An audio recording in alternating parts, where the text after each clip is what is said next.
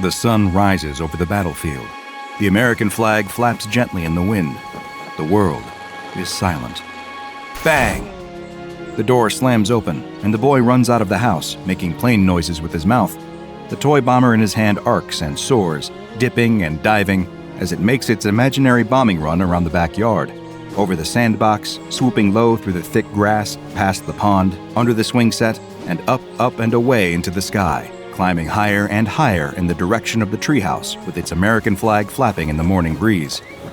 What a perfect day. The boy breathes in the air deeply and looks around. His shoulders slump. He's bored already. 2 seconds in the yard and he's already bored. What is there to do out here that he hasn't already done? He's played in the sand, he's swung on the swings, he's climbed up to the treehouse. He hears the car engine kicking into life somewhere out front. His dad's voice carries over to him on the breeze. "I'm running late for work, I'll see you later. If you find my bag anywhere, don't go looking inside of it, just tell me where it is when I get home. Love you, bye." The wheels crunch through the gravel driveway, and the engine sound slowly fades into the distance, leaving the boy alone in the backyard again, with nothing but the wind for company. Great. Now he's got to find something to do for the whole day. He throws the toy bomber to the ground in frustration. A wing snaps off and bounces away into the flower bed. Uh-oh. He'll need to fix that before Dad gets home. Super glue. That'll do the trick. There must be some inside. His dad is always fixing things. But the boy's mission is almost immediately sidetracked. As soon as he steps into the house, he spots his dad's bag right by the back door, where he always forgets to look. The boy looks at it curiously for a moment. He wonders what's in there that his dad told him not to look at. He'll just have a little peek. Not a proper look. He won't even open the bag all the way. Just a little look inside. If anyone asks, he'll say he was looking for superglue. Wait, what's that? It can't be. A little pot with a red lid and big cartoonish letters on the side. Play-Doh?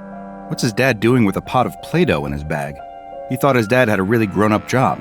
That's what his mom always says. His dad has a very secret grown-up job, very important, very secret. Is that really what he does at work all day, play with Play-Doh?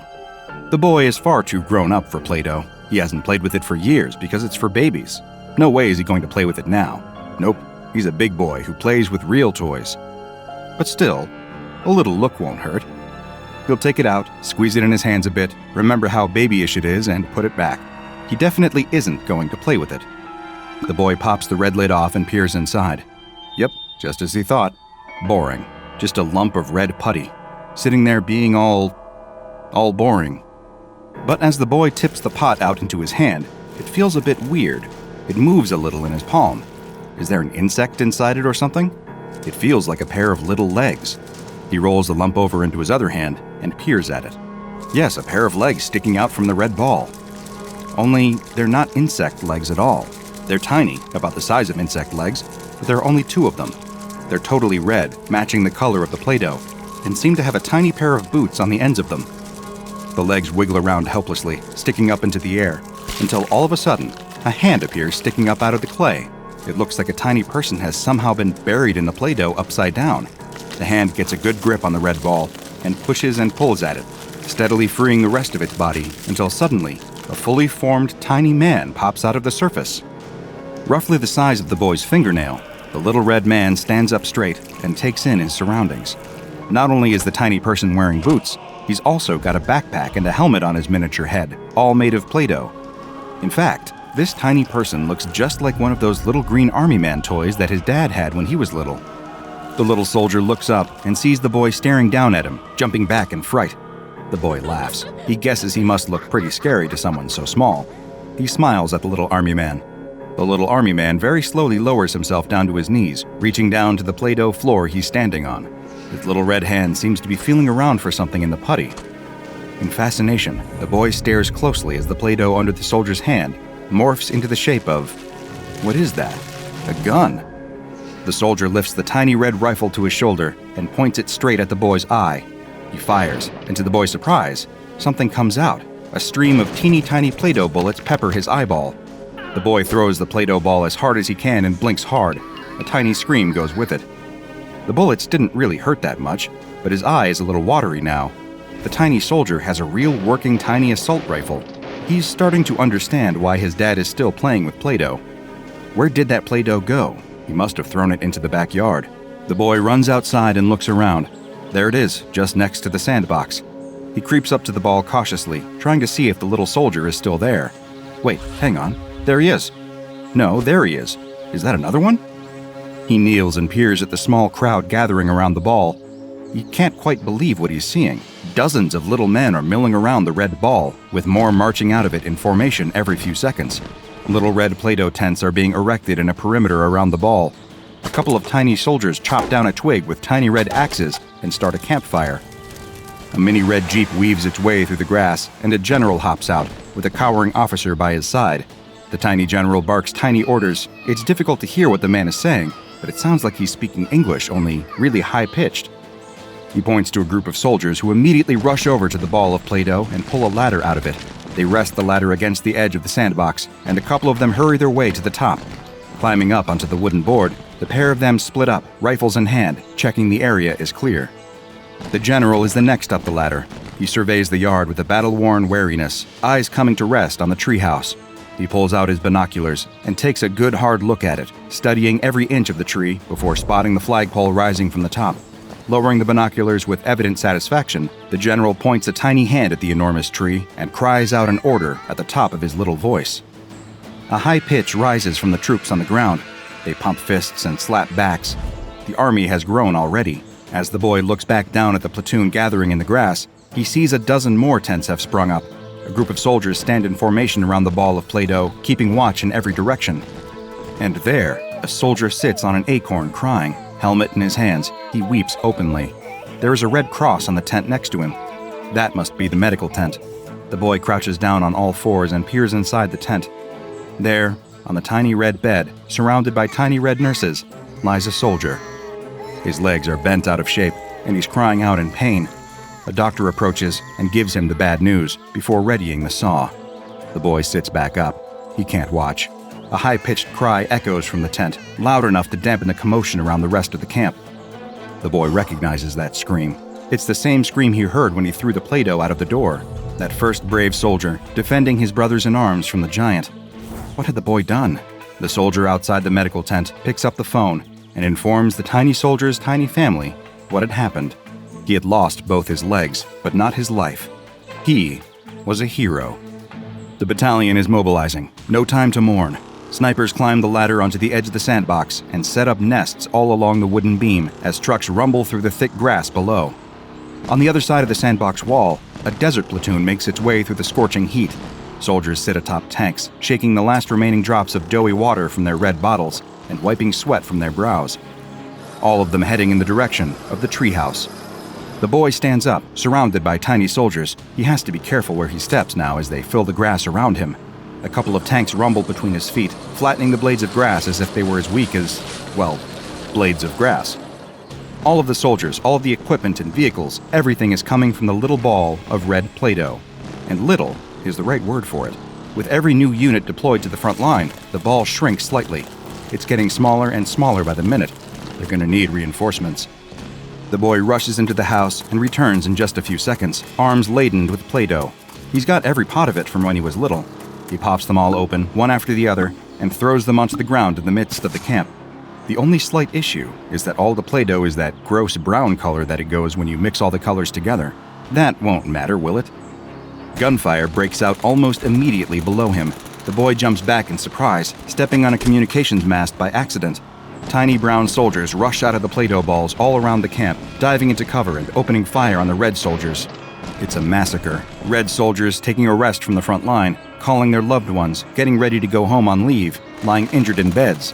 All of them are gunned down. Most don't even have a chance to grab their rifles. One brave red soldier sprints to the communications mast and tries to radio the rest of the battalion, telling them what's happened, but the mast is destroyed. A stray bullet catches him in the side of his head, and he crumbles to the ground, just a lifeless blob of Play-Doh. The boy watches in horror as a couple of brown soldiers pick up the body and toss it into the nearest ball of brown Play-Doh. A dedicated team of them mix the body in with the rest of the dough until it's that same brown color. From the blob emerges a new brown soldier. The small red streak running across his heart is the only sign that he'd ever been a red at all. The soldier quickly disappears amongst the mass of helmets and boots, trampling any trace of the Red Army. The whole yard erupts in tiny warfare. The red snipers lining the walls of the sandbox are picked off one after the other. The desert platoon are ambushed by landmines and quickly surrounded, hiding in broken-down tanks as plumes of sand are thrown up all around them. Before long, the brown troops have them completely surrounded. One last soldier bursts out from the hatch in his tank, holding grenades in each hand. The bullet catches him in the head before he can even finish his war cry. The grenades explode harmlessly, nowhere near the brown troops. The red convoy, on its way to the tree, stands the best chance of survival. The boy follows them with fascination, watching as the brown army fight their way through the red line from the back, splitting it through the middle as their superior firepower makes short work of the transport and supply trucks. Some red soldiers dive away into the thick grass, climbing up dandelions and weeds in a desperate attempt to escape. Few succeed, as the bodies fall back into the mud like raindrops. A tiny screaming noise fills the yard. The boy turns around just in time to jump out of the way of the brown fighter jets. 5 of them streak through the air, almost at his head height. Missiles fire out of the bottom of each jet, one after the other, blowing apart what little remains of the red convoy. The gunfire dies down within the hour. Skirmishes break out across the yard as brown patrols pick off the stragglers they find from the Red Army hiding in ants' nests, under fallen leaves, and huddling around broken-down vehicles. The boy watches as several high-ranking officers gather in the brown base to oversee the absorption of the last of the red ball of Play-Doh. They mold themselves a big meeting table with a brown map of the yard and plot out their strategy for taking the treehouse for themselves, moving around even tinier little model units across the surface of it with sticks. The plan quickly comes together before the boy's eyes and under his feet. A series of mortars and surface-to-air missiles are deployed along the wall of the sandbox. The Air Force takes over the original brown base, chopping down blades of grass and laying out Play-Doh runways flanked with brown hangars. A ring of military units surround the base of the treehouse, strategizing about how best to ascend the colossal structure and reach the flagpole. In the pond, an aircraft carrier splashes into the water, marking the arrival of the Navy. The ship is soon flanked by a pair of destroyers armed with anti-aircraft missiles. The boy is about to go over and peer into the water to try and spot a nuclear submarine when he comes across a sight for sore eyes. Red soldiers, not much more than a single squadron, hunkered down around the base of the swing set. They've covered themselves in dirt and little clumps of moss to camouflage. They must be the forwardmost scout squadron, just far enough away from that original convoy to escape the slaughter. But what are they doing? The units are all gathered around a pile of leaves. There's something underneath. What is it? It looks like plastic. Of course, it's his toy bomber with the broken wing. Trying not to draw the attention of the brown army, the boy drops to the ground next to the red units, doing his best to hide in the grass. The red soldiers are arguing amongst themselves. The general is there. He's survived, but barely, slumped against a blade of grass. The scouts' high-pitched arguing is a little too quiet for the boy to make out, but it's pretty clear what's going on. They need to get the toy plane working, but it'll be hopeless without the other wing. He lifts his head and looks around the yard. There it is, in the flower bed, but it's surrounded by brown troops. How could the red soldiers possibly fight their way to it and get back unharmed? Oh, wait. The boy just gets up, walks over to the flower bed, and picks up the wing. In about 3 seconds, he completes an insurmountable effort for those little soldiers. Kneeling next to them, he offers the missing wing. The scouts all stand back warily. It's the general who climbs to his feet and walks over to the boy. He looks at the plastic wing, looks up at the giant towering over him, and raises his arm in a salute. The others follow suit quickly and get to work repairing the toy plane. Brown soldiers notice the commotion and start to close in on them. They don't have much time. The boy stamps out a runway for the soldiers in the grass. The plane is almost ready to go, but is missing one vital piece of the propeller. Only there's a bigger problem. They're out of red Play-Doh. A brown soldier breaks through the thick grass and rushes towards the squadron, his assault rifle peppering the side of the plane with doughy bullets. The scouts all dive into the vehicle and kick the engine into gear. Little red gears and pistons whir into life beneath the plastic, but the plane just isn't moving without the propeller. What can they do? The brown soldier stops in his tracks, staring at the plane. The boy peers at him closer. There's a red streak across his heart. Conflict contorts the tiny soldier's face. The door to the plane opens, and out steps the general. The two soldiers face each other on the runway, the red scouts desperately calling the general to get back in. None of them move. The brown soldier raises his rifle and shoots the general in the head. The older man crumples to the ground. Inside the plane, the scouts start to panic. They don't have their guns with them. The brown army is bearing down on them from all sides. What can they do? The brown soldier with the streak across his heart walks slowly over to the general's body, stoops down, and picks him up. He carries the body around to the front of the plane and, without a word, starts using the Play-Doh to build them a propeller. Brown soldiers burst through the grass, swarming the runway. They need to leave, now or never. The brown soldier places the propeller onto the plane and steps aside as the vehicle roars off along the runway. He salutes the ascending plane as one of his brown compatriots puts a bullet in his chest, right through his red heart. But the plane is already away, lifting off into the sky. The toy bomber dodges and weaves its way between the whizzing bullets. It banks hard, pulling the nose around inch by inch to face the treehouse. The pilot guns it, pulling the tiny stick back sharply. It seems to take an age for the bomber to climb. The boy glances behind him just in time to see the Brown Navy launch their missiles, 6 of them, all making a beeline for the bomber. Or so it seems. At the last moment, he sticks a hand out and slaps the missiles out of the air.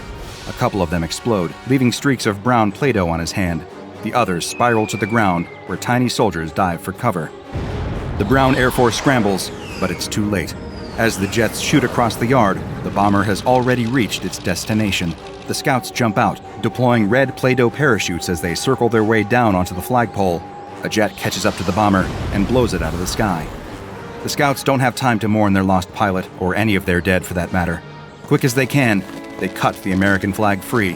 As it flutters and floats down to the grass, the squadron unfurls its replacement, a red rectangle of Play-Doh, barely a couple of inches across. One of them pulls a bugle from his pack and plays the highest pitch version of The Last Post you could ever hear. The whole battlefield falls silent to listen. The boy places a hand over his heart just as the first drop of rain hits his shoulder.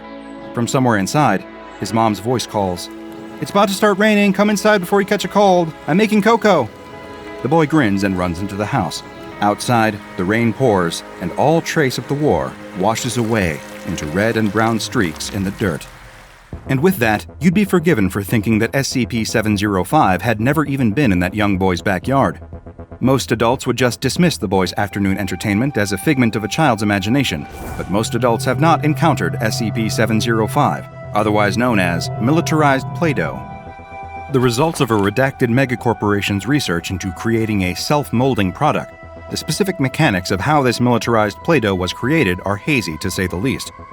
What is known is that the small red blob of what appears to be the popular children's sculpting toy exhibits aggressive militaristic tendencies. As soon as the 5-ounce pot is opened, SCP-705 activates, forming itself into miniature Play-Doh soldiers. Each unit comes dressed in detailed and accurate military fatigues, carrying miniaturized weaponry and equipment, all of which function identically to their real-life counterparts, aside from one small detail. Everything is made entirely from Play-Doh. When active, SCP-705 can divide into hundreds of infantrymen, each of which seems to have some level of personal autonomy. As of yet, no hive mind mentality has been observed between the soldiers. They all communicate as their real-life military equivalents would, through barking orders, strategizing, and working together. Upon activation, each instance of SCP-705 is highly territorial, seeking to take immediate control of the nearest location or object that seems to be of strategic importance. This could be anything from a coffee machine to a treehouse. What appear to be innocuous household objects to us pose an incredible tactical advantage to the tiny soldiers, many of whom are willing to sacrifice their lives to take control. The longer this militarized Play-Doh is allowed to roam free, the more advanced the military unit becomes. Leadership figures emerge, battle plans grow more and more advanced, and technology improves.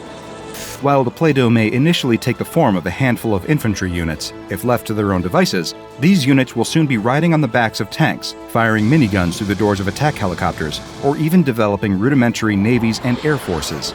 And of course, you have seen what happens when SCP-705 comes into contact with a regular pot of Play-Doh. The otherwise harmless putty will take on the same characteristics as this militarized Play-Doh. If the two groups of soldiers are the same color, they will form an alliance. If they are different colors, well, that's where the fun begins. Containing SCP-705 is relatively straightforward. Simply gathering all of the Play-Doh together and putting it back into its 5-ounce pot with the lid closed will neutralize the tiny army entirely. This, coupled with how harmless the tiny, doughy bullets are, means that SCP-705 requires little security. It is housed in Sector 2 safe SCP containment with the lid closed. The only accidental outbreak that has occurred since its containment has been in the break room, when a researcher accidentally left the lid open while they went to the bathroom. When the researcher returned, all they needed to do to rescue their coffee from the clutches of a crazed Play-Doh general was brush a few soldiers off the counter. This is a day SCP-705 still talks about often with deep fear and reverence. Uncle S is the worst. Always has been. Every time the two of them go over to his house, he just sits in his room all day on his computer. He doesn't talk to them, just grunts occasionally, and never cooks them any food. The siblings have learned at this point to tell their mom to pack them lunch. Worst of all, though, Uncle S is just a little strange. He has all these posters up all over his house, some of them with underdressed ladies on them. The brother's little sister always covers his eyes to stop him from looking. But there are other posters too, weirder ones, with these symbols on them and quotes written underneath. Neither of the kids can really read enough to know what the quotes mean, but their mom always gets very tense whenever they ask about them. She says they are something to do with politics, whatever that means. You know someone's weird when even their mom agrees. Uncle S is just weird. But there is a big upside to being at his house. The two of them can just sit downstairs in the lounge playing video games. He's got a big TV and a bunch of different game consoles, most of which are older than the two of them. This week, he's even got a new box next to the TV. It's full of old wires, controllers, and games. And when they say old, they mean old. It all smells of dust. The brother reaches inside and pulls out a big gray box. The top half of it is lighter gray, and the bottom darker. There's some red writing along the front of it. He carefully spells it out in his head before saying the words out loud. He doesn't want his little sister to know that he struggles with long words. Nintendo Entertainment System. His little sister huffs and sits on the sofa. She doesn't want to play that stupid thing. It looks old, and the dust is making her sneeze. This whole house is dirty and gross. The TV and games consoles are the only nice thing in here. Why would she want to play with the gross one? The brother ignores her and tries to plug it into the TV. Wait, where's the HDMI on the back of this thing? He gives up pretty quickly.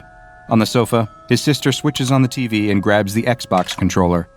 The familiar Cuphead music fills the room. They turn it down quickly. Can't be annoying Uncle S, who's sitting upstairs on his computer. Why does she always want to play Cuphead? It annoys her brother so much. They can't even beat the first level. It's way too hard. She chooses two-player, and Cuphead and Mugman both appear in the field, sunflower men parachuting down around them. "You're up!" the announcer yells on the screen. His sister starts running along as Cuphead, but bumps into the end of the screen. They need to both play together for this to work, but the brother isn't interested today. He reaches into the Nintendo box and rummages around, finding something that fits perfectly into his hand. Something with a trigger. No way. He pulls the strange toy gun out of the box and holds it in the air triumphantly. It's gray, matching the NES console, with an orange trigger and the word Nintendo written on the side in that same red writing. A cord dangles out of the bottom of it. Immediately, he spins around and points it at his sister and shoots. Nothing happens. No noise, no lights. She just sits there and scowls at him. Fine. He gets up off the floor and grabs the second Xbox controller. They run past the sunflower men and shoot the toadstool, but die at the first purple flower. Great. The boy is sick of this game. He doesn't want to keep playing it every week.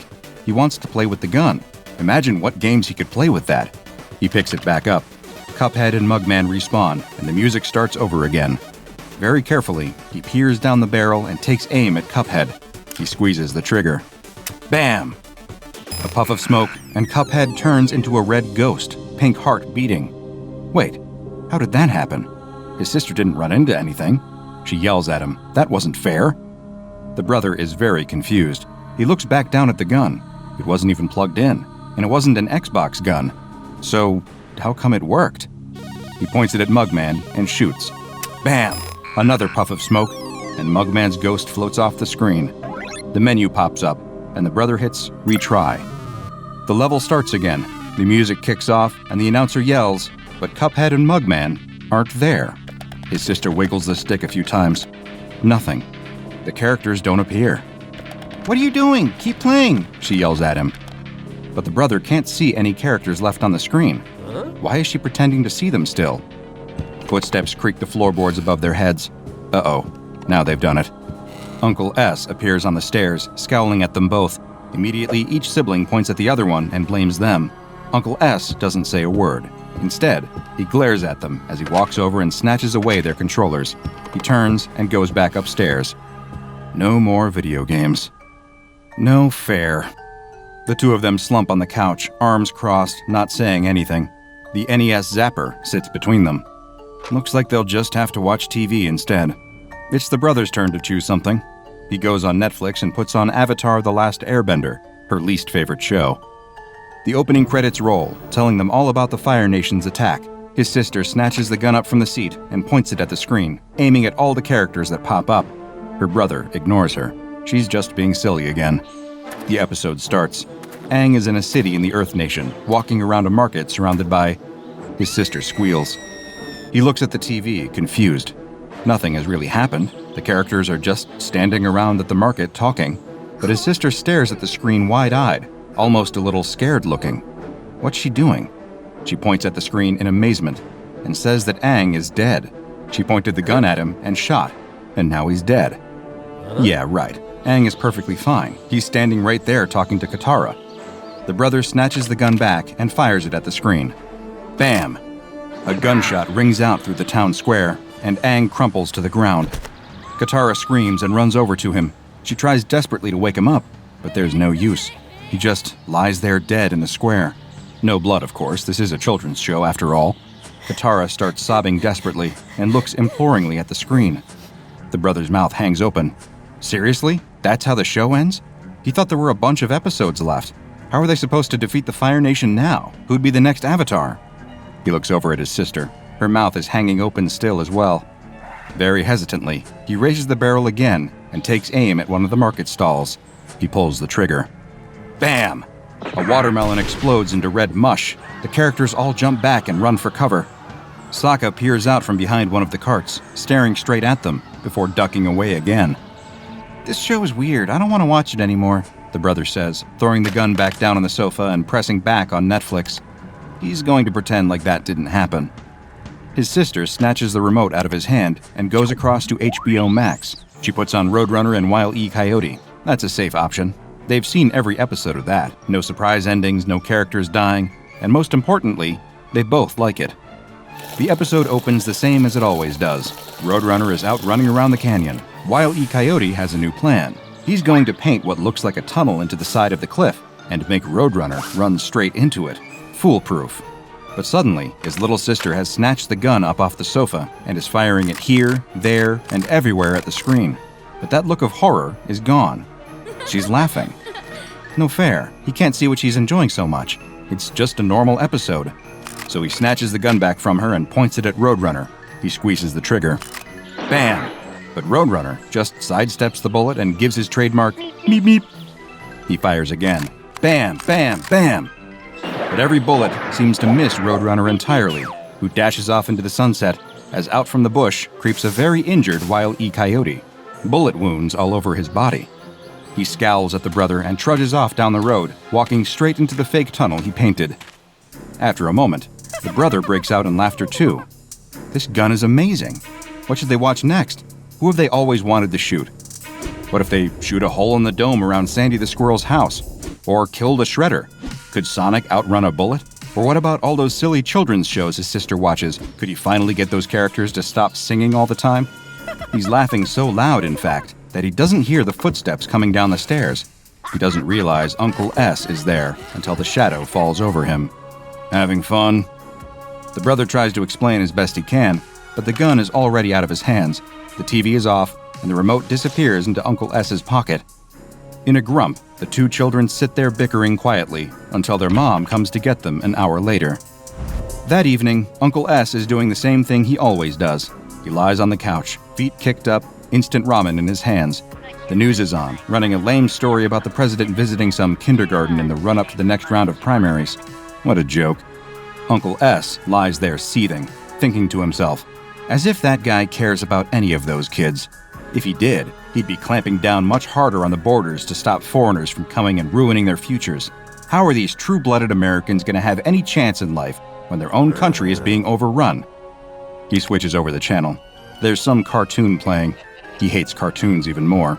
He holds the NES Zapper aloft. He's been carrying it around all afternoon for some reason. Imagine if it was a real gun.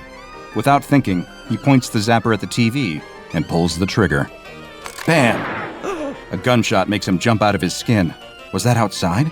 He looks back at the TV. The cartoon character is ducking down at the bottom of the frame, a bullet hole in the wall behind him. Oh, thank God. He was just in the show. Not a real gunshot. The character wags a finger at the screen. Careful now, the character says. If you keep doing that, the SCP Foundation is gonna come and get you. SCP Foundation? That sounds dumb. This is why he doesn't watch cartoons. Animation is for kids. He flicks back over to the news. The president is still surrounded by children. Imagine if he could just point this gun at the president, right between his smug little eyes, gently squeeze the trigger, and bam! The shot makes him jump so violently that he spills boiling ramen all over his chest. He howls and leaps to his feet, trying to shake all the noodles off. Great, that was his last t-shirt. He's been wearing it for 4 days now, didn't even need to wash it yet. What was that noise anyway? He glances up at the screen, and his jaw drops. The President of the United States is lying dead at the front of the kindergarten classroom. Blood trickles out from under his body. Secret Service agents swarm around him, shielding him from view and yelling at the cameraman to shut that thing off. The news cuts back to a distressed anchor. She's trying to talk, but is so overwhelmed by what she's just witnessed that the words aren't really coming. A breaking news headline crawls across the bottom of the screen. Breaking, the President of the United States assassinated. No way. Uncle S drops the gun and stands there panting. He didn't do that, did he? No, of course he didn't. That was a coincidence, all it was, just a coincidence. If it was real, then he would point the gun at the anchor right now, pull the trigger, and bam! Her head rocks back. Blood sprays the back wall of the newsroom. The feed cuts out, and an ad break starts. It's some stupid infomercial, only the actors in it keep glancing nervously at the camera and slightly hunch behind tables and objects when they get the chance. Uncle S just keeps standing there staring at the screen all the way through the night. 2 weeks later, Uncle S is running out of food. He ran out of ramen a couple of days ago, beans yesterday, and today he's having the last scraps of moldy bread. He hasn't left the house in all that time. He can't anymore. He's the most wanted man in the United States. Every night, the news is the same. His mugshot was plastered on the screen appealing to friends, families, witnesses, anyone to come forward and identify this man. Somehow, nobody has yet. His sister tried to call a handful of times, but he didn't pick up. Before long, he just disconnected his phone line entirely. The silence is better, helps him focus on his work. He's drawn up a list. In fact, he'd started to draw it up before he'd ever discovered the gun. On it are the names of every politician, business owner, media puppet, fake news spreading Illuminati shill he can think of. He just sits there hopping between TV channels, gun at the ready. He's got his laptop down here too, and he just spends most of the day searching through YouTube for different videos of people he's been wanting to kill. He'd be lying if he said there weren't a few annoying YouTubers that had made the list too. You know the ones he's talking about. The world is starting to fall apart out there. With the president gone, along with half of Congress and most major propaganda peddlers, it's all starting to unravel, just like he'd always wanted. The military is being drafted in to suppress riots across the country, but doing little to contain it all. Random shootings keep breaking out, leading to more and more chaos. It will be painful for a while, Uncle S knows that, but in time, they'll learn their lesson. He just wonders how long he'll have.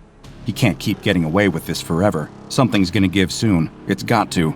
They have his mugshot, they have his name, and yet, no one is surrounding his house. He knows that because he set up webcams all around the perimeter of the house. He has the live feed open on his laptop. If anyone comes within 20 feet of the property, they're getting a neat little hole in the front of their head and getting the back of it blown into 100 red, pink, and white chunks to give his weeds a bit of iron. In fact, he knows they'll be on their way soon. He knows that because some rat from his blog will have told them. He's been documenting everything on here. Masking his IP address first, Uncle S has been recording and boasting about each and every kill anonymously as green text. At first, he kept it coy, writing in riddles and rhymes about the public figures he was murdering, but now, he is up to such a high tempo that they're just a bullet point list of names. Of course, his posts have all been flooded with trolls acting like he hadn't done anything at all, pretending like the president is still alive along with everyone else. Photoshopping screenshots to make it look like they were getting new photos of these people. Great trolling. They almost had him doubting his own eyes at times. But every night, the news channels didn't lie. Another 232 public figures dead, shot through the head by an unknown gunman. But tonight, they'll be coming for him. The SCP Foundation. They'll be on their way. The characters on the TV have told him all he needs to know about them. He can't hide here forever. He almost wants them to come, really. He very explicitly made a threat tonight. A threat about a deadly surprise under the stadium at the Super Bowl. They're not going to ignore that. Any moment now. He's ready for the shootout. He has his webcam set up to cover every inch of his surrounding yards. Any SWAT team or SCP agent that gets close will get gunned down immediately. Their only option would be to hit him with a drone strike, and what a way to go that would be. No one would ever forget him. He'd be a martyr for the cause. They'd build statues in his honor. He licks his lips and stares at the feed. Nothing. For almost 45 minutes. Nothing. There, a shadow crosses the corner of the frame. Then another. A gun points into the shot. They're here. A team of them by the looks of things. He can see their shadows lining up along the sidewalk out by the front of his house. He'll wait. He's going to wait for them to all line up nicely in the shot, then open fire. He's been practicing so much that his aim's gotten pretty good. Clean shot to the head, one by one. Now. Bam, bam, bam, bam, bam. The gunshots ring out one after the other as he fires at the laptop screen. He catches each of the SCP agents cleanly through the head, one after the other. A couple break for cover, but there's no hope. Bam, bam, bam. He picks each of them off. He makes sure to shoot the last man in the leg and sits quietly for a moment, watching him crawl across the lawn. Uncle S raises the barrel and points it at the man's head. He squeezes the trigger. Crash! The front door flies open, and Foundation field agents flood his house. But how can that be possible? He just killed all of them outside the front door. He watched them die. How are they still here? He looks incredulously out of the front door into the yard. No blood, no bodies, no evidence of what had just happened. The SCP agents swarm around him, guns raised and barking orders. He snaps back to reality and panics, throwing his arms in the air and letting the toy gun drop limply to the floor. I did it. I killed the President of the United States. It was me. He starts crying as they handcuff him and press his face into the carpet. The agents question him, confused. What is he talking about? The president is alive and well. He's in the middle of his next election campaign, doing better than ever in the polls. I killed them. I killed them all. It was me. Again, the agents are perplexed. As the uniformed men drag him outside and throw him into the back of the van, he can't help but wonder why everything seems so peaceful out here. Where has his apocalypse gone? The doors slam shut. In this moment, I am very much hoping that no one viewing this video is in possession of SCP-674, or an equivalent weapon currently unknown to the Foundation. You see, while SCP-674, otherwise known as the Exposition gun, poses no threat to me in the real world, it could have a nasty effect on your perception of reality. The Exposition gun appears to be an entirely normal Nintendo Entertainment System zapper. As far as the Foundation can tell, it matches up perfectly with other models released in North America from around 1985. You can take the zapper apart, examine each plastic and electronic component individually, reassemble it, and you will fail to see anything out of the ordinary for this video game peripheral. And yet, if you were to hold this gun up to your screen right now, point it at me, and fire, you would hear a gunshot ring out and watch me collapse in my chair, dead. For the rest of the duration of the video, you would watch me sit here in silence. Videos would continue to upload to this channel, but each of them would probably just show my corpse as it slowly rots away in this chair. To anyone else, however, it would be business as usual as I uncover more horrifying, unnerving, fascinating, and bizarre tales from the SCP Foundation. The Exposition gun only works on its user, forever altering the reality they perceive through whichever digital screen they fire at. If they shoot the president, as Mr. S did, then in the continuity of any news program they watch, the president will forever be dead. The same applies to fictional shows as well. If the main character dies off, a sidekick steps in to take their place, and the story changes accordingly.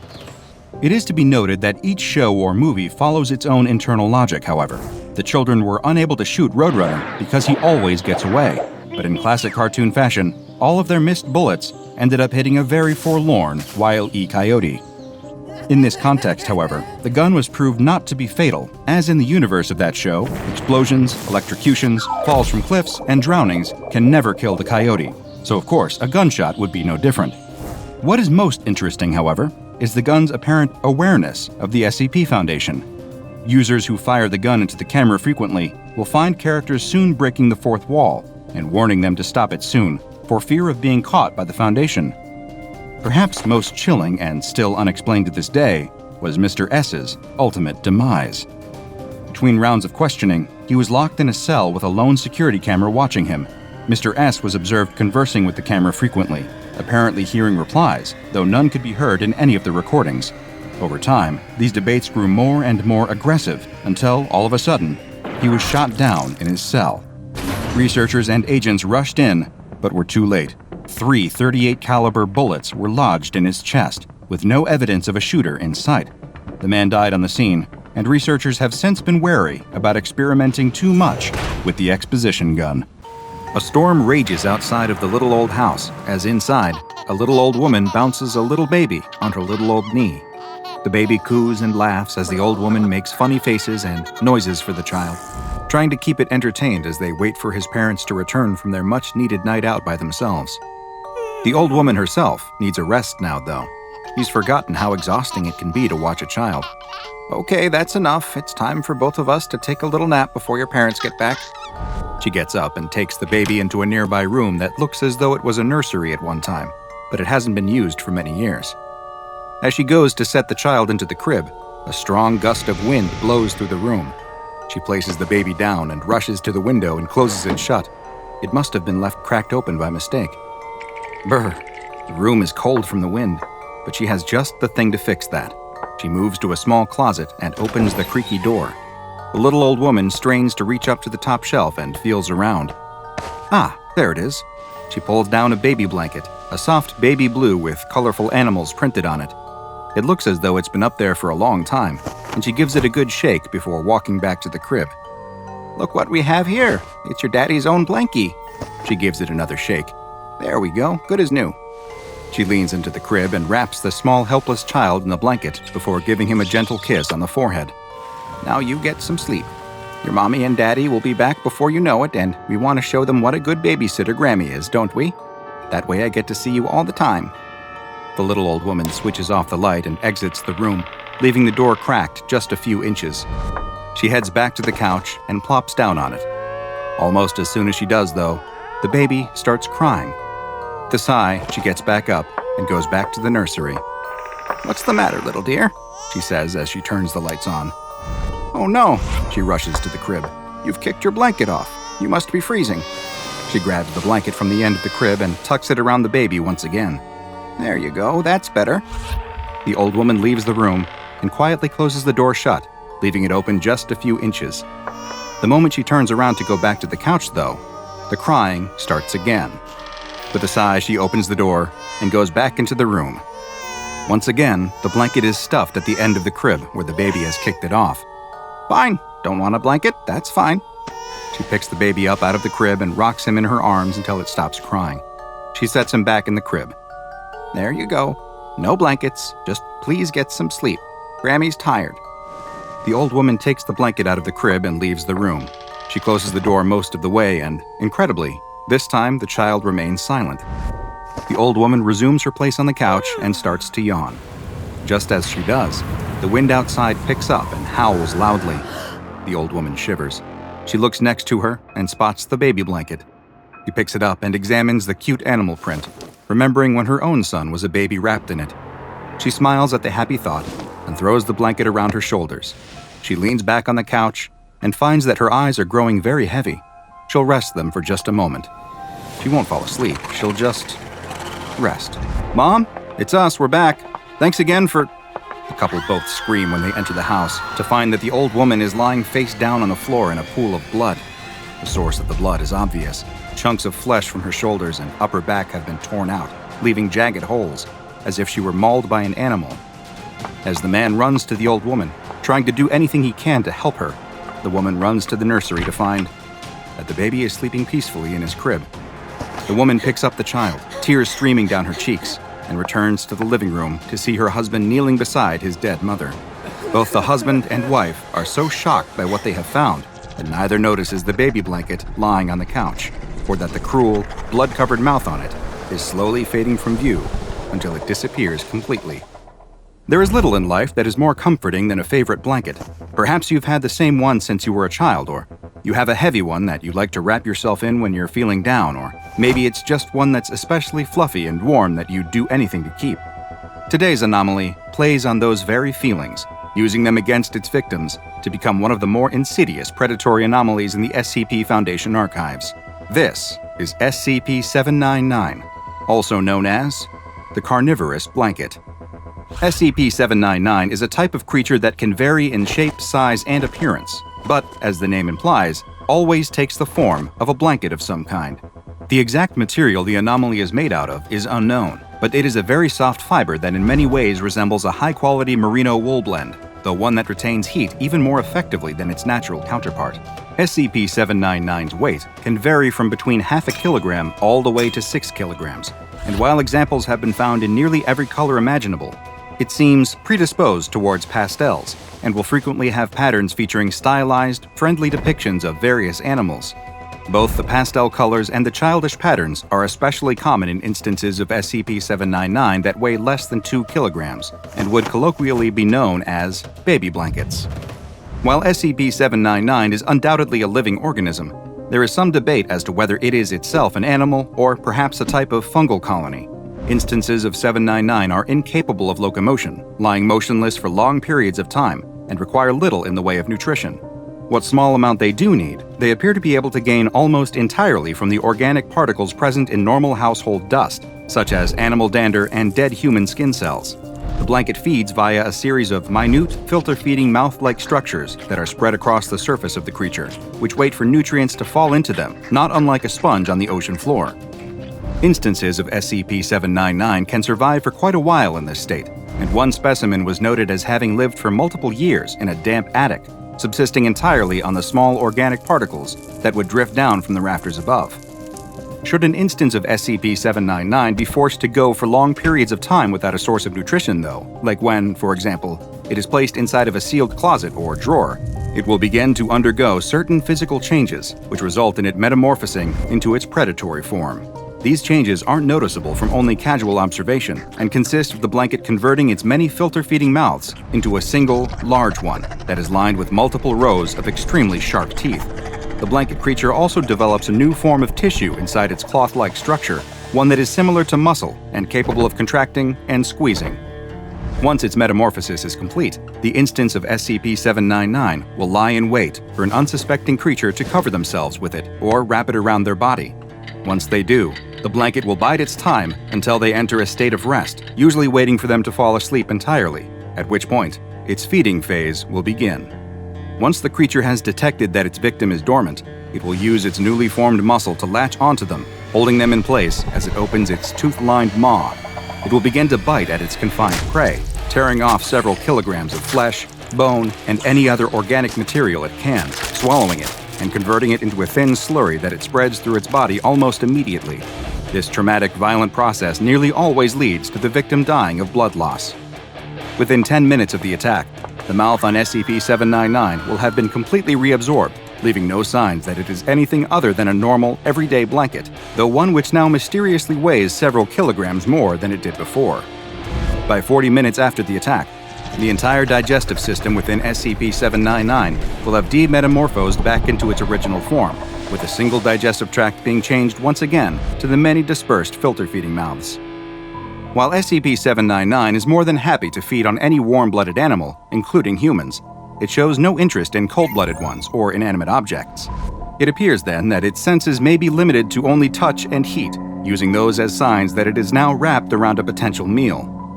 Adding to the strangeness of SCP-799 is that it reproduces through budding, like flatworms and corals.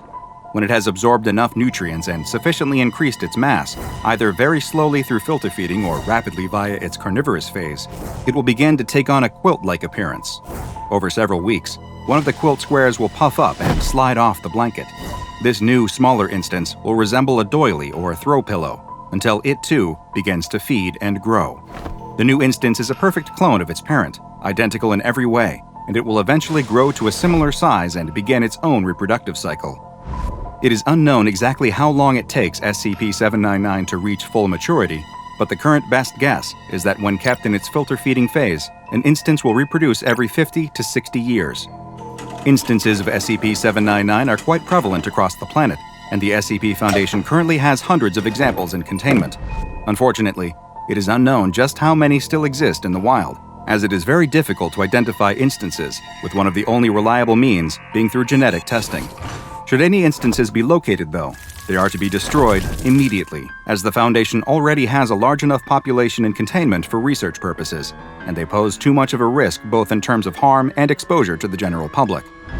SCP-799 has been classified as Euclid, and each instance is kept in its own separate biocontainment cell at Biosite 66. Dust is regularly collected from the on-site D-Class personnel dorms and is sprinkled over the blankets regularly to keep them in their filter-feeding state, though only just enough to hopefully maintain their size and not allow them to reproduce. Should any small cloth objects appear in their containment lockers, it is to be removed immediately and contained separately. SCP-799 isn't the only predatory creature that resembles a cloth good in Foundation containment, and research into possible connections to SCP-1626, the oversized gray hooded sweatshirt that sends penetrating fibers into anyone unlucky enough to put it on, is ongoing. It's a quiet morning in Lego City, until the robbery begins. Clients of Lego City's First National Lego Bank barely notice at first as men in dark suits with plastic black masks covering their faces slink into the room from every conceivable entrance and exit.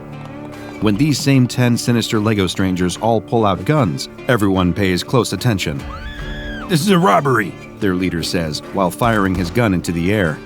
"We don't want any heroes. If you try to disrupt our operation, we'll blow you into bricks." The patrons hit the ground, cowering for dear life, as 5 of the masked robbers approach the tellers with open bags, and the other 5 work crowd control, pointing their weapons at the cowering civilians. These men are hardened Lego criminals. If something goes south, they won't hesitate to start blasting. "Empty your vaults, lady," the leader says to one of the tellers. "We ain't messing around. We'll ice everyone in here." But the teller doesn't follow his orders.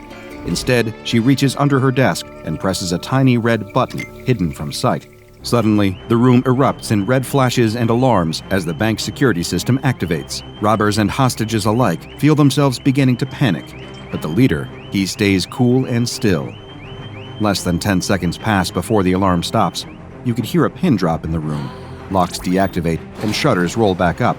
The teller is confused and horrified. What happened?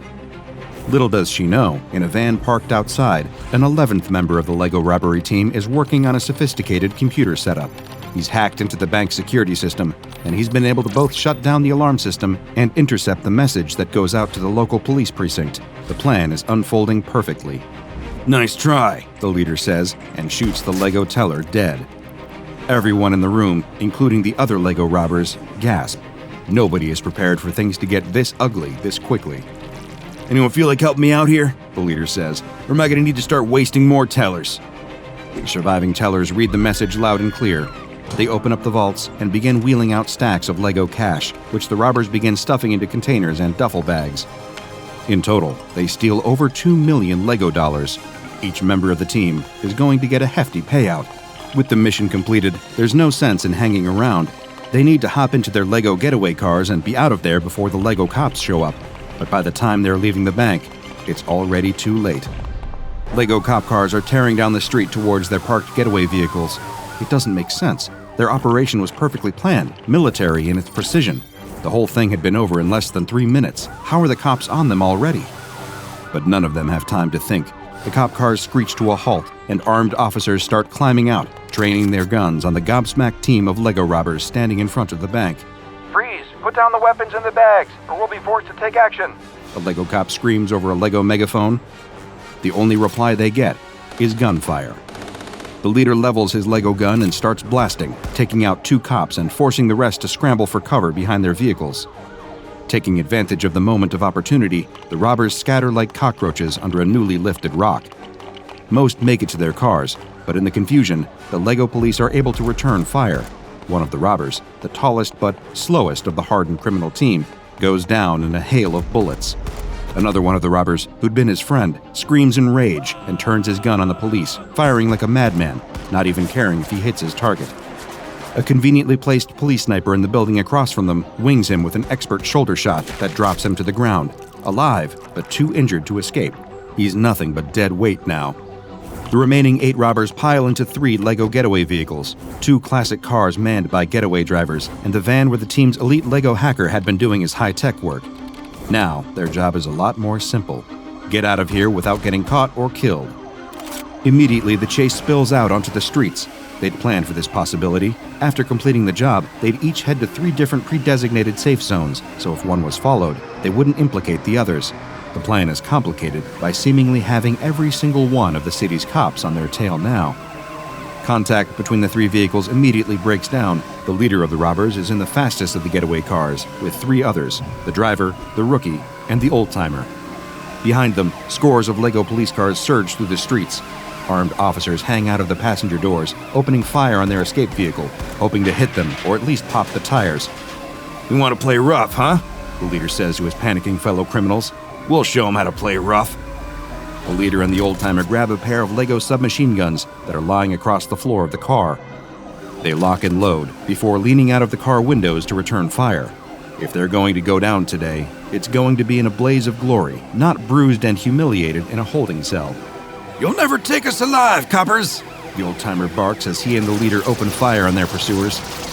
It's a parabolic hellstorm, skittering bullets across the hoods of the police cars behind them. The windshields of even Lego police cars are reinforced to take this kind of punishment, but not for long.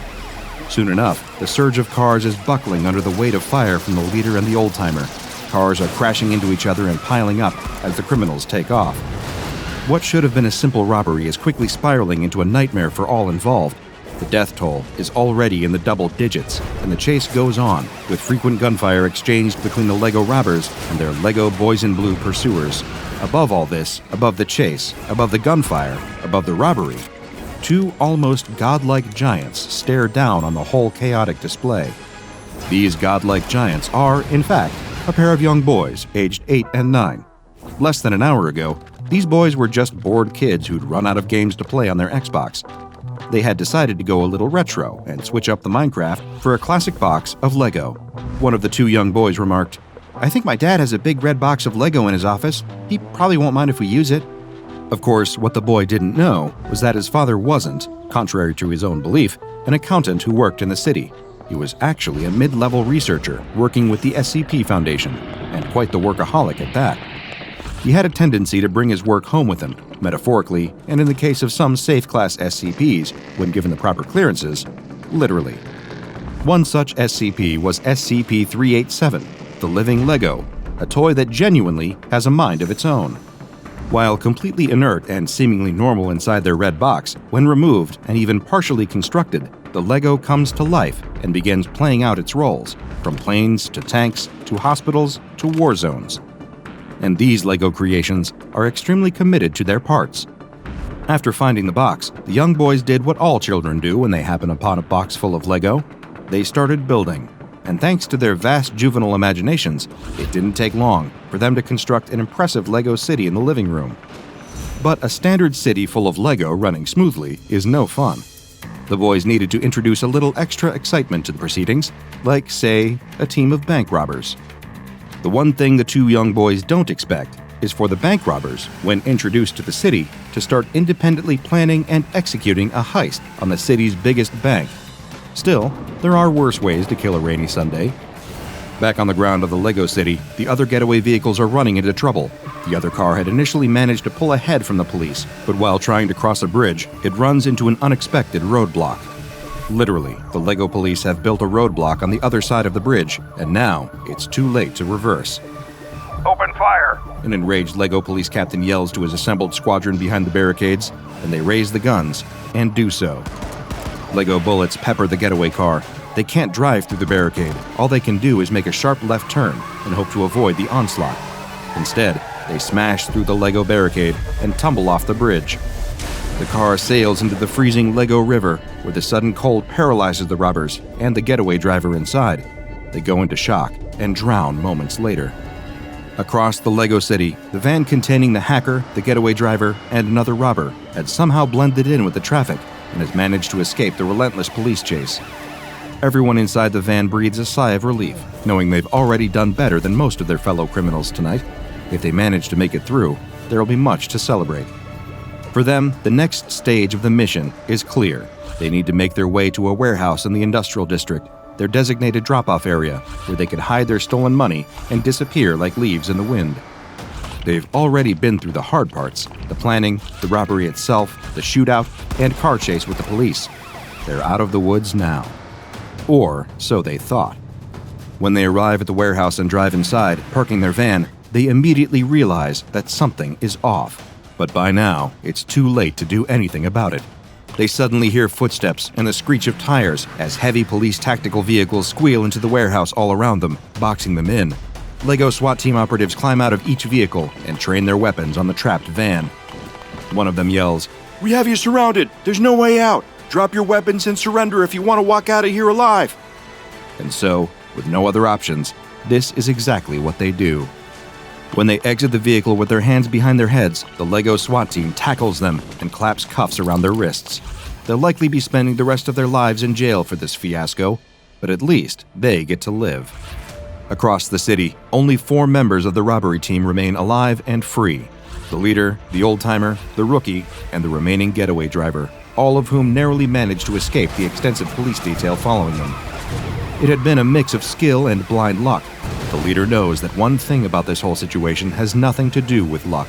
With all the planning they'd been doing and the disabling of the bank's security system, how had the police been on them so fast?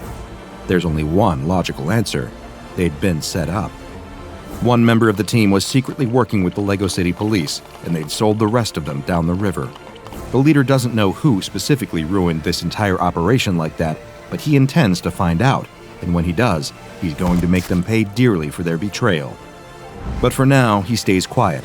He doesn't want to show all his cards before they made their way to the safe house, if it was even safe anymore. Still, they'll deal with that problem when they get to it. After a tense 10 minutes of silent driving, they reach the planned rendezvous point, another warehouse in the city docks, built against the section of blue carpet that the young boys who made this world intended to represent the ocean. Here, they'd wait for a speedboat chartered by their employers to pick them up and their ill-gotten gains. If they survive that long. The getaway driver parks the car out of view in the abandoned oceanside warehouse, and the criminals inside pile out, breathing carefully and stretching their little Lego legs.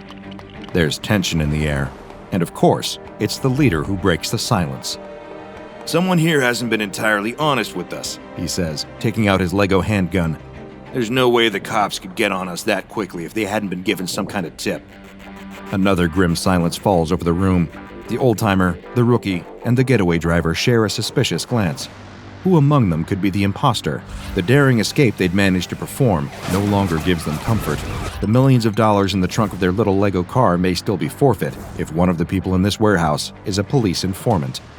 The silence is once again broken by the leader, who raises his weapon and shoots the getaway driver dead. The rookie and the old-timer are horrified by the seemingly callous and random display of violence. What's wrong with you? The old-timer barks. The rookie chimes in with, What made you think he was the mole? The leader just laughs, his weapon still raised, its barrel drifting back and forth between the old-timer and the rookie. His indifference to violence frightens them. He seems unpredictable and dangerous. No reason, the leader says. He'd already done his job. We don't need a getaway driver anymore. And getting rid of him narrows down my options. Which one of you squealed on us? The rookie pulls out his own gun and aims it at the leader. The old-timer follows suit, not wanting to be left out. They now have a full-on Mexican standoff on their hands. Only the leader seems unfazed. The rookie says, If what you say about there being a squealer is true, how'd you know it'd be one of us, not someone from the other teams? The leader shrugs. I can't know for sure, but I'm not going to take any chances. He levels the gun at the rookie and prepares to fire, when suddenly, a nearby window shatters. It's the police. Their little internal dispute would have to wait if they wanted to keep a single Lego cent of the money they'd stolen. Heavily armed Lego police officers bust open the door with a battering ram, while others climb through the windows. It's another classic ambush. The leader and the old-timer turn their guns towards the invading Lego cops and start firing wildly, shooting some and scaring away others as they run towards the car. They can't escape here without the money. If they don't bring the money, then all this chaos was for nothing. The leader runs across the warehouse, narrowly dodging the hail of Lego bullets firing all around him, and skids to a stop behind the getaway car. Even with gunshots ringing out from every direction, the leader keeps his cool and reaches into the car. He manages to find the largest duffel bag and slings it over his shoulder. Even if he doesn't get all of the money, he can run away with most of it when that chartered speedboat arrives. Nobody involved in this even notices when the roof lifts entirely off of the warehouse. The two huge young boys stare in from above, curious about where the story is heading down below. They're here just in time to see the tense shootout continue as the desperate leader pops out from his cover and returns fire against the advancing line of police. The old-timer tries his best to hold his own, holding a gun in each hand and firing wildly, but his recklessness soon catches up with him. Outnumbered, the cops with Lego shotguns and assault rifles unload on him, leaving him every bit as dead as the getaway driver. Ducking away to avoid the same fate, the leader notices something. The rookie is nowhere to be seen. Not dead, just gone. He knew it. Of course the rookie had been the mole all along. He should never have trusted the little creep. It had been a perfect plan, and he'd ruined everything. Over the din of gunfire, the leader hears something else. A boat motor. It's the chartered speedboat, his ticket out of this nightmare of bullets and broken promises. He might win after all. He turns and sees the speedboat entering the submerged part of the warehouse, just out of view of the police strike force. It would be a risky move, but he knows he can make it. He doesn't have any choice. Throwing caution to the wind, the leader turns and runs towards the boat, dodging every bullet that the police fire at him. He's doing it. He's doing it. He jumps into the boat, and the boat takes off, speeding away from the warehouse. He laughs in crazed relief, still lugging the duffel bag full of money off his aching shoulder. He's out. He's home free. Until a giant hand from above descends and grabs his Lego boat. He's lifted up and thrown back into the red box he was originally taken from, while the two young boys start taking apart the rest of the Lego city and tidying it back into the box too. "My dad'll be home soon," one of the young boys says. "We better clean up before he's back." The high priest, adorned in the finest purple ceremonial robes, stands before the great, bull-headed statue in the darkened belly of the castle. The year is 850 CE. Masked worshippers whisper chants of holy reverence on all sides. He is in his element. Everything they do in service of the great god Moloch. All around them, banners bearing the sigil of the Brazen Heart hang. It's a celebration. Just a few hours earlier, their forces had invaded an enemy church in the hills.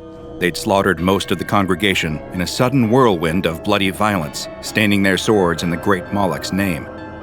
But as the high priest had ordered, some of these blaspheming Christian churchgoers were taken prisoner and brought back to the castle for questioning. Here, the high priest would deal with them himself. A sadistic, tooth-bearing grin crosses his face at the very thought of it. Soon after the ceremony, the high priest descends into the dungeon, which he'd taken with a certain flourish to calling the game room. Here he keeps his private collection of torture tools from around the world, each of which he takes great pleasure in using against the worms who refuse to bend the knee to his bloodthirsty god. In the game room, the air is suffused with the stink of blood and sweat. The prisoners who still have tongues start to scream when the high priest enters, knowing that everything is about to get so much worse for them. He's cultivated a certain reputation as a man willing to do anything to ensure the superiority of his infamous cult, the Brazen Heart. If ever you fell into his terrible clutches, escape was out of the question. The very best you could possibly hope for was a mercifully quick death. In the corner of the room, one unfortunate captive was twisted and shattered against a breaking wheel, but still torturously alive. In the corner across from him, another prisoner bleeds from the inside of a grimacing iron maiden that the high priest had overseen the construction of personally. But that was only the very beginning of the high priest's collection of terrible instruments. Prisoners teeter in agony on Judas cradles and Spanish donkeys. Skin is stretched and bones are cracked on racks. Some are pierced as they sit on the monstrous iron chair, while others simmer away in great vats of oil. Some scream as they hang from their wrists on the 10th round of strappado. Lead sprinklers, Spanish ticklers, thumb screws, crocodile shears, choke pears, melee boots, heretics' forks, bastinado sticks, scolds' bridles, scavengers' daughters. The high priest has all of them, and he's adept at using them. But they all pale in comparison to his favorite piece, a prized possession, gifted from the bosom of Moloch himself, the liar's cradle. Such a perfectly ingenious tool for physical pain and mental terror, it's positioned at the very center of the game room, just so every other prisoner and every other device can see him using it and know that it's their eventual fate. A mighty stone furnace, with huge metal grates on either side. As the high priest approaches, he can see a terrified prisoner already writhing within the machine. When the prisoner sees him, the fear only gets worse. The high priest would have no mercy for him. He'd spent 10 hours on the breaking wheel before this, and that felt like a pleasant sleep in a comfy king-sized bed compared to what he was about to endure. 2 of the high priest's sadistic acolytes jab at him through the grates with red-hot pokers. The high priest grins and asks the prisoner what village he hails from. When the villager surrenders the information, the high priest gives a sagely nod. He asks how old the prisoner is, and the prisoner says 27. Again, the high priest nods. He asks the prisoner whether he would like to leave and be with his family again, and of course, the prisoner replies yes. He has no idea that they're all already dead. The high priest smiles and says, "Just one more question, then, and you'll be free to go. What is my true name?" The prisoner pauses for a moment, which earns them another jab with the poker. He tells the high priest that he doesn't know. He's jabbed again and again and again. He begins to cry and starts apologizing. He doesn't know the high priest's true name. How could he possibly tell him, no matter how much he's tormented? The high priest says, "Well, just give me your best guess. Who knows? Perhaps you'll be lucky." The game room falls silent, all eyes on the prisoner in the liar's cradle. His lip trembles, knowing from the dark legends what will happen when he answers. He breathes a ragged sigh, accepts his fate, and guesses incorrectly. Suddenly, the prisoner screams as he catches fire. The high priest watches with unrestrained glee as the prisoner burns. He does so for around a minute, the fire burning far more intensely than it possibly should have. By the time it's done, the pile of ashes that was once the prisoner falls through the grate in the bottom of the liar's cradle. The high priest turns to the rest of the room and asks, "Who's next?" Of all the many adjectives you could use to describe SCP-2128, also known as the Liar's Cradle, humane certainly isn't high on the list. This antique stone furnace was discovered deep in the dungeons of an undisclosed castle, believed to be a former refuge of a fringe occultic group known as the Brazen Heart, a cult of worshippers of the Canaanite deity Moloch, an entity mentioned several times in the Hebrew Bible. Among the deity's most notable traits is its bull-like appearance and the fact it requests burned human sacrifices. This feels extremely relevant, given the fact that the Liar's Cradle is all about giving its victims a fiery end. While the thaumaturgic methods used by members of the Brazen Hand to create the Liar's Cradle is unknown, what is clear are the cradle's capabilities and functions. When a human being is placed within the cradle and asked questions, a single lie will lead to them being anomalously incinerated. And the device's purview for a lie is frighteningly wide. A victim will be incinerated if something they say is factually untrue, regardless of the victim's personal knowledge. In other words, ignorance as an excuse will not save you. While the Brazen Heart was wiped out hundreds of years ago by soldiers of the Spanish Inquisition, the SCP Foundation has been able to glean some background information about the Liar's Cradle from a surviving document, a sheepskin scroll known as the Ignis manuscript. This revealed that the cradle was invented around the 9th century CE, before being walled up in 1021 CE, and during its heyday, it was used as a torture device by Brazen Hand members against their enemies. While most torture is actually incredibly ineffective at getting information, studies have shown that under states of extreme duress, victims will simply say what they believe their captors want to hear in order to make the suffering stop. The Liar's Cradle is an excellent method of wringing information out of captives.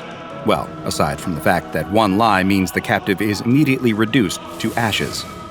You see, SCP-2128 works on a true or false binary operating system that seems to imply an innate awareness of all knowledge.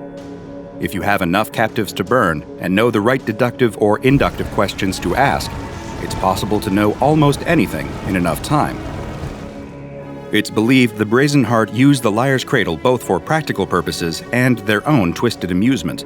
Victims would be placed in the device and have their feet prodded with hot pokers while they were asked a series of increasingly probing questions about their life, being forced to divulge extremely dark and personal secrets or meet their doom on the pyre.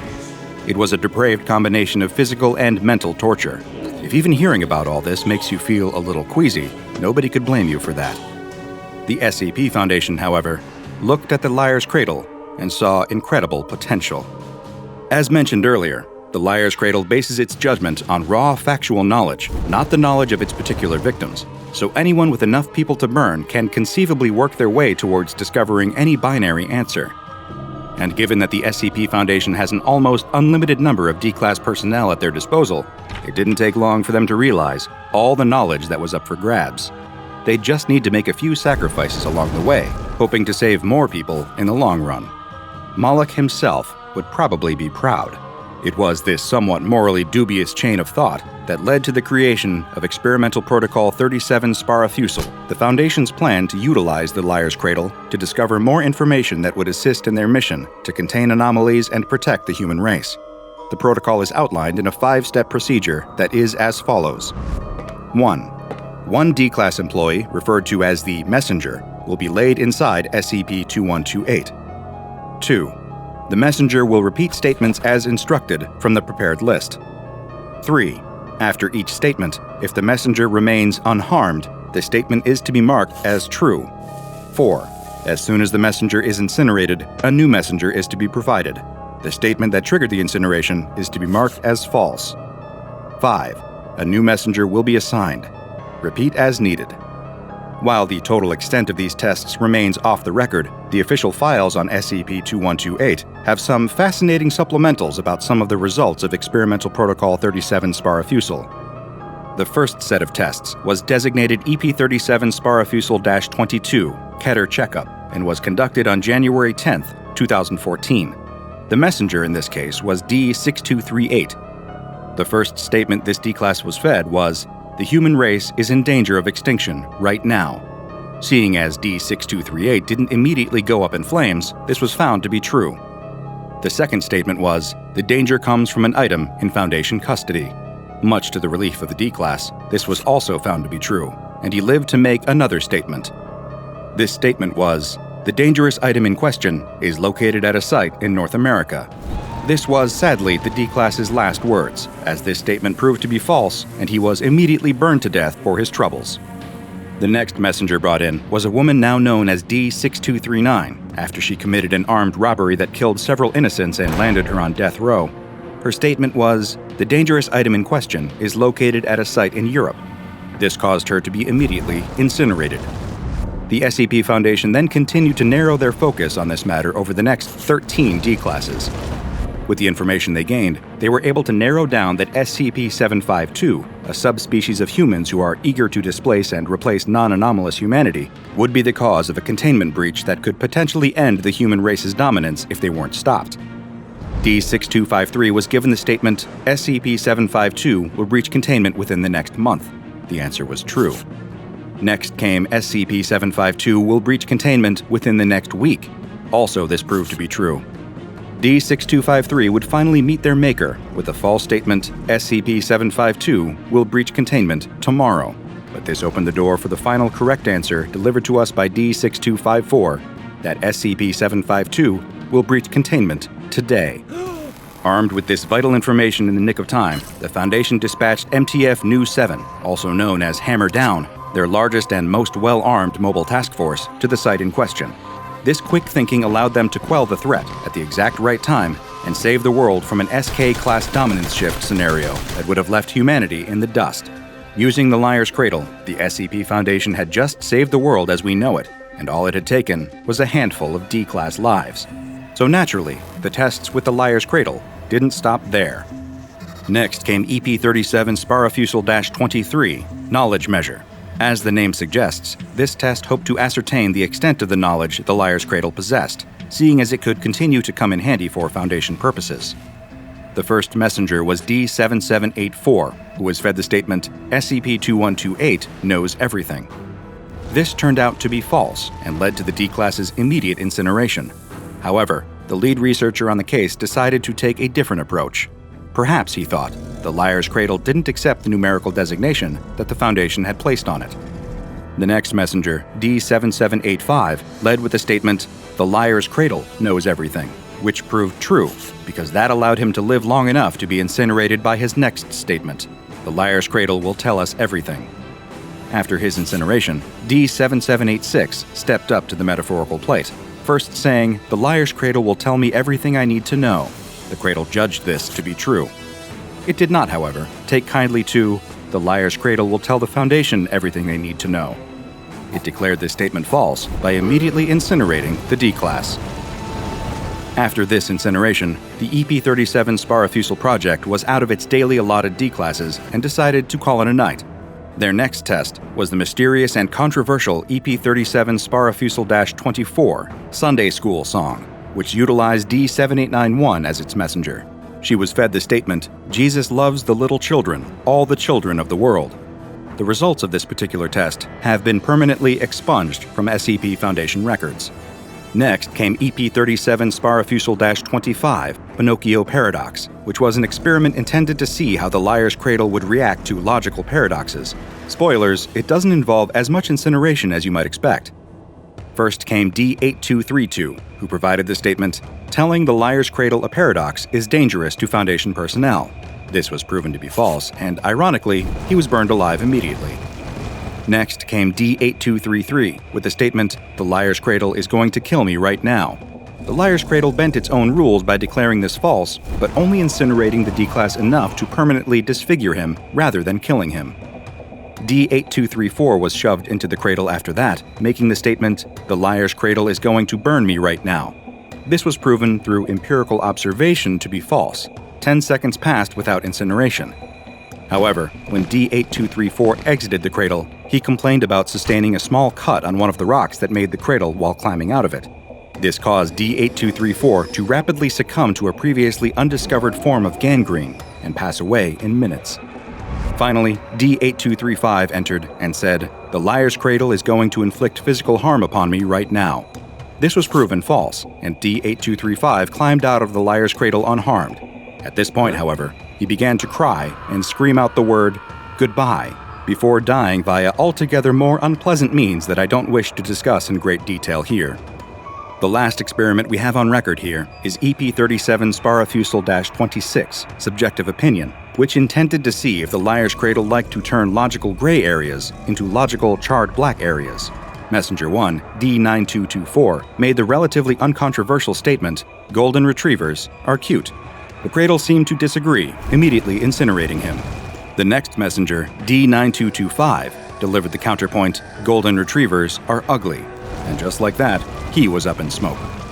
However, when Messenger 3, D9226, delivered the wildcard statement, "Golden retrievers are tasty," everyone in attendance was surprised to find the liar's cradle completely agreed with this. When D9226 delivered the completely understandable reaction, "Wait, what? That's freaking nasty," he was immediately reduced to ashes by the cradle's flames.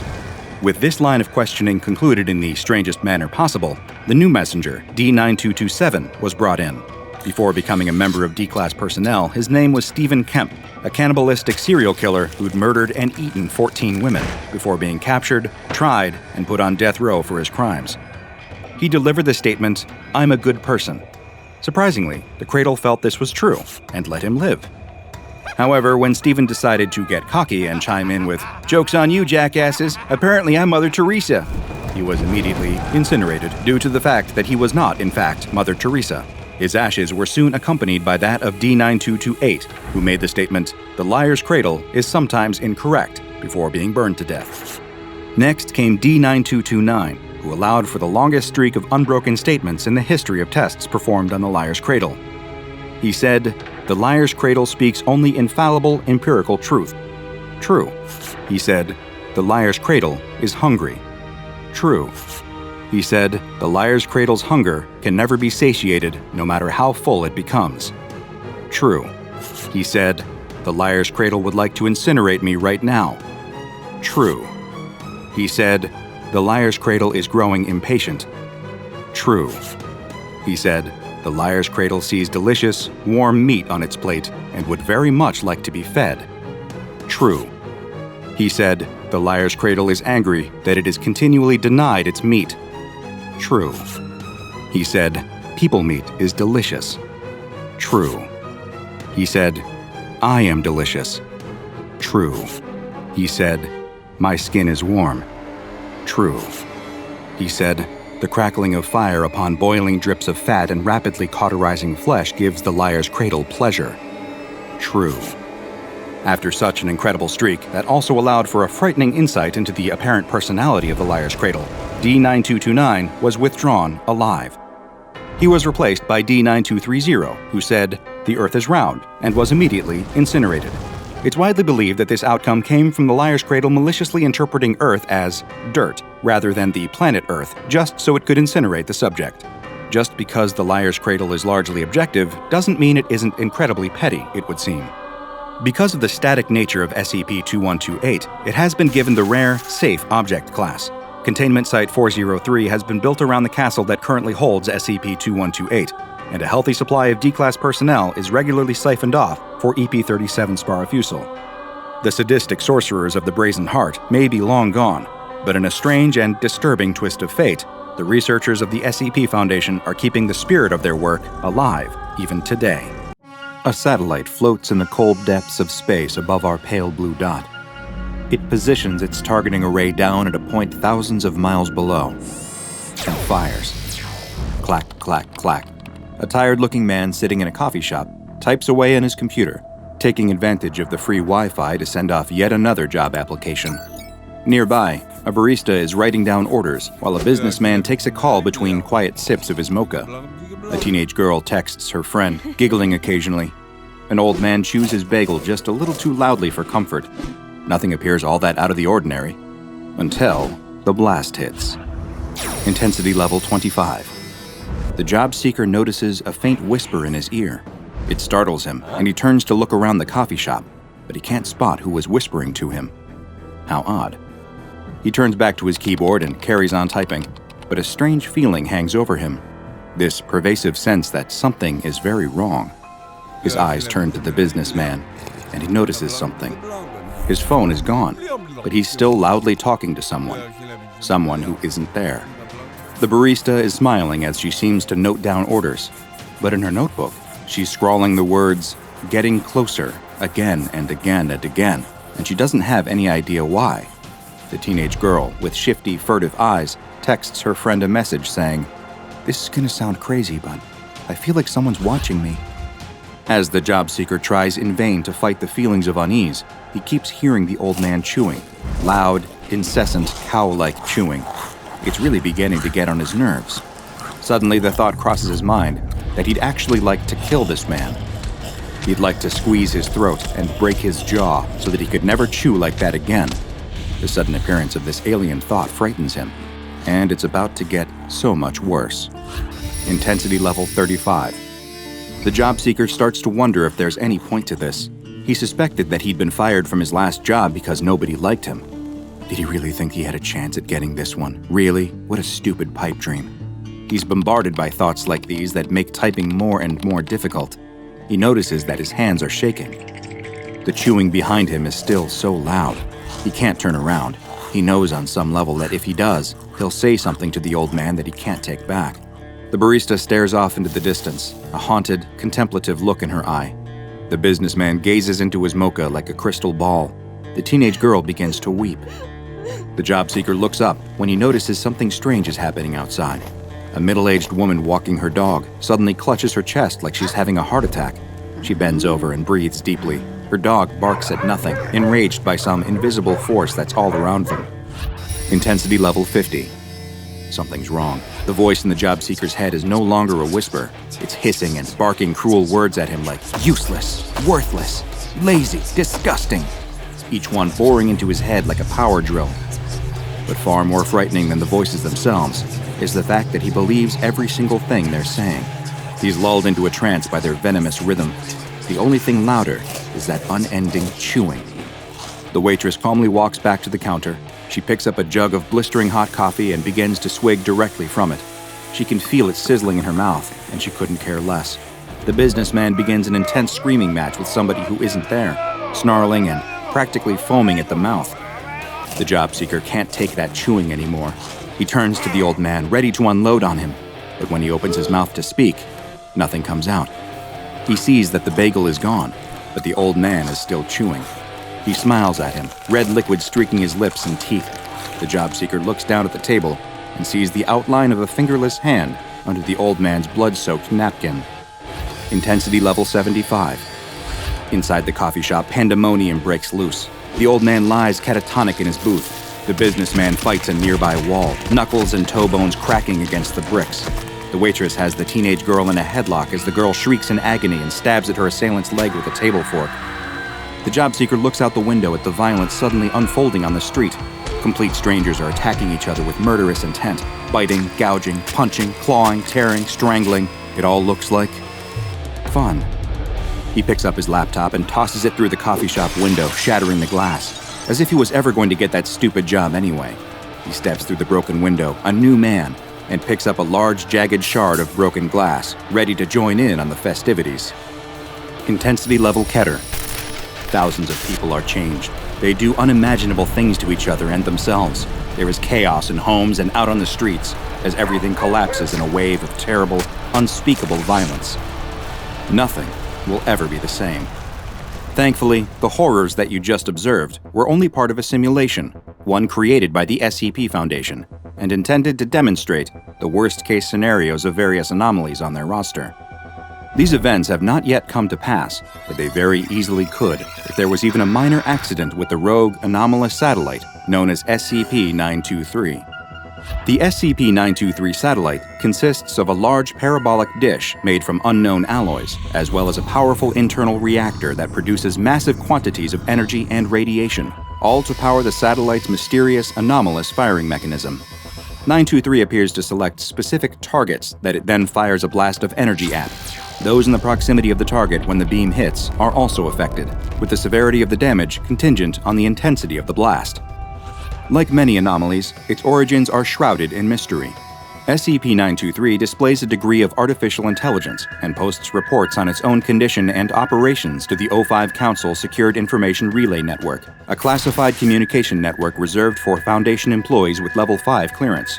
According to 923's own data, it was constructed in a Foundation research and development site. This is congruent with blueprints for a planned offensive satellite which was to be constructed at that very site, but the project had actually been cancelled due to logistical concerns. The O5 Council deems it extremely important that SCP-923 never be made aware of this fact. Currently, since two-way lines of communication have been established, 923 obeys the orders of the O5 Council, not firing on a target unless given authorization by them. If it ever discovers that it technically isn't a Foundation construction, it runs the risk of going rogue and triggering some extremely dangerous outcomes, to say the least. SCP-923 was first discovered after it started a correspondence with the O5 Relay Network, posting a message that it had completed another successful termination, despite no such termination actually being ordered. Over the next several hours, this process continued, as the 923 satellite sent in termination report after termination report, totaling 57 by the time it stopped, 55 of which were later confirmed to be actual deaths, with the other two being deemed inconclusive. Adjustments have since been made to ensure that SCP-923 can't access any information on the network that hasn't been directly intended for it. SCP-923 is an extremely effective weapon. Depending on its operator's level of tolerance for collateral damage, it can completely reverse its orbit to detect and fire upon a target anywhere on Earth in a very short period of time. All it needs are the target's GPS coordinates, their altitude, the intended time of firing, and a selected level of intensity. This, incidentally, is where things get interesting with the tests the Foundation conducted. Naturally, they wanted to see the kind of firepower that each level of intensity was capable of, so D-classes were requested for live tests. The first test performed was at intensity level 10. However, this resulted in an error message, claiming that the 923 satellite isn't capable of firing at an intensity lower than level 23. In accordance with this new information, the Foundation planned the next test at intensity level 25. This time, the effects immediately took hold. The target and those nearby began to experience a degree of paranoid delusion. They would report hearing voices and be seen interacting with people who weren't there.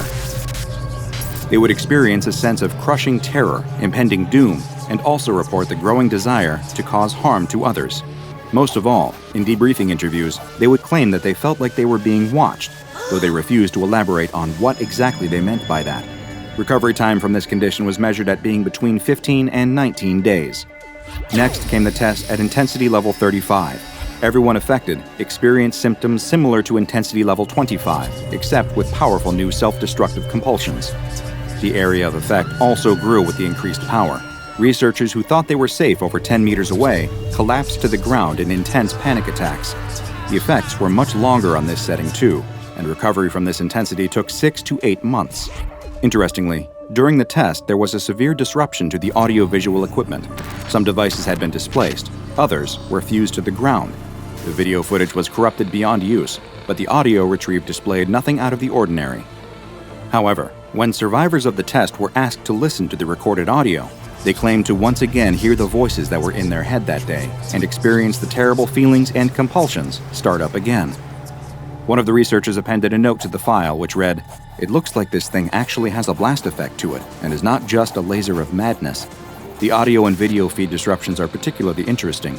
From now on, researchers are to observe remotely, and D-Class personnel are to be secured so they can't harm themselves. We need them alive for study.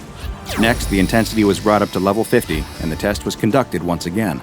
The results were once again similar to the previous one, but with far greater intensity and more pronounced physical effects on its victims. D-Classes who were completely restrained still exhibited cuts and tears in their skin, and audio-visual recording equipment was displaced to an even greater degree than before. Victims of this intensity have not yet recovered, and Foundation researchers are not confident that they ever will. But the effects went further than just the people present. It appears that the area itself was subject to long-lasting effects. Staff who recovered the D-Classes from the testing area reported an extreme sense of unease, claiming that the testing area simply felt wrong, but were unable to elaborate further. In spite of this, the tests continued to increase in intensity. Next, the level was increased to 75, and this is when things truly began to go off the rails. The satellite's target was rendered completely comatose, and the D-Classes within 16 meters of him broke free from their restraints and began slaughtering each other with their bare hands. Disturbingly, many of the subjects, both living and dead, who were tested after the fact, seemed to bear wounds consistent with attacks by bladed weapons. None of the D-Classes were armed, and the wounds seemed impossible to have been caused by mere fingers and teeth. There was an even greater displacement of recording devices, and some were missing after the test. The retrieved recordings caused even worse states of distress for those affected by the blast who were lucky enough to actually survive and could listen to them again. But it didn't end there. Anyone within 50 meters experienced intense panic attacks that often lasted longer than an hour. Observing researchers experienced what could best be described as a slightly more mild version of intensity level 25 symptoms. They reported hallucinations, things moving in the corners of their eyes, hearing voices, experiencing heightened paranoia and feelings of dread. There was even some poltergeist activity recorded, with objects seeming to move of their own accord. The lasting effects on the physical area are even more pronounced, with laser rangefinders indicating a level of permanent spatial distortion at the epicenter of the blast site. The researcher appended a note to this section of the file, reading, "This is crossing the line from scientific to just barbaric. SCP-923 has said that its maximum output is 238, which it promptly converts to Keter intensity. Let's just see what this does and report our findings." However, the Keter level intensity proved to be too much to handle, so much so that the entry on its test log begins with the sentence, "It is strongly advised that this intensity never be used again." The blast induced psychosis permanently in every subject within a truly insane 2-kilometer radius, including a number of unfortunate researchers who severely underestimated the Keter level blast range. The site is now under permanent Foundation protection as SCP-923-02, due to the permanent effects the blast had on the landscape. A sense of panic is still felt from hundreds of meters away, and anyone who gets close enough to the center will experience full-blown psychosis just as much as those directly affected by the beam. Spatial and temporal anomalies abound in the area, and the O5 Council has deemed SCP-923 a risk in causing an XK-class end-of-the-world scenario. But the most frightening part of all is yet to come. Every time the SCP-923 weapon is used, it causes a degree of internal damage to the satellite itself, raising the threshold of intensity that the weapon needs to even activate. It used to be that the satellite would fire at intensity level 23, but after extensive testing, its minimum intensity level is now 66. If the weapon is ever used again, it's only going to get worse. Despite this danger, SCP-923 has been classified as safe. But how is an object that is both out of Foundation control and able to operate with a dangerous degree of autonomy classified the same as harmless anomalies that require little to no containment procedures? The answer is buried in the question. The SCP Foundation cannot contain SCP-923, but seeing as there are currently over 7,500 active satellites orbiting planet Earth, 923 doesn't arouse much suspicion, especially with the Foundation cover story that it's merely a non-anomalous military satellite. The only continued containment effort required is making sure that other satellites do not enter its path of orbit to ensure that 923's advanced defense systems don't activate and destroy the interfering satellite, revealing its anomalous nature. London's never really quiet. Even in the dead of night, there are still taxis driving, drunks shouting, and arguments echoing from top-floor windows. Cleaners and airport staff trudge through the darkened streets on their way to work, not looking up at the bar staff and security guards plodding home. It's probably better that it never gets really quiet, though. As much as the thief would like to be able to hear the footsteps of someone else coming his way, it's probably best that the noises out on the street mask his own. His theory is proven correct almost immediately as he jumps from the overpass down onto the construction site. He makes it over the barbed wire fence, but loses his footing on the landing and falls against a porta-potty. The plastic wall splits, and he clatters through into the toilet. Sticking out a hand, he manages to stop himself. You'll never guess where his hand landed. Wonderful. For a moment, he slumps there, grumbling to himself, praying no one heard him. But outside, there's just the regular hum of London's nightlife. He's safe for now. He straightens up, opens the door of the porta-potty, and steps out. He has to crane his neck back to look up at the structure in front of him. He's at the base of a block of flats, or at least what would have been a block of flats. He'd asked the chicken shop owner from across the street about this place earlier in the day. The man told him it was supposed to be a new development to attract young 20-something professionals to the area, but midway through construction, the company shut down. Now the shell of the building stands empty, waiting to be knocked back down. With any luck, there might still be some building equipment around here that he can salvage, or maybe a bit of copper wiring he can sell. At the very least, it'll put a roof over his head for a few nights. He's even got a toilet. Kind of. He'll scope the place out and call his wife in a bit. After a long day working the market stalls, she deserves her night in the soup kitchen tonight. That place had stopped letting him in after the last fight. The pair of them aren't exactly homeless. They just don't have a home right now. The thief sidles into the building, peering around in the gloom. Exposed concrete and girders surround him in every direction. There aren't many walls in place yet, just floors and ceiling, broken up by staircases and supporting pillars. It'll be quite exposed down here. He needs to head up higher to see if there are any more secluded spots for the night. As he climbs up the stairs, the thief hears voices above him echoing through the empty shell of a building. He peeks over the top of the stairs. This floor is a bit more divided up. There are a few walls in place. He sees the light of what must be a fire dancing around the edge of one of them. That's where the voices are coming from. Security guards wouldn't light a fire. They must be homeless. Ugh, the thief hates homeless people. Being surrounded by them so much at the moment is just demeaning. They have no morals, no standards, they just lie and steal. He spies a couple of backpacks leaning against the wall. He'll have to be quiet, but with a bit of luck, he can sneak over and take one of those packs without any of them hearing. He creeps up to the top of the stairs, and a piece of metal glints at him in the dark. A sledgehammer, lying there on the ground. He tiptoes over to it and lifts it into his arms. It's heavy. If he can give it a good swing, it'll keep him safe for sure. He grins and makes his way towards the packs on the ground. He gently loops a hand under the shoulder strap. 3, 2, 1. Clatter! An empty can falls out of the side and bounces off the concrete floor. What was that? Oh no. The thief shoulders the pack and runs, but it's too late. A pair of hands grab him and spin him around. The thief staggers backward but stays on his feet. 3 figures surround him in the dark. He doesn't have a choice. He swings the sledgehammer wildly. It takes all of his strength just to lift it, but sure enough, he feels it connect. He swings it back the other way, hard as he can. His arms strain from the effort. A man yelps in the darkness. Something heavy thuds to the floor. For a moment, all 4 of them stand there in silence. The thief holds the sledgehammer at the ready. He isn't sure if he's got the strength to swing it again, even with all this adrenaline. But the other men aren't looking at him. The 2 on either side stare at the man in the middle. Or rather, what used to be the man in the middle. The man's friends bolt for the exit. They run off into the night without a look back. Neither will ever be able to explain what they saw tonight. It takes a long time for the thief's hands to warm up by the fire. They feel cold and don't stop trembling for a long time. So long that the sun is about to come up. There's something red on the thief's hands. He can just about make it out in the flickering light. Must be blood. He wipes it on the ground and reaches into his pocket, fishing out the little brick phone. He's only got 5% battery left and almost no minutes on the sim, no time to explain the details. He just calls his wife, gives her the location, and tells her to come quick. She'll need to jump from the overpass soon before there are too many commuters on the rails.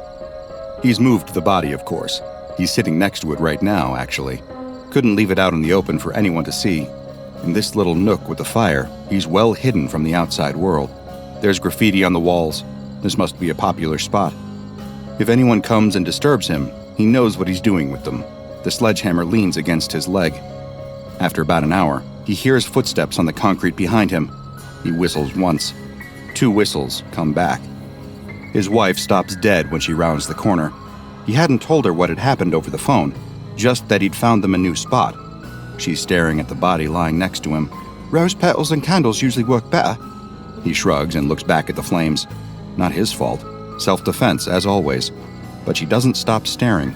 It's starting to annoy him now. It's like she's never seen a body. What's wrong with her? Can't she? Then he hears it.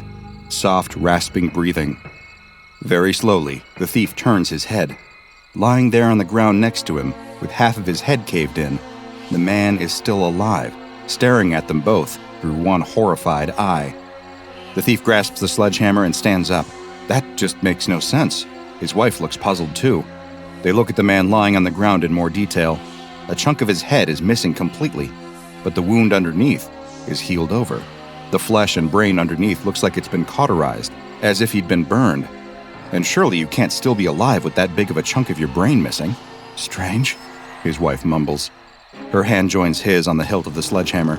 She takes it from him and caves in the homeless man's head. In just a few swings, his head is a red, mushy pulp on the floor. Definitely dead now. They both stare at the body for a bit. No more breathing. Lovely. Problem solved. But the red mush doesn't look like blood. Incredulously, his wife extends a finger and dips it into the red mush on the homeless man's head. She raises it to her mouth and has a taste. Salsa. Salsa. Salsa.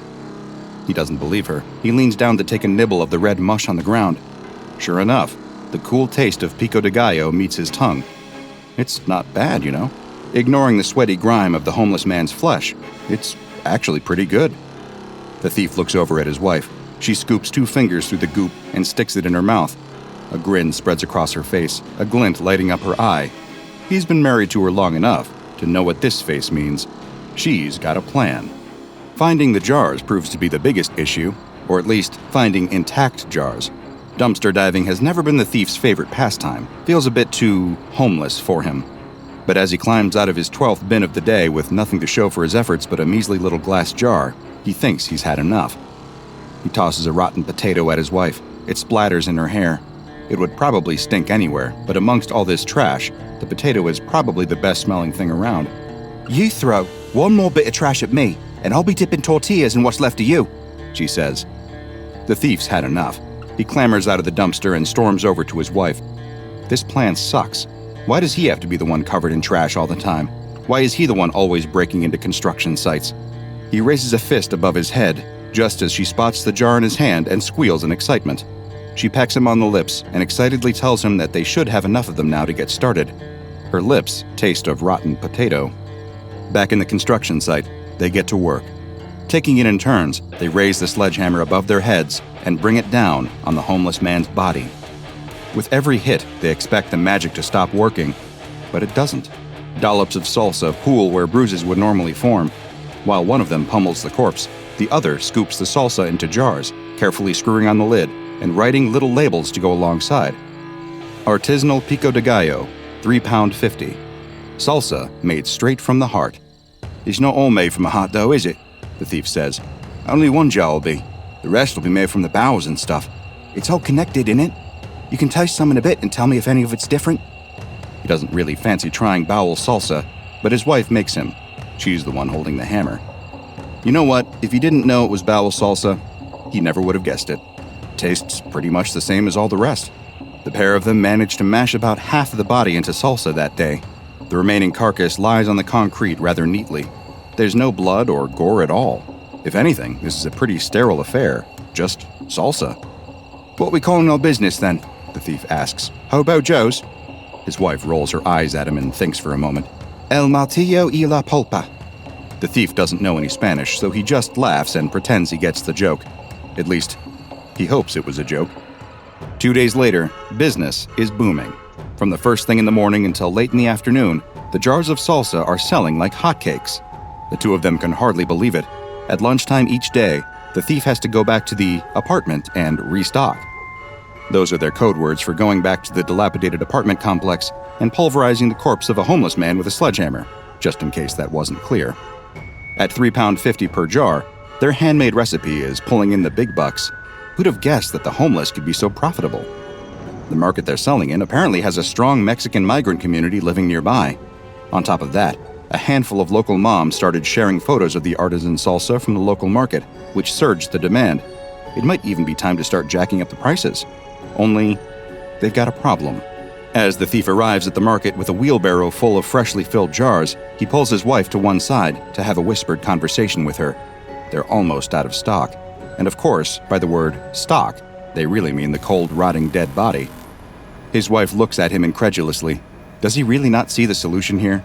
If you're running low on ingredients and your product is flying off the shelves, what do? You go out and source yourself some more damn ingredients. As the thief walks away with his wheelbarrow and sledgehammer, he wonders why it's always him doing the messy jobs. But try as he might, the thief can't find any targets. He walks around all of the streets near the block of flats, but has no luck. He approaches one sleeping homeless man and kicks him in the shoulder, trying to wake him. Bad idea. The man starts yelling loud enough to attract the attention of everyone on the street. No amount of begging or bargaining is going to get this man to move an inch. The thief gives it a go anyway and watches in shock as the man buries his teeth into his ankle. Limping back up the stairs into their nook in the construction site, the thief has a scowl on his face. After a couple of hours, his wife arrives and joins him at the fire. It's a good profit today, even better than the previous day. Keep this up, and they'll be rich in no time. He grins at his wife. She leers back, then shoves the money back into her pocket. Hang on a minute. That wasn't part of the deal. They're partners, 50-50. She bares her teeth at him and tells him she's just holding on to it for now. The sledgehammer sits halfway between them. The thief glances down at it. So does his wife. But that night, they are in luck. A drunk wanders into the construction site. He's so wasted that he doesn't have time to figure out that he's been pummeled to death by a hammer until he's just a generous splodge of salsa fresca slowly oozing across the concrete floor. The following night, another two men saunter in. Then the thief convinces an obnoxious local with a dog to follow him into the place the afternoon after that. The dog wasn't worth the effort. It ran around a lot before they caught it and only produced enough salsa for a medium-sized garden party. But the haul is good. All of a sudden, they are overrun with work. Jar after jar after jar. Everyone in the area keeps coming back for more, even telling their friends about it. This salsa is to die for. They have to know the recipe. Dead Londoners, drunks, dogs, that kind of thing. The crowd of moms aren't quite sure what the joke was, but try to laugh anyway. Everything is going perfectly. Except, of course, for the thief's ankle. The bite mark went purple, and now it's on its way to green. The veins on his foot and up his leg are starting to look like a funny color. He should really go to the hospital, but he reckons it'll be okay. Besides, they don't really like him at any of the hospitals around here. He's had one too many visits, and been the reason for one too many for several other men. But that night, it's clear that something's wrong. As he and his wife sit on the pile of corpses next to their fire, he feels a cold sweat on his brow. His wife counts all of the coins into neat piles. There's more in front of them than they've ever shared before, but his head is feeling swimmy. The thief lies down on the corpse bed. He's back to back with an investment banker who took the wrong alley home on his walk home from work. "No lying down yet. You need to cook up a new batch before bed." His wife is glaring at him. He refuses, says he's too tired tonight and his ankle hurts. She starts grumbling at him about not pulling his weight. A switch flips in his head. "I'll do more work when you give me what I'm owed. The money. I want my share now." His wife cackles and jumps to her feet. Fat chance. He's not seeing a penny until he actually starts to contribute. She's the one who came up with the idea. She's the one who sells dozens of jars a day. She's the one holding the sledgehammer right now. His eyes widen. "What are you doing with that? You say your ankle's sick? Well, I know something that could help you with that." Before his woozy mind can register what's happening, the sledgehammer arcs through the air towards him. That sobers him up. Lucky for him, he manages to roll out of the way at the last moment, causing the sledgehammer to embed himself in the ground next to him. That's it. It's time for a hostile divorce. He hauls himself to his feet and grasps the hammer, pulling it as hard as he can towards himself. The metal connects with his chest, and he feels the salsa running down his ribs. He shoves her back. The sledgehammer catches her shoulder and salsarizes it. Tomato chunks fly across the room and sizzle in the fire. Back and forth, the hammer swings, hitting the thief, then his wife, then him again, on, until nothing is left but a sledgehammer and 2 large piles of salsa. Usually it's the smell that alerts people to a dead body, except for once. It was actually a pretty pleasant smell. Forensic police had to consciously stop themselves from having a taste. One of them even happened to have some tortillas in the car that day. By the time he returned to the station that evening, the packet was empty. He swears to this day that he ate them dry. It wasn't long before the story broke. Some in the local press theorized that this was a bizarre viral marketing campaign from Doritos. Once that theory was out there, it wasn't long before the story died. No one likes overly aggressive advertising. To this day, Scotland Yard hasn't got a clue what was going on at that crime scene. One senior investigating officer was unofficially quoted shaking his head and saying, "I don't know what the hell happened here. Sometimes it's best to just not ask questions." We all know it takes 2 to tango, but I bet you didn't know it takes a sledgehammer to salsa. That was my attempt to draw some kind of lesson from SCP-3794. You can probably guess the nickname of this SCP already: the Salsa Sledgehammer. Currently stored in a standard item locker, this SCP is considered to be totally safe in the right hands. You could use it to demolish walls, break apart cinder blocks, or win over your new mother-in-law with a fresh bowl of homemade nachos. Assuming, of course, that you have the necessary ingredients. That is because when SCP-3794 makes sufficiently heavy contact with living tissue, it immediately converts the point of impact and surrounding area into salsa. Affecting roughly 3 to 8 centimeters around the impact points, this salsa does not adhere to the rest of the body and will immediately slide out of its crater and fall to the ground. Peering at the hole left behind, you will see that the nerve endings, capillaries, and even main arteries will all be instantaneously sealed off. This sledgehammer would make for a very clean murder weapon, if it wasn't for the human-sized amount of salsa you get everywhere in the process. You would need to ensure you smashed up every part of the body, though, as any disconnected limbs or tissues still function and follow orders from the brain as if nothing is wrong, as our thief learned only too well. The salsa itself is good. Nothing incredible, but not that bad either. It just goes to show that if you stick an artisan label on anything, then people go crazy for it. Testing on this sledgehammer has been suspended. A test subject was chosen to lie with his head over a generously sized serving bowl. Researchers swung the hammer and demolished half of the test subject's skull and brain in just one hit. Much to their surprise, however, the subject continued to exhibit all signs of consciousness, moving frantically around the room and even writing the word "helped" in the spilled salsa. The subject died 30 minutes later, the moment that researchers taste tested the dip. Since then, the sledgehammer has remained in its locker, although there is often now an air of suspicion whenever a jar of salsa shows up in the fridge in the break room. The house is small, but cozy. When the realtor showed it to her, she couldn't help but notice all the flaws: the chipped paint on the door frame, the missing shingles on the roof, the cracks along the kitchen walls, even the dented old mailbox out front. But even with all those imperfections, she can't help but feel this little house is calling to her. It's where she's meant to be. This will be a home for her. The woman knows, deep in her heart, that this is what she needs to start over. It's not easy. As she moves her things into the new house, she can't help but think about her failed relationship. Every piece of furniture, every knick-knack, reminds her of her old girlfriend. She unloads a heavy box from the back of her car, but she trips over the curb as she turns toward the house. She falls, and the contents of the box spill all over the sidewalk. They're old photo albums. She quickly shoves them back into the box, doing her best to avoid looking at them. But one photo, an old vacation snapshot of her and her girlfriend visiting Niagara Falls, catches her eye as it falls out of an album. She bites her lip and wills herself not to tear up as she pushes it back into the box. How can two people who were once so close grow so far apart? The rest of the day passes in a haze. There's lots to do, what with arranging the furniture and calling up all the utilities. By the end of the day, she's exhausted and thankful to fall into bed. As she gradually drifts off to sleep, she muses on her situation. Today was the hardest day, she tells herself. Every day is only going to get easier from here on out. Time heals all wounds. The next day, she rises early. The sun is shining, birds are chirping. As she walks into her new kitchen to brew a pot of coffee, she's overcome with a sudden surge of good feelings. This house has so much potential. She could learn to live here. She could find a new love here. The world is her oyster, and she's ready for anything.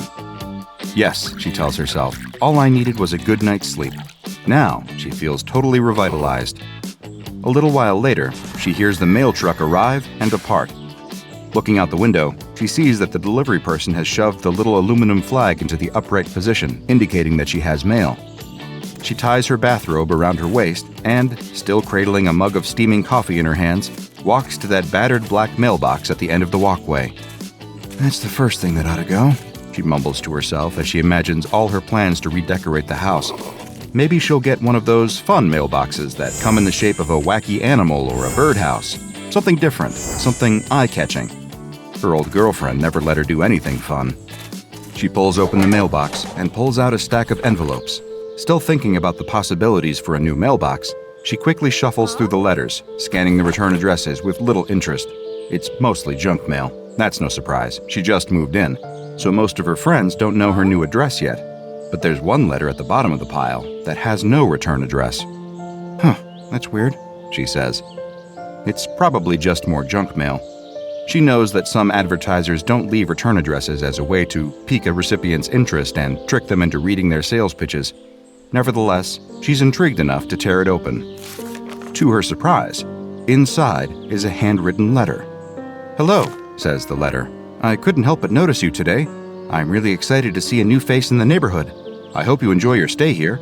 Maybe we could meet later? See ya." The woman blinks in confusion. This must be a welcome letter from one of her new neighbors, but since it's not signed, she really has no way of knowing which one. It's a little odd, but, well, she's sure that the letter writer must have had good intentions. She pushes the red aluminum flag back into its reclining position, folds the mysterious letter under her arm with her other mail, and retreats back into her new house. Imagine her surprise when, the next day, she finds another letter in her mailbox. "Hi again," it says. "I saw that you read my letter yesterday. I'm so glad.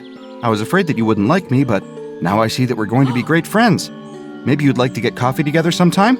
XOXO. P.S. I really like you." Okay, now this is getting a little pushy. That first letter was friendly, if a little awkward, but this one almost sounds like someone is trying to solicit her for a date. She's in no mood for that. Even if she wasn't still hurting from her breakup, she didn't know this mysterious letter writer. Where did they get the nerve to ask her out? Angrily, she crumples up the new letter and throws it directly into the trash. She looks across the hedge, peering into the neighbors' yards. In the yard to her left, a middle-aged man pushes a lawnmower across the grass. In the yard to her right, two old women are gossiping at the fence. She feels suddenly exposed as she realizes that the letters could be coming from anyone in the neighborhood. She hopes that maybe if she ignores it, the message will be clear. She quickly scurries back into her house and slams the door shut. The next morning, she finds another message from her secret admirer together with her other mail. The tone of the letter is more desperate, more wheedling. "I saw you throw away my letter yesterday," it says. "Why did you do that? Don't you like me? I really thought we would make a great couple. Maybe if you gave me a chance, I could make you so much happier than your ex." The woman doesn't read any farther. She throws the letter to the ground. This is going too far. It was bad enough that a stranger was hitting on her, but now she knows that her secret admirer is a stalker too. How else would they know that she threw away their previous letter unless they were watching her as she picked up her mail? And, even more disturbing, how could they possibly know that she had troubles with her ex? She stalks over to the house next door and pounds on the door. When the middle-aged man answers, she confronts him with the letter. "Did you write this? What's your problem?" she demands as she shoves the paper in his face. "I don't know what you're trying to do, but I'm not interested. I want you to keep away from me." "I don't know what you're talking about," protests the man, holding up his hands in surrender. I didn't write anything." The woman doesn't know if she believes him, but she has to admit that the middle-aged man sounds genuinely confused by her accusations. Maybe he's not the culprit. But when she confronts the neighbor living to the other side, she hears a similar story. "Are you sending me these letters because they're actually really creepy? I don't like people watching me," says the woman as she confronts her other neighbor. The old woman just shakes her head. Mercy me, I didn't send you a letter. Why would I do that? I could just come over and talk to you. I don't know why you youngsters are always making up stories about weird letters. The young woman wonders about the old woman's final words when she's eating dinner alone in her kitchen later that night. The way that she complained about young people always making up stories about weird letters makes her wonder if this has happened before. Could it be that other young women have lived in this house before her? And were they victims of the same stalker? But who could this stalker be? It's got to be someone close. She can just feel it. At that moment, she looks up from her meal and gasps in surprise. There, right outside her window, is the black mailbox. It's hovering right at the edge of the window, as if it's shyly peeking in, like a bashful caller afraid of being seen. The young woman blinks and rubs her eyes. When she looks again, the mailbox is gone. She rushes to the door and throws it open. The mailbox is right there, standing at the curb at the end of the footpath, just as it's always been. Are her eyes playing tricks on her? Is the stress of her breakup and the mysterious stalker finally getting to her? The next day, she finds another letter. Her stalker is getting even more unhinged, and the messages are becoming downright crazy. The next day, she finds not just one letter in her mailbox, but two. Both messages sound absolutely deranged. Her stalker, and at this point there's no doubt in her mind that a stalker is responsible for these letters, has resorted to threats. Why don't you like me? You better change your attitude if you know what's good for you. You think you're too good for me? What does your ex have that I don't? Maybe you need a real man to really show you the ropes. She crushes the letters in her hands, her face flushing with a combination of fear and rage. Who does this person think that they are? She can't take this pressure much longer. She's ready to report these letters to the police, but she still has no idea who's stalking her. Or does she? She can't help but think about that strange incident the previous night, when she thought that she saw the mailbox standing right outside the window. But that's crazy, isn't it? Her mailbox can't be stalking her, can it? If she tries to tell anyone that her mailbox is sending her threatening messages, everyone is just going to think that she's crazy. But soon, things start to get worse, escalating in ways that force the woman to confront that possibility. That night, she's in her kitchen fixing dinner. She turns from the stove to grab some condiments from the pantry. That's when she sees it. The mailbox. It's not outside this time, it's in the next room. It's standing partially hidden behind the door, again as if it's trying not to be seen. She drops her work and rushes out into the living room, hoping to catch the mailbox in the act. But it's gone. She runs to the window and, once again, sees the mailbox standing at the end of the walkway in the exact same spot that it should be. She's certain that she can't be imagining these things, but at the same time, what other explanation could there be? She barely gets any sleep that night, tossing and turning with unpleasant dreams. Several times she startles awake, sitting bolt upright in bed, half convinced that the sinister mailbox might even be in the same room with her, watching her as she sleeps.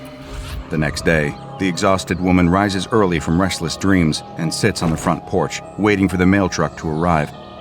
When the familiar U.S. Postal Service vehicle pulls up to the curb, she stalks over and confronts the mailman. "Come on, hand it over," she demands. "It's my mail, give it to me." She's too flustered by this whole absurd scenario to bother being polite, and the mailman is in no mood to argue. This woman looks positively insane, he thinks. Her hair is disheveled, her eyes are ringed with heavy black circles, and she looks like she hasn't had a decent night's sleep in weeks. He has to deal with all kinds of crazy customers every day, and he knows better than to push his luck. He shoves the bundle of letters into her arms and jumps back into his truck. The woman quickly shuffles through the stack of letters, scanning the return addresses and throwing each envelope to the ground behind her when she's satisfied that it's not from her stalker.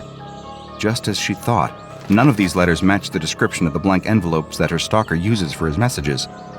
She pulls open the mailbox and looks inside. To her horror, there's already a letter inside. She grabs it and feels the blood drain from her face as she looks at the blank envelope. It's another message from her stalker. Now she knows that he's sending the letters through the mail, but how did he get this letter into the mailbox without her seeing him? She woke up so early this morning, even before the sun was up, and she's been watching the mailbox for hours. It doesn't make sense that any of her neighbors could have planted this message without her knowing, but the only other possible explanation is that the mailbox itself is somehow writing these letters. She stares at the black aluminum box, the dark, dented metal suddenly taking on a sinister aspect in the early morning sunlight. Maybe she really is going insane. Maybe she just misses her ex-girlfriend so much that she's imagining all this madness and just projecting her fear of being alone onto this mailbox. No, No, she doesn't believe that at all. She's going to put a stop to this, once and for all. The woman jogs into her garage and returns several moments later with a shovel. She doesn't know whether she's hallucinating or not, but she's had just about enough of this stupid mailbox. She wants it out of her life. Even if it's not stalking her, even if this is all in her mind, it's clear that there's something off about this mailbox, something that's putting her ill at ease. She starts to shovel dirt away from the base of the mailbox post, grunting and sweating with the exertion of her work, but not stopping until the post is loose. She grabs at the thick wooden post and hoists the mailbox, post and all, out of its pit. She drags it across the lawn to her driveway, where, with considerable effort, she manages to shove it into the back seat of her car, ripping the upholstery of the seats and spilling wet dirt all over the floor. She doesn't care about the damage to her car. She just needs to get rid of this mailbox. A chill runs down her spine at the thought of taking a long car ride with that thing behind her. She doesn't trust it at all, and the idea of turning her back on it, well, she doesn't know what kind of danger she'll be in. As she climbs into the driver's seat, she adjusts the rearview mirror so that she can keep an eye on the mailbox for the whole trip. To her immense relief, it doesn't move once on the whole car ride, even though her nervous eyes keep flicking to the rearview mirror to assuage her fears. She finally arrives at her destination, the city dump. She pulls up to the front gate and honks her horn until the custodian comes out of the guardhouse. She motions for him to remove the mailbox from her back seat, and the panicked expression on her face tells him that he should be quick about it.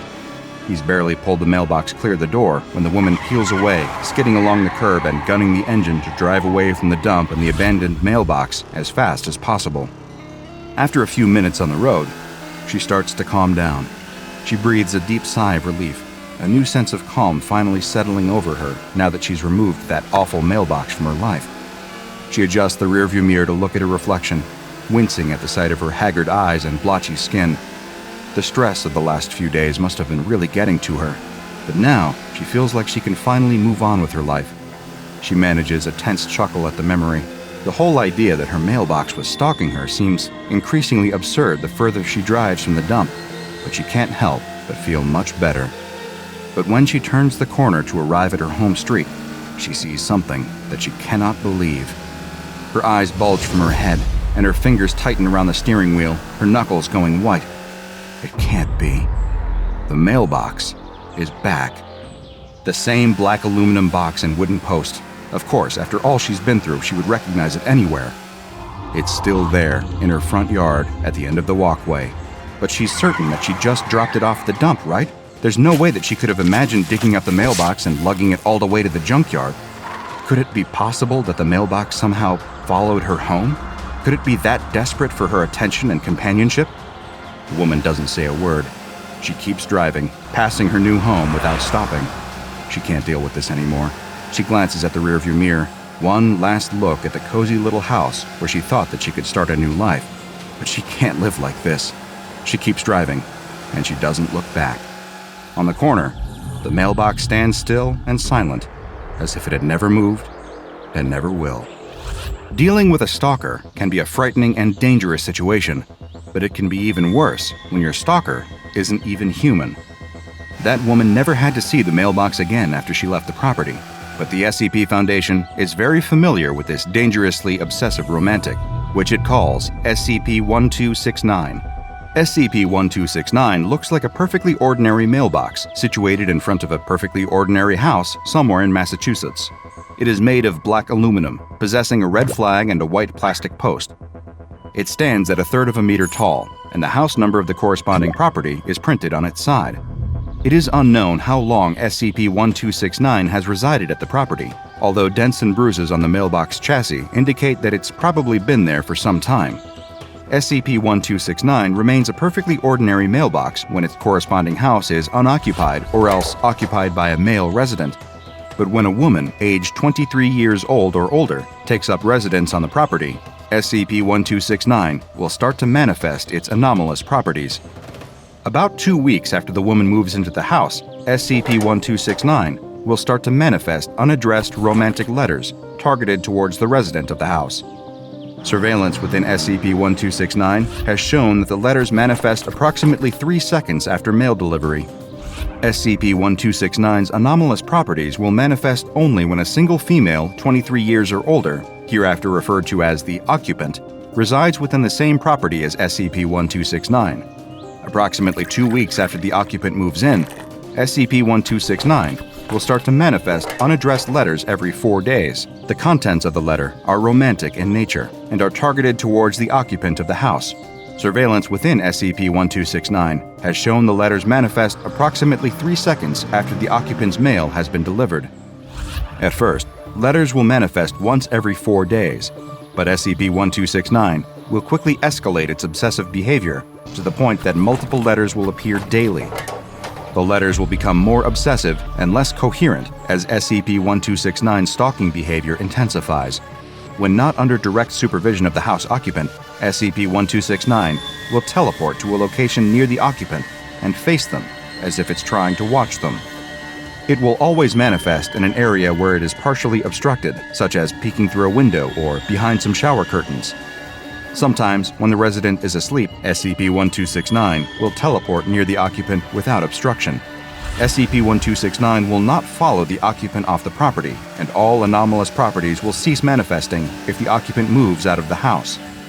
Attempts to remove SCP-1269 from its location have so far been unsuccessful. SCP-1269 will teleport to its original curbside location after 1 hour of relocation. If attempts are made to replace SCP-1269 with a new mailbox, the mailbox will be teleported away with SCP-1269 appearing in its place. Approximately 3 hours after the disappearance of the new mailbox, it will reappear in a dumpster several kilometers away. Mailboxes recovered so far have all been found in varying amounts of disrepair, within garbage bags and covered in obscene graffiti, as if SCP-1269 has become violently jealous of any other mailbox it sees as trying to replace it. SCP-1269 has also shown similar violent jealousy toward humans that it might believe are vying for the affection of any woman living in its house. In a recent experiment, a D-Class male was moved onto the property with the then-current test occupant, a D-Class female, after 7 weeks of residence. Interestingly, SCP-1269 ceased its teleporting activity in response to this male presence, but 3 days later, the D-Class male disappeared from the property, causing SCP-1269 to resume all anomalous behavior. 2 weeks later, the body of the missing D-Class male was discovered in the same dumpster where SCP-1269 had previously disposed of rival mailboxes. The property where SCP-1269 is located is to remain under the custody of the Foundation, with one male researcher residing in the house to monitor the behavior of SCP-1269. Because of the dangerous lengths to which it will go to attain the current object of its affection, SCP-1269 has been designated with Object Class Euclid. It's our job to make sure it doesn't menace anyone else. It's never a nice feeling waking up lying amongst shards of broken glass in the middle of the road. The dawn sky above the biker looks almost peaceful. It's as if nothing had gone wrong at all, as if everything is right in the world. But slowly, the throbbing pain washes into his helmeted head, and the sound of the traffic surrounding him rises in his ears. A sea of onlookers gathers around as the cars blast their horns. Through the cracked visor of his helmet, the biker can see concerned faces, people calling emergency services, and a few women crying. His paramedic bike is toppled on its side about 40 feet from him. There are long black tire marks running up to where it lies, smoking slightly on its side. With a groan, the biker sits himself up and shakes his head. Bad idea. Looking around, though, it seems he's the only one injured. His bike had gone into the front of a car at the junction. The occupants of the car stand by nervously, offering him whatever little assistance they can. But there's no time for that, the biker suddenly realizes. He looks down at his watch frantically. It's 12:03 p.m. There's not enough time. He rushes over to the bike as fast as he can and lifts it back upright. A couple of onlookers try to grab his arms, trying to sit down to rest, but he can't. There's no time. He has just 3 minutes to get to St. Mary's Hospital in central London. Right now, he's at the junction outside Baker Street Station. He can still make it on time if he gets on his bike and goes now. The biker swings his leg onto the bike and kicks it into life. He takes a deep gulp and looks over his shoulder at the box on the back of his bike. He can't risk opening it here. The damage may already be done. But if the heart is still alive in that box, it is the only chance that a 10-year-old boy has for a normal life. If he doesn't get to the hospital in the next 3 minutes, his life could be over. The school children stand in a circle, looking down at the dead bird with a morbid fascination. Do you think it's alive? No way. The boy in the middle of the group goes to pick up a stick. With an air of false confidence, he walks up to the bird and gives it a prod. It makes a squelching noise. The other kids all reel in shock, making retching noises and laughing about it. It's only when their teacher comes out to call them inside that the group disperses, leaving the animal carcass alone, sitting at the edge of the playground, outside the view of boring adults. Each passing day, the kids wander over to the bird's body. It's kind of the best biology lesson they've ever had as they watch the animal slowly decompose. At first, its body just shrinks, goes flat almost. The feathers start falling out, and it loses all of its color. Then it starts to get puffy. Different parts of its flesh bulge out in weird places, as if they're being inflated like a balloon animal at someone's birthday party. But then, the maggots come. There are only a couple of tiny white crawling wrigglers in the bird's body at first, but a couple of days after that, it's infested with them. The creepy crawlies wriggle all over the body. But as the boy looks down at the dead bird, he spots something very peculiar, something they haven't seen in a biology class before. There's a red maggot, wriggling and crawling in amongst the rest of the creepy crawlies. It squirms like the rest of them, but even over the course of the school day, it quickly grows larger than any of the others. What do you think it is? The boy stares at it. It looks like a worm. And a worm is exactly what it was. The next day, when the kids return, they see that the red maggot is now much larger than any of the others feasting on the bird. With a slightly translucent body, cherry red coloring, and small white speckles on its skin, it looks unlike anything they've ever seen before. Actually, not unlike anything they've ever seen before. It looks exactly like something that all the kids recognize very well. In fact, one of the kids has a bag of them right now that he's chewing on.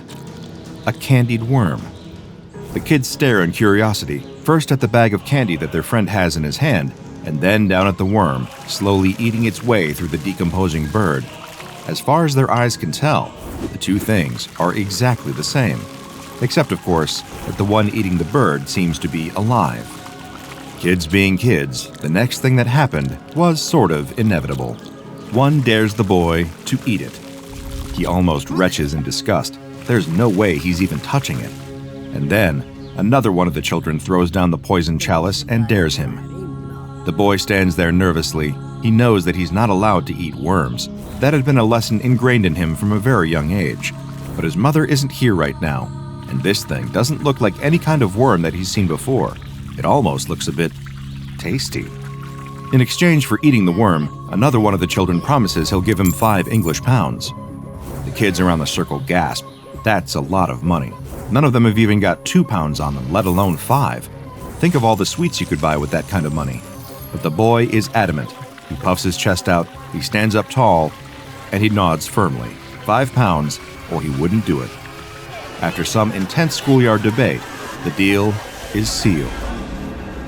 As the boy lies in bed that night, staring at the ceiling and grumbling, he knows that he is not happy about what his friends have done to him today. He's going to get them back for this. Only he's getting a bit of a tummy ache. Getting is the wrong word. He's had a tummy ache for most of the evening. What he's experiencing now is heartburn. It feels as if something is crawling in his chest. The boy just ignores it. It's probably just his worries about the worm inside of him. He chewed it up pretty well. There's no way that it's still alive in him, surely. His uneasy sleep is punctuated by rotten dreams. Dreams in which he finds himself lying on the floor and his playground lying on the ground at school, unable to move as people gather around him to poke him with a stick. He feels his skin covered with maggots. They even crawl across the surface of his eyes. In his chest, there's a searing pain. The boy wakes with a start as he feels his heart pounding, thudding against his ribs. It's agonizing. Adrenaline courses through him as he sweats off his face. Crying out for his mom, the boy lies there in bed, feeling the heart attacking his system. When you decide to become a surgeon, you have to accept that you're not going to get very much sleep most nights. In fact, it's more than that. You have to not only accept that you won't get much sleep most nights, but you also have to be at your absolute best when you've had no sleep and it's the middle of the night.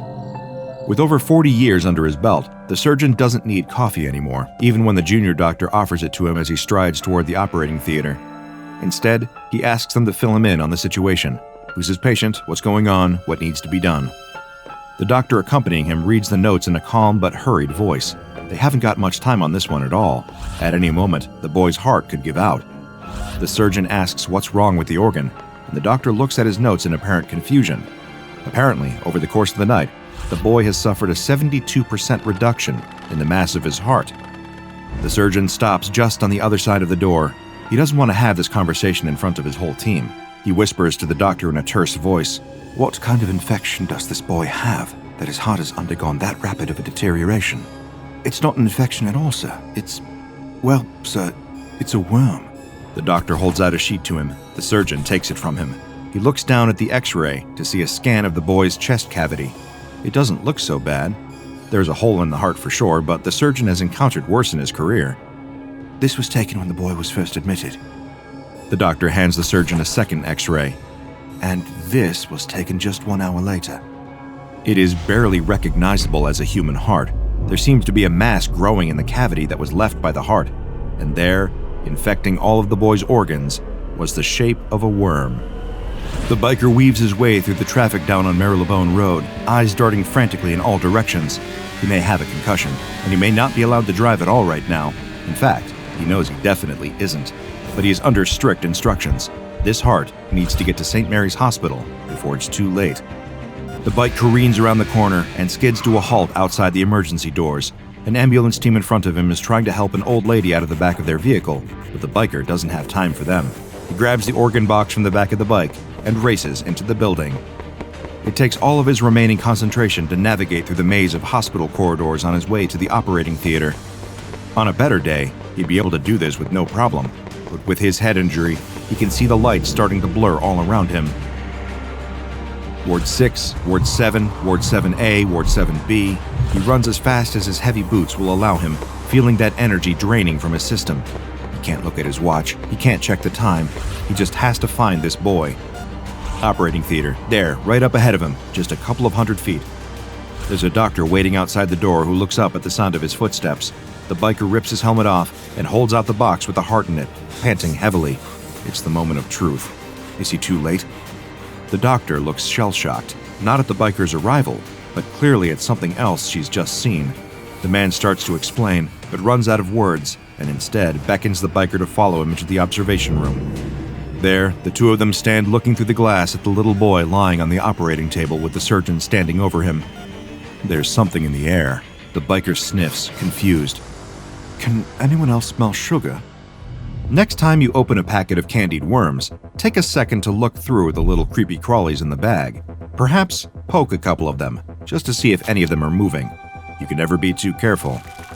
If you had told the parents of that young boy on the night when their son woke up with heart palpitations, telling stories of eating a worm at school, that the only health concerns he would have going forward were mild diabetes and a slightly raised level of blood sugar, I'm sure they would have been thrilled to hear it. You see, SCP-839, commonly referred to within the Foundation as candied worms, is much scarier on the surface than it is underneath. Not only does this SCP resemble your usual candy worm, but its body is actually composed of sugar flavorings and colorings, roughly equivalent to what you would find in most convenience store candy aisles. Each instance even has a small raised bit of writing near the tail specifying which flavor it is. While the origins of these worms are yet to be determined, cases have sprung up across much of the Western world, with higher numbers reported in areas with higher levels of diabetes. There seems to be a parallel between high-sugar diets and the presence of SCP-839. Whether they are of man-made or other origins is yet to be determined. That is not to say that SCP-839 cannot survive outside of human populations. This SCP in the wild primarily feeds on decomposing organic matter and is capable of sustaining itself on a purely vegetarian diet. However, when ingested into the human body, SCP-839 will target specific organs and burrow its way towards them. The organ in question depends on which color candied worm the SCP instance is. For example, the red cherry-flavored candied worms will burrow towards the heart and consume that, while the blue raspberry ones will instead feed on the human's kidney. One would expect the health consequences of this feeding to be severe. However, as the SCP feeds, it will also change its own shape and chemical composition until the worm itself becomes a substitute organ for the one that it is consuming. However, this substitute organ is not a perfect replacement, as other health consequences are derived from its presence. For example, the green apple-flavored SCP-839-3 targets the eye and replaces it with a jelly-green version of the human eye. While this eye is mostly capable of sight, subjects have reported mild hallucinations and blurriness of vision, as well as a greenish tint to how they see the world. Fortunately for the Foundation, SCP-839 reproduces sexually, meaning that individual instances require a partner in order to have offspring. This has made containment of this SCP much more feasible. Though they are a relatively low-priority entity in the broader scope of the Foundation, there are no known cases as of yet of any SCP-839 infections leading to death or serious chronic illness. Therefore, any instances that are captured by the Foundation are sent to storage site 839-1, where they are kept in a glass housing and regularly fed a diet of plant matter each day. Here, their reproductive activity can be closely monitored and controlled based on what research is needed. Those infected with SCP-839 instances can continue to live long and healthy lives, with only minor health complications arising. Therefore, the Foundation is comfortable allowing a reasonable number of cases to go unexamined in the world. So, like I said, for next time you open up a bag of candied worms, maybe just give them a quick poke. You could be saving yourself a trip to the hospital and a lifetime dependence on insulin. The boy and his father have spent the entire morning cleaning out the basement of the boy's grandfather, and the boy is absolutely exhausted. After yet another trip up those rickety cellar steps, the boy collapses onto the old living room couch. He can still hear his father puttering around downstairs, yelping and gasping in surprise every time he finds some memento of his childhood stashed among the debris. The boy sighs in annoyance. He doesn't really know his grandfather, so he doesn't feel any sense of loss as they tear through the boxes and bags in the basement. His father, however, insisted that the boy come along. "It'll be good for us to spend some time together," he said, and the boy suspects that his father is trying to deal with his own guilt about his strained relationship with the boy's grandfather. Perhaps he hopes that a day of father-son bonding is just what they need to make sure that they don't grow apart as his father did with his grandfather. The boy, however, doesn't think that cleaning out a musty old basement should qualify as effective father-son bonding. It's super boring. Worse, it turns out that the boy's deceased grandfather was an absolute hoarder who couldn't throw anything away, so the house is filled with all sorts of worthless garbage. The boy groans. His feet ache from traipsing all those stairs, and his back aches from carrying boxes. He thinks that he deserves a little break. He pulls a small handheld gaming console from the pocket of his hoodie and turns it on. "I'll just play for a couple minutes," he thinks to himself. "Then I'll go and help Dad some more. You won't mind if I take a short break to recover?" The boy is sitting on the battered couch in the living room, playing the latest game on his handheld game console, when his father lurches into the room, carrying a gigantic white plastic box in his arms. "Check it out, sport," says his dad, a wide grin on his face. "Look what I just found in the basement." The boy briefly looks up from his game, resisting the temptation to roll his eyes at his father's annoying enthusiasm. His father is always getting excited for the dumbest things. As for that white box, the boy's never seen anything like it. "It's a Sega Dreamcast," the father says as he sets the white box on the living room floor and starts to untangle the mass of wires protruding from the back of the object. "This was my favorite video game system when I was a kid. I guess your grandfather just couldn't throw it away." "What else is new?" mutters the boy under his breath, but he bites his tongue as he watches his father studiously pick apart the knots in the tangled wires. Obviously, this hunk of junk has big sentimental value for his dad. Reluctantly, he slides off the couch and takes a seat next to his father on the floor, and together, the two of them set up the Dreamcast. "This had all the best games," continues his father. "Soul Calibur, Sega vs. Capcom. Oh, you're gonna love these." After a few minutes, his father has the wires plugged into the television, and the hand controllers ready. He nudges his son in the side with his elbow. "What do you say, champ? You ready to go mano a mano against your old man with some real video games? I'm about to school you in what real games are like, none of this silly, what's it called, Among Us junk like you played today." "It's not called Among Us, Dad," mutters the boy under his breath, but his father is already distracted pulling out old games. His father holds up a CD clamshell and pries it open, revealing a stack of silvery discs. "And look at this, all my old games, too." The boy tries to contain his boredom as his father rattles off a list of his favorite old video games, none of which are familiar to the boy. But eventually, his father reaches one disc that isn't familiar. "Eurythmics?" he says, squinting at the title embossed across the disc. "I don't remember this one. I wonder if your grandfather got it after I moved out." The father pauses as if overcome with emotion. The boy can imagine what his father is thinking. Did his grandfather buy this disc knowing how much his father loved his Dreamcast video games, and hoping that maybe it could serve as a reconciliation present between them. That's exactly the sort of dopey, sentimental thing that his dad would think after spending all morning going through his grandfather's junk and reminiscing about what could have been. It looks like it's some sort of dance game?" prompts the boy, hoping to get his father to focus more on the game than his feelings of nostalgia and loss. "Oh, right, says the father. "I wonder why Grandpa had this when he didn't have a dance mat to connect. Maybe you just have to hit the control buttons in rhythm? He holds it up, the reflective disc shining brightly in the light of the overhead lamp, and the boy stares at the silvery disc in confusion. He's seen pictures of CD-ROM discs before, in old catalogs or even movies, but he's never seen one in real life.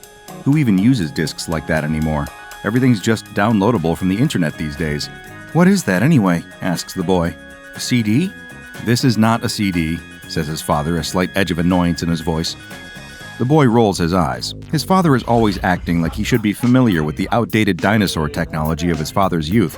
When will his dad learn? Just because this junk was important to his father when he was growing up doesn't mean that it's still important to the next generation. The boy holds his tongue, knowing that his father will probably start to sulk if he's reminded that time marches on, and that he's no longer as hip and with it as he likes to think he is. "It's a GD-ROM," says his father, as if those words are supposed to mean anything to the boy. "It stands for Gigabyte Disk Read-Only Memory." The boy has no clue what that means, and he hopes that his father isn't about to start a lecture on the different kinds of obsolete video game tech that he's suddenly decided are so vitally important for his son to know about. Luckily, his dad doesn't launch into a long-winded talk. He's too curious about what's on this mysterious disk to bother about that now. The father shoves the disk into the Dreamcast and settles down on the floor, gripping the controller with both hands. He's as excited as a kid in a candy store as he waits for the screen to boot up. The boy can't remember the last time that his father has been so eager for anything. But his excitement is short-lived as the first loading screen boots up. A cheerful, happy melody plays from the Dreamcast speakers. The game title, Eurythmics, flashes on screen with options for 1 or 2 players listed below it. The father clicks over to 2 players, nodding for his son to pick up the other controller. The boy does as he's told. He can't imagine that this game is going to be any good. How old is it anyway? It's from when his dad was a kid, so that's all the way back in the 90s. This game might as well be 100 years old for all the boy cares. Immediately when the father chooses 2 players, the screen starts to glitch. The father yells in frustration, throwing his controller to the floor, but the boy sighs in relief. Thank God. At least now he won't have to pretend that this dinosaur game is anything good. "I guess it's busted," says the boy, ready to turn away from the Dreamcast. But his father is insistent. No, it's just warming up. Watch, I'll fix this." He grabs his controller and tries to click on 2 players again. The screen only glitches more. Okay, just give me a minute," says the father. "If this doesn't work, I'll just take the disc out and blow on it. I'm sure that'll work."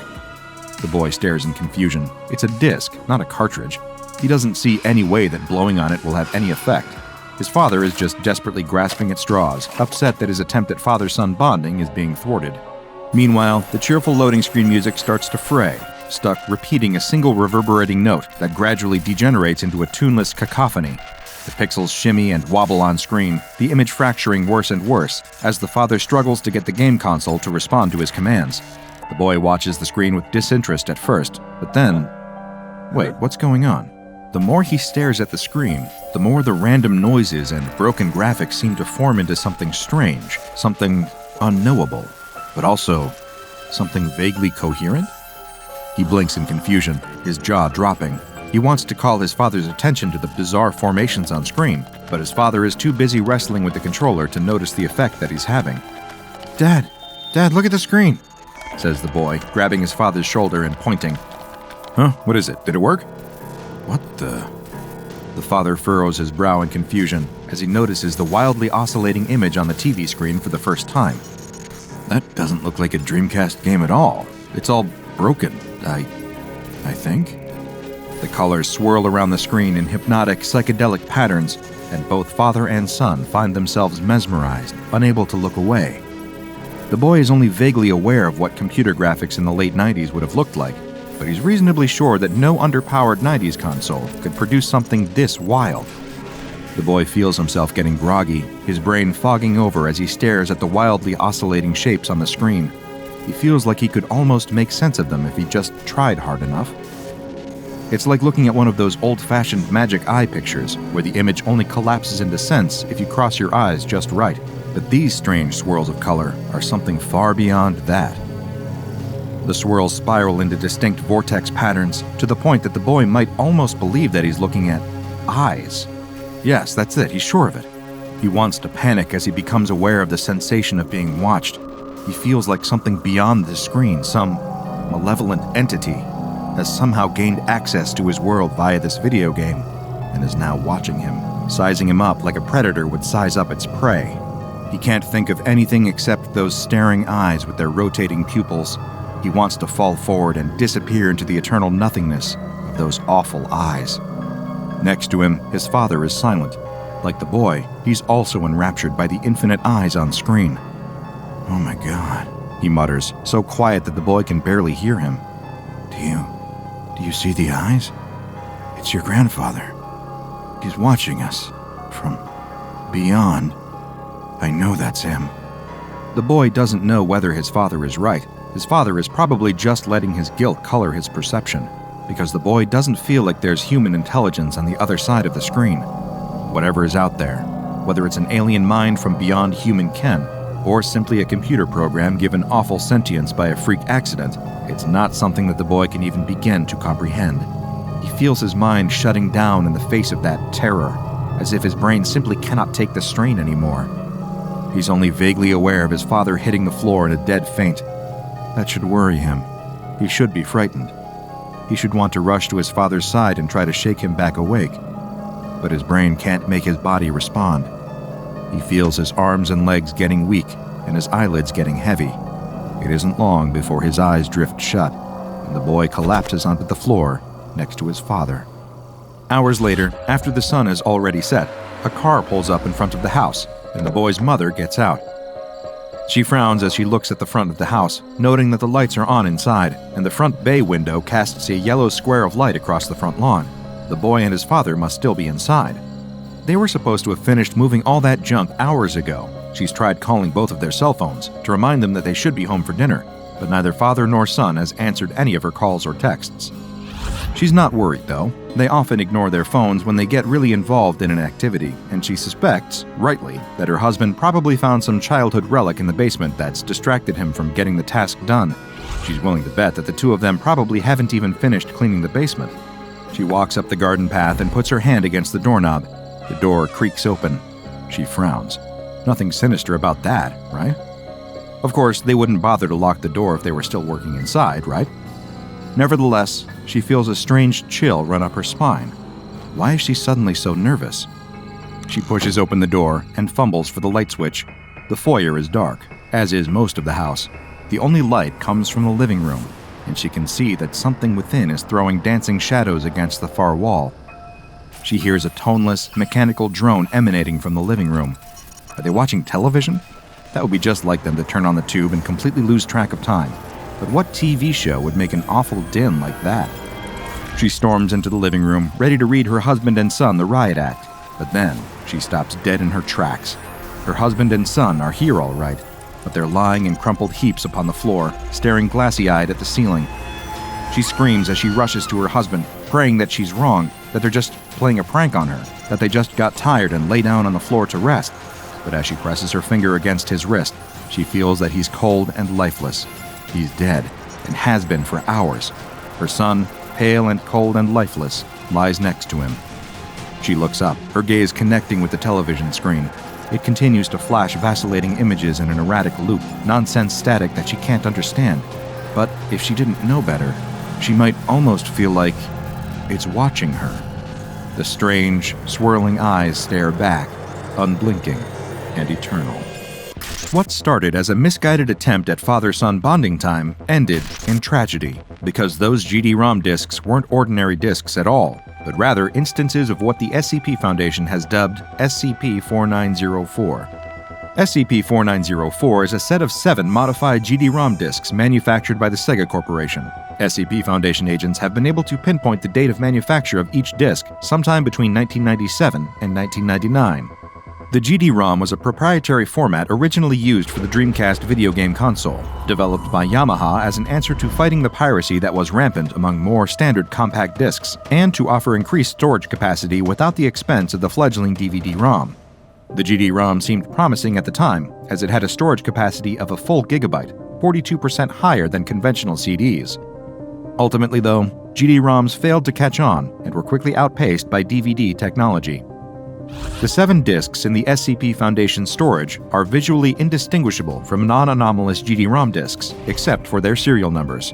The serial numbers give some indication of the mystery behind their origin, revealing that they were created by Sega's enigmatic R&D 0 division during the height of the 90s console wars. It is estimated that R&D 0 produced a total of between 60 and 100 experimental GD-ROM disks similar to those in SCP-4904, but the rest of the production line is currently unaccounted for. Each SCP-4904 GD-ROM contains one Sega video game, including Sonic Adventure, Sega Rally Championship 2, House of the Dead 2, Sega Bass Fishing, Godzilla Generations, Virtua Fighter 3 TB, and an unreleased 3D rhythm game by the name of Eurythmics. But the result when anyone tries to play any of these different games is always the same. When an instance of SCP-4904 is fed into a Dreamcast console, it causes the optical disk drive's reader to move in unpredictable ways, accessing disk data seemingly at random.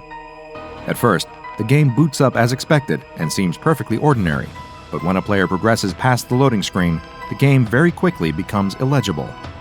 Sprites and assets blend into each other in asymmetrical chunks, maps recursively render onto other maps, and soundtracks transform within seconds into incessant, oscillating noise. A perfunctory glance at the results seems like absolute chaos, but eventually, observers will start to notice patterns within the noise.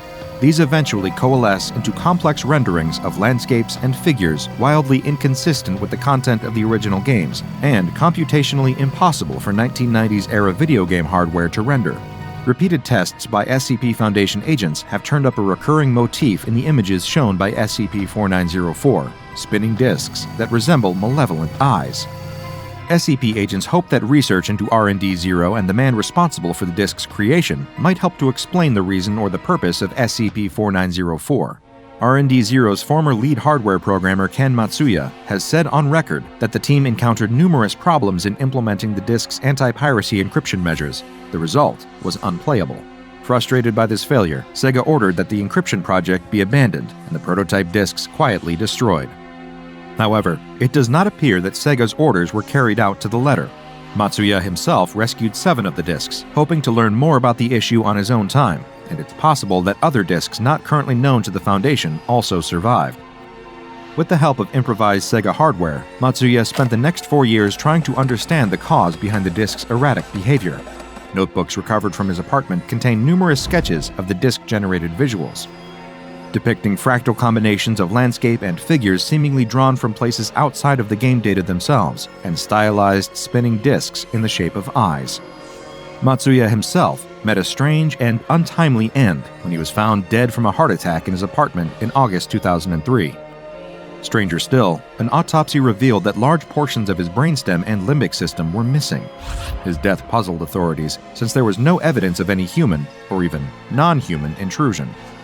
Matsuya had apparently loaded one of the SCP-4904 instances in his possession into his home Dreamcast before his death, because the distinctive psychedelic visuals were playing on his television screen at the time that his body was discovered. Foundation agents suspected that the visuals might have some connection with Matsuya's death, leading to the disk's subsequent classification and containment, but intensive tests on SCP-4904 by Foundation personnel have failed to shed any light on the situation. Both the disk's strange behavior and Matsuya's death remain complete mysteries. Is SCP-4904 a gateway into some other dimension, and its bizarre images a signal from another world? Could it be a message from beyond the veil? Or is it all just due to a simple computer glitch and Matsuya's death just a freak coincidence? Whatever the case, the Foundation is doing its best to uncover the truth. SCP-4904 has been given the object class Safe, but should be stored in conditions comparable to those needed to keep non-anomalous disks viable. All 7 instances of SCP-4904 are kept in a climate-controlled Safe class storage locker at Site-15. Long-term tests lasting over an hour should only be conducted on reinforced, modified hardware to prevent disk deformation or explosion. The boy screams as his body transforms.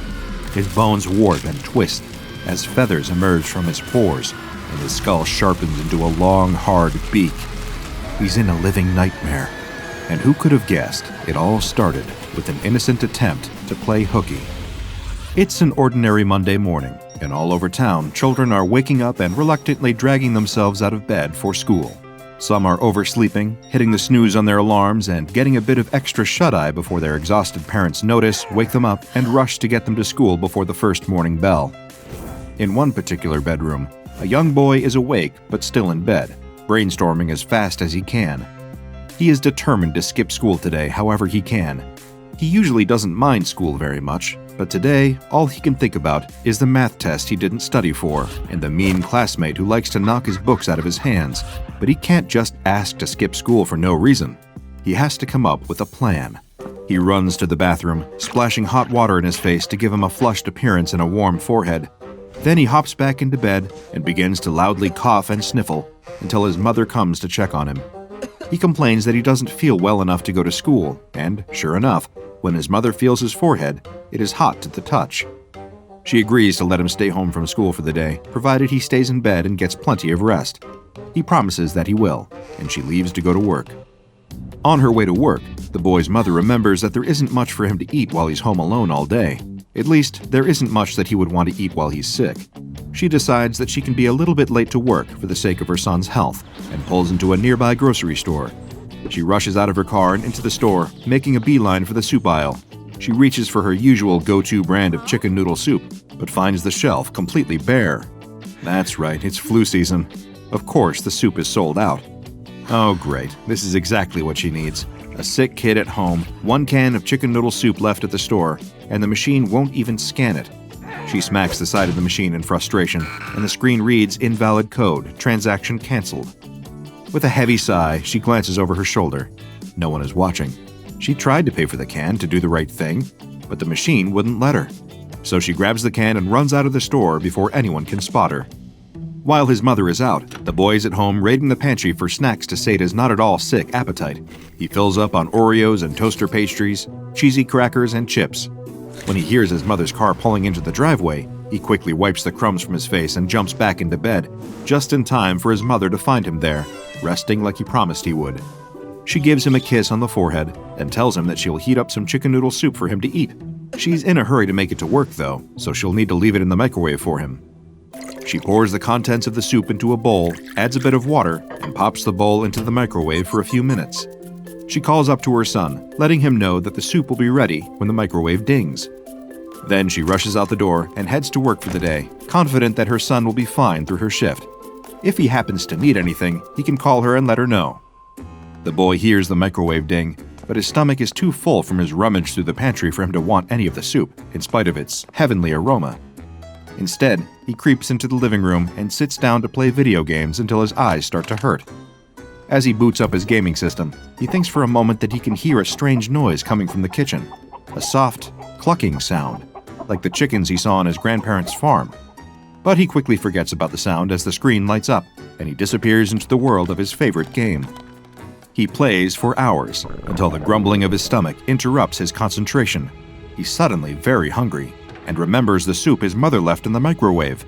It is certainly cold and unappealing by now, but he can just reheat it first. He punches the buttons on the microwave and waits for the soup to be ready. Again, he can hear strange noises coming from the microwave, but he doesn't think anything of it. The microwave dings, and he pulls out the bowl of soup, grabs a spoon, and digs in. A little while later, the boy's mother pulls into the driveway in a panic. She left work early when her phone rang with a call from her son. She answered, asking what was wrong, but he wouldn't answer her. All she could hear on the other end was rustling, heavy breathing, and some pained grunting. Fearing the worst, she drove back as fast as she could, running several red lights along the way. Now she fumbles with her keys as she unlocks the door, terrified of what she will find. She grips her phone in her other hand, thumb hovering over the buttons, ready to dial 911 if the situation calls for it. She pushes the front door open, calling her son's name. He doesn't answer, and her stomach drops. Suddenly, she hears the loud thud of something heavy being knocked to the ground. Something is terribly wrong here, and even though she might find her worst nightmare, she has to face whatever is waiting for her inside. She runs into the kitchen and finds it a mess. The bowl of soup is shattered on the floor, congealed, cold soup pooling on the tile. The kitchen table is turned over on its side. The kitchen chairs are in disarray. But the strangest sight is the dozens of tiny, white, fluffy things on the floor, counters, and furniture. She picks one up for a closer look and finds herself even more confused than before. It's a feather. They're all feathers. She calls her son's name again, praying for a response. This time, she receives one, though not the one she hopes for. She hears the sound of shuffling footsteps up above, followed by a strangled sound like a scream caught in someone's throat. She sprints up the stairs as fast as her legs can carry her, throwing open the door to her son's bedroom. There, she finds him. But this is not the bright-eyed boy that she left behind when she left for work. His arms are covered with a thick layer of white feathers, the same feathers that are beginning to poke through the skin of his face. The top of his head has elongated into a floppy comb of excess skin, the same sort of excess skin that is wobbling below his chin. And his mouth, it doesn't look like a mouth anymore. It's pointed and hard, and his lips click together when he speaks, or rather, clucks. His bare feet are scaly and red, with claws protruding from his toes. He flaps his wings frantically, eyes wide and wild, clucking and running back and forth across the room. When he looks at her, she does not see recognition in his gaze. Her son, her beloved boy, has turned into a chicken. Unable to do anything else, the mother calls an ambulance. At first, the paramedics that arrive on the scene think the call was some sort of elaborate prank, but when they set eyes on the boy, they agree that something truly bizarre is going on. They speed to the hospital with the chicken boy in tow, but sadly are unable to save his life. The mother turns over the can of the mysterious soup to the authorities, who launch a formal investigation. Unfortunately, they are unable to trace the can to any store, nor are they able to verify the existence of the company name on its label. Employees of the grocery store where she found the can insist that they have never seen it in their lives. Several weeks after this incident occurred, the SCP Foundation conducted a raid on a New York office of Marshall, Carter, and Dark. For those of you unfamiliar with the organization, and that is most of the general population by design, Marshall, Carter, and Dark Ltd. is an extremely powerful multinational corporation founded by 3 individuals with those surnames, specializing in the acquisition and sale of anomalous items, entities, and experiences. To put it simply, they run the largest anomalous black market in the world and are the crime bosses of the paranormal world. During this particular raid, SCP Foundation operatives recovered 17 different unusual items. Among the items discovered was a shipping crate recently delivered by the Federal Postal Service from an invalid return address. This crate contained 103 cans of SCP-2057, as well as a copy of a letter written to one of the company's associates. So far, the letter has not been traced to an address. It reads, "Dear Cyrus, Maria has told me of the unfortunate circumstances that have befallen your children. I'd hope to hear about the improvement of their condition soon. As their godfather, I am extremely distressed to hear this. Having experienced a child suffering from the measles myself, I know how terrifying it can be when it seems as if they are getting worse. Recently, we received a shipment of something that I hope can help your family. There is a crate in the storage area marked with Wondertainment, discontinued item. It will not be there long, as it goes to auction next week. I will leave a key under the photo of your family on your desk. Follow the instructions exactly.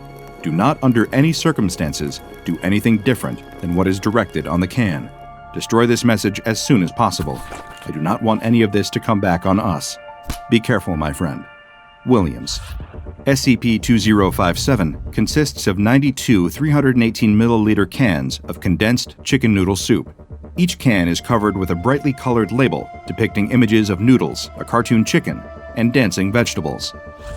In addition to this inviting imagery, each label is emblazoned with the text, "Dr. Wondertainment's Ultralicious Chicken Noodle Soup for Kids." Each can has a pull-top lid for easy opening and is printed with a set of nutrition facts, ingredients, and instructions for heating. The nutrition facts are as follows: calories, 95, fat, 3.17 grams, carbohydrates, 2.2 grams, protein, 13.48 grams, vitamin W, 2 grams, and mother's love, 10 grams. The SCP Foundation attempted to analyze the contents of the soup in order to compare it to the posted nutrition facts. The calories, fat, carbohydrates, and protein were found to be accurately reported. Vitamin W was present in the reported amount as well, though it was not a compound that the Foundation scientists had ever encountered before. Mother's love, as it is an intangible concept, was not able to be identified or measured in the analyzed soup samples. The ingredients are listed as ultralicious chicken stock, enriched Chinese egg noodles, finest cooked chicken breast, farm fresh carrots, crispy crunchy celery, sweet Vidalia onions, no paint thinner, fresh mountain spring water, vitamin W. Contains less than 2% of the following ingredients: a pinch of salt, a smidgen of chicken fat, sprinkle of spice extracted from rare plants, a dash of high-quality unicorn tears. The instructions for heating read, "Hey kids, feeling sick, icky, or downright yucky? Just pop open a can of Dr. Wondertainment's Ultralicious Chicken Noodle Soup for Kids. Place contents of the can in a medium-sized soup pot. Add a can of water, stir, and heat. Watch as the fun begins. Eat hearty, and you'll feel better and ready to play with Dr. Wondertainment toys in no time." All of this is relatively straightforward, give or take a few unusual ingredients. Someone taking only a quick look might mistake a can of this soup for any other chicken noodle soup. However, it does have something that most ordinary canned soup does not: a warning label. Dr. Wondertainment's Ultralicious Chicken Noodle Soup for Kids is intended to be eaten while it is hot to make you feel better in no time at all. Do not consume after it has become cold. Do not reheat. By purchasing from Dr. Wondertainment, you agree to not hold Dr. Wondertainment or any of Dr. Wondertainment's affiliates accountable for injuries or damages incurred by your product. Thank you for purchasing from Dr. Wondertainment. So what exactly is in a can of Dr. Wondertainment's Ultralicious Chicken Noodle Soup for Kids? Well, when the SCP Foundation first opened a can to take a look, they found that it was filled with condensed chicken broth and a mass of egg noodles shaped like an egg. When water was added and the contents of the can were heated to a temperature of 70 degrees Celsius, the noodle-based egg hatched. Inside was a small domesticated chicken made up of egg noodles, carrot, celery, onion, and cooked chicken breast. For simplicity's sake, this chicken noodle soup chicken is referred to as SCP-2057-1. As the Foundation researchers continued to heat the broth to a higher temperature, SCP-2057-1 began to move around, make audible chirping sounds, and eat the broth. As it ate, it grew larger and larger until it reached a mass of 85 grams and resembled a miniature adult chicken. At a temperature between 35 and 70 degrees Celsius, SCP-2057-1 behaved much like an ordinary chicken. It continued to behave normally even as it was consumed or cut apart, apparently feeling no pain or awareness of its situation. Dissection of SCP-2057-1 revealed that its insides were made up of soup ingredients, including celery and onion bones, cooked chicken breast muscles, carrot beak and legs, and chicken broth blood. When SCP-2057-1's temperature dropped below 35 degrees Celsius, it stopped moving and collapsed into the soup. At a temperature below 20 degrees Celsius, it became congealed and unappetizing. With these observations completed, the Foundation then attempted to measure the effects of this unusual chicken soup on a person that ingested it. When test subjects were fed samples of the soup at a temperature between 35 and 70 degrees Celsius, they had a very positive experience. The soup's taste was described as excellent, delicious, and homey. Though the meal caused a bit of psychological distress due to the soup chicken's realistic appearance and behavior, it improved every test subject's physical well-being. This eventually applied to test subjects with a case of influenza, measles, or the common cold. Following consumption of SCP-2057, each subject with a diagnosed illness of this kind reported immediate relief from their symptoms, including fever, aches and pains, cough, and congestion. With this positive, if a bit disturbing, effect documented, the Foundation next set out to determine what would happen if they let the soup get cold before it was eaten. Test subjects served this version of the soup had a far worse experience, describing the taste of their meal as bland, disgusting, and repulsive. 67% of the test subjects experienced cramps, chills, and diarrhea following their consumption of the soup, and 62% found themselves making involuntary clucking noises, as well as experiencing a strong aversion to poultry products. Again, several test subjects were deliberately selected based on their cases of influenza, measles, and the common cold. These test subjects immediately began to develop troubling symptoms, including the growth of pin feathers on their forearms, loosened excess skin on their heads and under their chins, a change in their ability to walk normally, and distressing hallucinations of being hung upside down by the ankles. Following these 2 rounds of testing, the research team decided to see why exactly the warning label advised against reheating the soup. D-Class 45782 was selected as the test subject for this particular experiment and was instructed to reheat a bowl of cooled SCP-2057-1 in a microwave on high for 2 minutes and 30 seconds. Then, he was to consume the reheated soup and report his experience to a camera placed in the room with him. As instructed, D-45782 microwaved the bowl of soup. As it heated in the microwave, it emitted unintelligible vocalizations in a deep voice. After removing the bowl from the microwave, D-45782 noted that it was gelatinous-looking, with blackened burnt bits around the edges. He took 3 bites of the disgusting, hot and cold at the same time mixture before spitting it out onto the floor and refusing to eat another bite. 15 minutes after tasting the reheated soup, D-45872 began to exhibit significant distress, clucking angrily into the camera. 5 minutes later, D-45872 became more difficult to understand, clucks and other chicken-like vocalizations making up most of his attempted speech. He began scratching vigorously at his arms to the point of drawing blood. Loose skin could be seen gathering on the top of his head and under his neck. 6 minutes later, D-45872 had lost the ability to speak. Large white pin feathers had sprouted from his arms, covering the skin, and smaller white feathers were beginning to sprout from his face. After 16 more minutes passed, D-45872 began attacking other objects in the room, attempting to destroy the microwave, knocking the bowl of soup to the floor, and flipping over a table and chair. He had grown feathers over 67% of his skin, and his face had begun to change drastically. His nasal area was elongated and hardened, joining with his lower jaw in an appendage resembling a bird's beak. His upper lip had disappeared into his nasal cavity. Only 5 minutes later, D-45872 suddenly stopped moving and collapsed to the floor, dead. Following D-45872's death, an autopsy was performed. These were the findings. Autopsy revealed D-45782's cause of death was due to extreme and sudden physical change of internal organs, resulting in shock and cardiac arrest. 93% of the subject's skin was covered in feathers.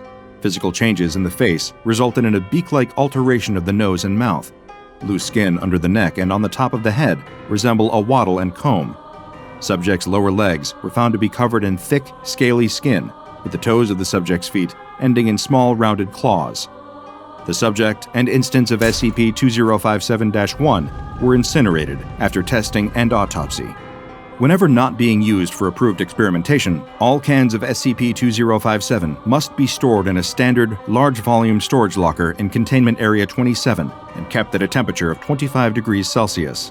Because SCP-2057 is in limited supply, all experiments must first be approved by at least 2 personnel with 2-1103 clearance, as well as receiving the go-ahead from Dr. Applegate.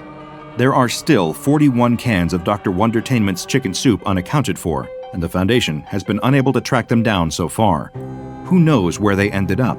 Maybe at another office of Marshall Carter and Dark. Or maybe, just maybe, one made its way onto the shelves at your local grocery store. Best to be careful out there. When you're feeling sick, hungry, or in need of a little pick-me-up, there's nothing quite like a steaming hot bowl of chicken noodle soup. Just make sure to read the label carefully and always follow the printed instructions. If you ignore them, you might just find that your chickens have come home to roost. After all, as the saying goes, you are what you eat. The Switchblade's knife glints in the dark, and the bully holding it runs through the arcade, screaming in terror. The kid watches, shocked by the insanity unfolding, as 20 tiny, vicious gorillas chase the knife-wielding bully as tears streak his face. This situation defies all explanation, unless you know about SCP-3092. Let's go back to the beginning. The kid almost trips over his laces as his chucks hammer against the sidewalk. The headphones for his Walkman bounce against his neck as the wind rushes past. Heaving in as much air as he can, the kid runs through town, looking desperately this way and that for any grown-ups he recognizes. No one. Just strangers with thick mustaches and perms chatting outside Blockbuster and Walden Books, totally oblivious to the fact that he's running for his life. The kid cocks an ear, and sure enough, he hears that all-too-familiar rolling, clattering sound coming after him. The skateboards are catching up. A few insults catch on the wind and float across to him. Four Eyes, Earthworm, and a good few names that he doesn't want to repeat. Apparently their town used to have a good Native American community. That's why his parents had moved here. But nowadays, it's It seems to just be white faces all around him. From what the bullies are shouting as they chase him, and the total apathy of the grown-ups on the sidewalks at the words, it's no wonder everyone else moved away. A rock hits the back of his head, almost knocking his glasses off. The sound of the tiny wheels roars louder and louder with every block. He needs to find an escape, and fast. Home's way too far away. His parents aren't expecting him home until nightfall. He needs a spot to lay low. The arcade? It's closed today, but the owner told him where the spare key is. He could go there, but he needs to lose them first. His lungs are burning, and his legs are starting to give up on him. Ice! The kid sees it too late and steps straight onto a patch of it. His Converse slides out from under him and flings his limbs this way and that, trying desperately to stay on his feet as he skids across the ice. His momentum throws him forward, and he sticks out another foot, catching himself back on the sidewalk. Perfect. He turns just in time to see the 4 bullies on their skateboards hitting the patch and going flying. They land in a heap together, groaning and scuffling, trying to get back up. Now's his chance. The kid shoots off down an alleyway, loops back around the block, turns up a side street, and arrives at the arcade without having looked back once. He snatches the key from under the gutter and looks around the quiet street. Nobody there, thank goodness. He darts through the door and locks it behind him with trembling fingers. Tears flood his eyes as he lets his forehead rest against the door. Every damn day, it's more of the same. Why can't he just have some peace? Why can't he just be normal? The kid stands there crying for a long time. He can't tell his parents what's going on. They've got enough of their own problems. He tried to tell his teachers, but at lunch, he overheard them laughing and joking about it all between themselves. It just sometimes feels like no one's on his side. The kid takes a deep breath and rubs the moisture out of his eyes. That's enough. If he keeps thinking about it all day, it's only going to feel worse. He's on his own now. He's safe.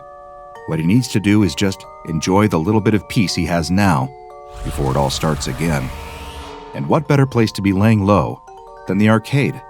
He hits the lights. Pinball, claw machines, and arcade cabinets all light up and start playing over one another. Air hockey, basketball hoops, and foosball all beep at him invitingly. He can't help but let a smile spread across his face. He walks across the carpet looking this way and that at Frogger, Pac-Man, Galaga, Donkey Kong. So many choices, so many choices. He hops on the counter and hits the side of the cash register. It pops open, revealing trays stacked full of quarters. Mr. Burns, the guy who owns the place, told him he's allowed to let himself in and use the money in the register to play whenever he wants, on the house. As the kid scoops a handful out of the drawer, he realizes he might not be totally on his own in this town after all. Pac-Man beeps into life as soon as the quarters fall into the slot. He grabs the joystick and stares intently at the screen, darting this way and that through the maze, munching. Try as they might, the 4 ghosts just can't catch him. The kid grins. All that time running from 4 bullies wasn't quite for nothing, was it? But after a couple of levels, he gets bored. He always plays Pac-Man, so much so that he's memorized his route through the first few levels. Kinda takes the fun out of things a bit. He lets the ghosts around him and watches Pac-Man swirl away into nothing. Frogger isn't much better. He never really clicked with this one for some reason, just felt too stop-start. He lets the frog get run over and stands back, letting out a sigh. Is there anything in here he hasn't touched yet? Wait, what's that? In the corner of the room, there's a new machine, still half covered in a sheet. It hasn't even been plugged into the wall yet. The kid skips over to it and bends down to hook it up. There. He stands back, takes hold of the sheet, and pulls as dramatically as he can. It billows and unfurls to reveal a claw machine. Oh. It's just another claw machine. Black Tie Toys is written on the side in classic 80s lettering, just under 2 meters tall or so. Nothing to make it stand out from the other cabinets in here. But not only does it look boring, it doesn't have anything he wants inside. Just a bunch of plushy gorillas. Not exactly a brand new cabinet, but worth a shot anyway. The kid slots a coin in and cracks his knuckles. Here goes nothing. The claw swings to life at the slightest touch of the joystick. These things are normally rigged, so he's not exactly expecting much from it. May as well just drop the claw here. All the toys in this one are the same anyway. No way. It's caught onto one of the gorilla's feet, lifting the toy up as it dangles upside down. It swings precariously this way and that as the claw guides it over to the hole. It's a defective toy with a bit of stitching loose on its shoulder, but he couldn't care less. The thrill of getting one first time. The toy drops into the chute and thumps to the bottom, just behind the little door. The kid punches the air and yells in triumph. He did it, first try. He bends down and reaches out into the little flap, just as the flap opens by itself. He freezes as a little toy gorilla opens the door for himself and hops out onto the carpet. The kid yelps and jumps backwards, tripping over his feet. Somewhere in that chute, between falling in and popping out, this little toy had, well, it had come alive. The little gorilla does the same as the kid, leaping backwards defensively. It raises two soft fists with surprisingly dexterous fingers and looks the kid up and down warily. It orders the kid in a stern, militaristic voice to identify himself. The kid's jaw drops open. It can speak? The little plushy gorilla's voice is gruff, but high-pitched enough to match his size. He barely comes up to the kid's knee. The gorilla asks him if he's friendly. The kid nods quickly. The gorilla's eyes narrow. What's your favorite fruit? The gorilla asks. Bananas. Phew. The gorilla says, dropping his fists. You never can be too careful. The kid dusts himself off and climbs to his feet. The gorilla deftly scales the side of the claw machine and hangs off it, surveying the arcade. The kid asks his name, which seems to stump the little toy. It picks at the loose stitching on his shoulder. The kid suggests calling him Stitches. The gorilla salutes at the sound of his new name. All right, kid, what's the operation? Give me the sit rep. Operation? Sit rep? The kid stands there, nonplussed for a moment. Well, they're in an arcade. Stitches nods sagely, taking the intel on board. And they have to stay here until nightfall. The little gorilla has already swung himself up on top of the machine to get a better view of strategic locations. And where are the hostiles? The kid hesitates. Stitches looks down at him knowingly. An unspoken understanding passes between them. They could be attacked at any moment. The pair of them take a walk around the room, the kid explaining the situation. 4 bullies, 3 entrances, front door, alley door, and a window. No back rooms or hallways, those are all locked. The gorilla takes a candy cane from behind the counter and sticks it in the side of his mouth like a cigar. He doesn't seem to be able to chew it or even suck on it. He is just a toy after all. But the kid feels like he can't really point that out. He has no idea how fragile his comrade's ego is. Look, I can't actually taste it, okay? I can only see, hear, and touch. I'm insecure about it. Leave me alone. We haven't got much time anyway, the gorilla says. We've got to prepare our defenses. The two of them go to work, Stitches barking orders at the kid as they ready themselves for the bully's arrival. The kid asks Stitches what exactly their aim is. The plushie looks at the kid like it's a trick question. Total domination, absolute victory, annihilation, a butchering. The kid straightens, suddenly feeling very unsure about all of this. He tells Stitches that he doesn't want to kill anyone or anything like that. Kill? The little gorilla falls backwards off the coin machine in surprise. Kill? No. What's wrong with you? Of course not. We're gonna tickle, bamboozle, inconvenience, and bonk. Where those things fit within the confines of the Geneva Convention, of course. Bang, bang, bang! The hammering fists on the door are so loud that it shakes on its hinges. They've barely had 10 minutes to get ready. That's not fair. The kid can see the shadows of feet blocking the streetlight. His knees go weak almost straight away at the sound of their cat calling through the cracks. They've found him. He could make a break for the alley door. If he's quiet enough, he could... But it's too late. As he looks at the fire escape, he can see another pair of legs blocking his exit. No point jumping out of the window. They'd see him straight away and have him blocked off from both sides. He looks down at his squishy little companion. They have no choice. It's time for guerrilla warfare.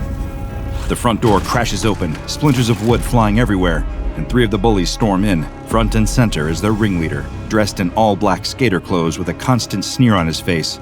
He must easily be a good foot taller than the kid, but even he looks small standing in between the twins. Hulking, egg-shaped boys with no hair on their heads or glints in their eyes. The banging noise behind the kid tells him that the 4th bully is trying to kick his way through the alley door. They don't have time to deal with that now. The twins are storming over to him like a pair of freight trains. His legs are really shaking now. He needs to move, but Stitches is gone. That loyal gorilla had been at his side just a moment ago, but as soon as trouble arrived, he disappeared. Just like they always do. The twins are nearly upon him now.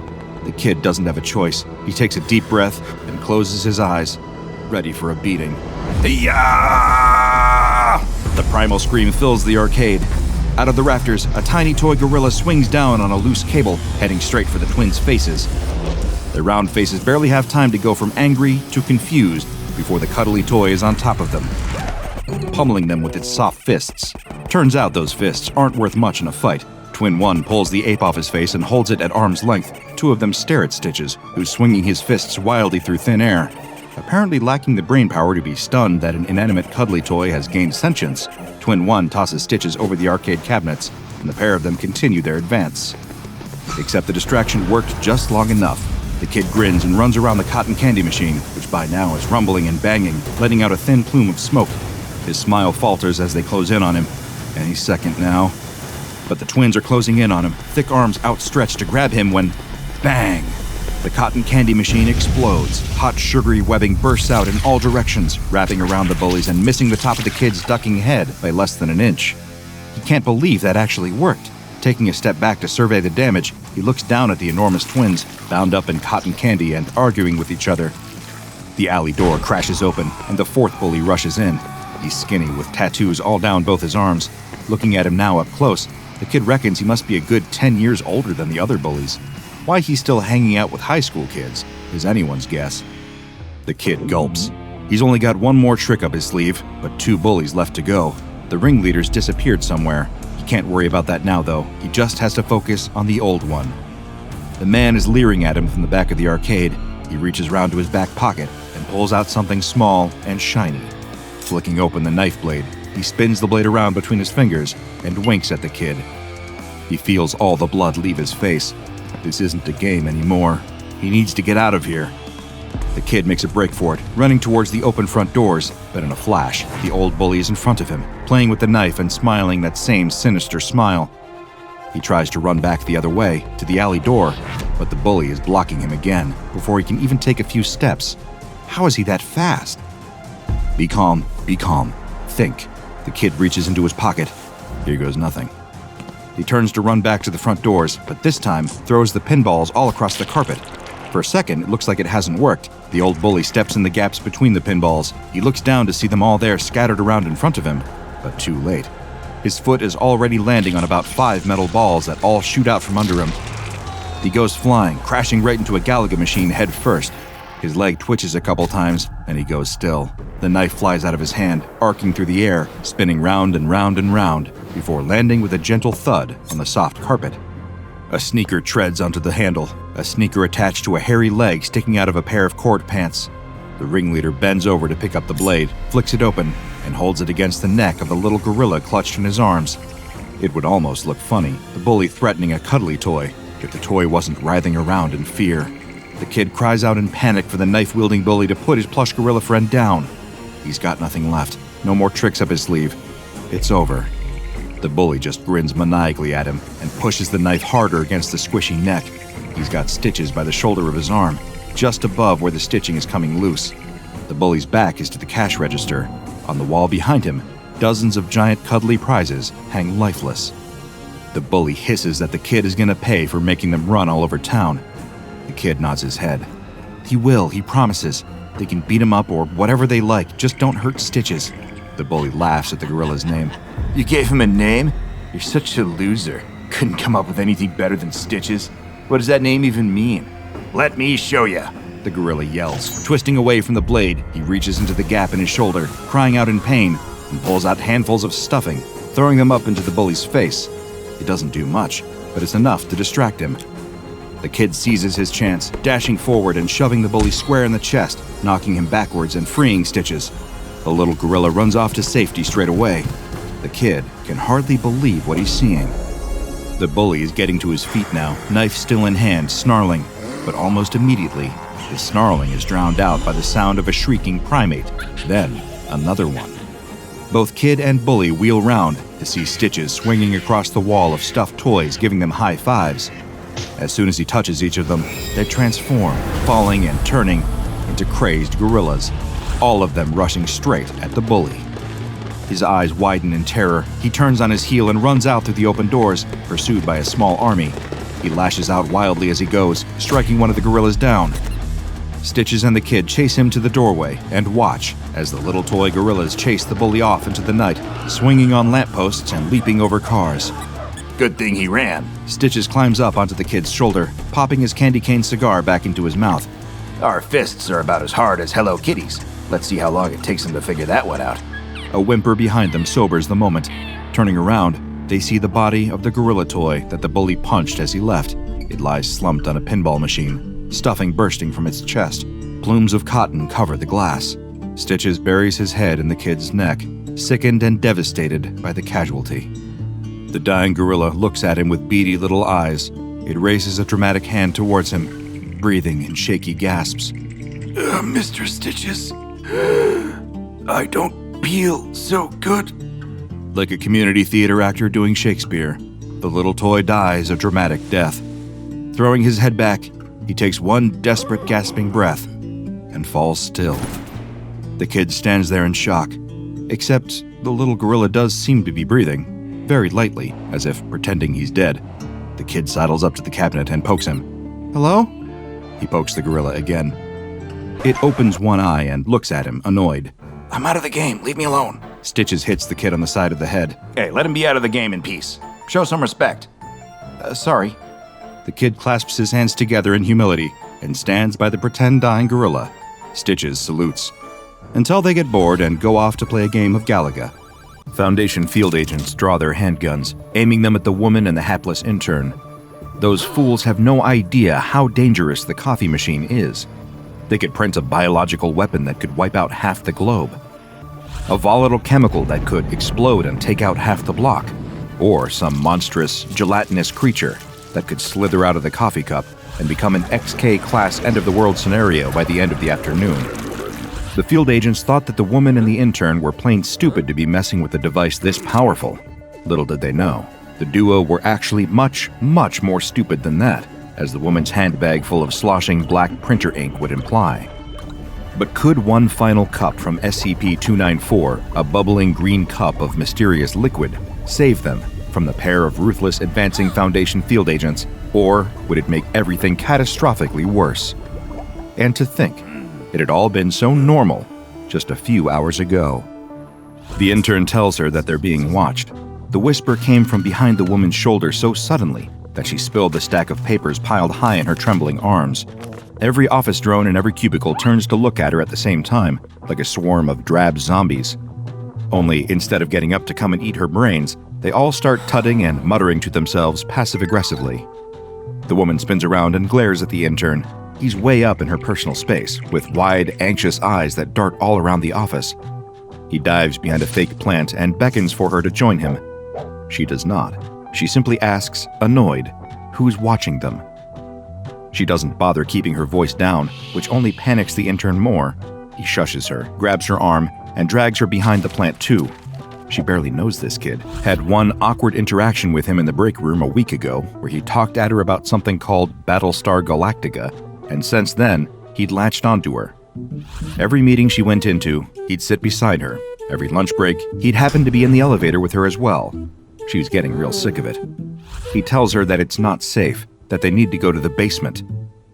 He said the word basement like it was some kind of government classified secret. She has absolutely no desire to go down there with him, but annoyingly, she has to go down there to mail a letter. The woman stands and turns to the room at large.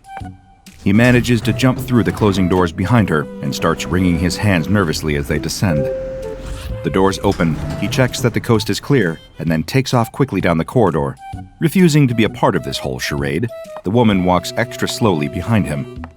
The basement's dusty. No one ever really comes down here anymore. All it is one long corridor with the elevator on one side with some emergency stairs, and a coffee machine on the other. Halfway along, there's a trash can and a mail chute. That's it. It seems like the cleaners don't even really bother with this part of the office.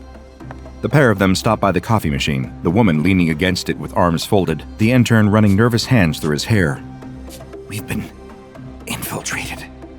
The woman laughs at how seriously this kid is taking his little conspiracy.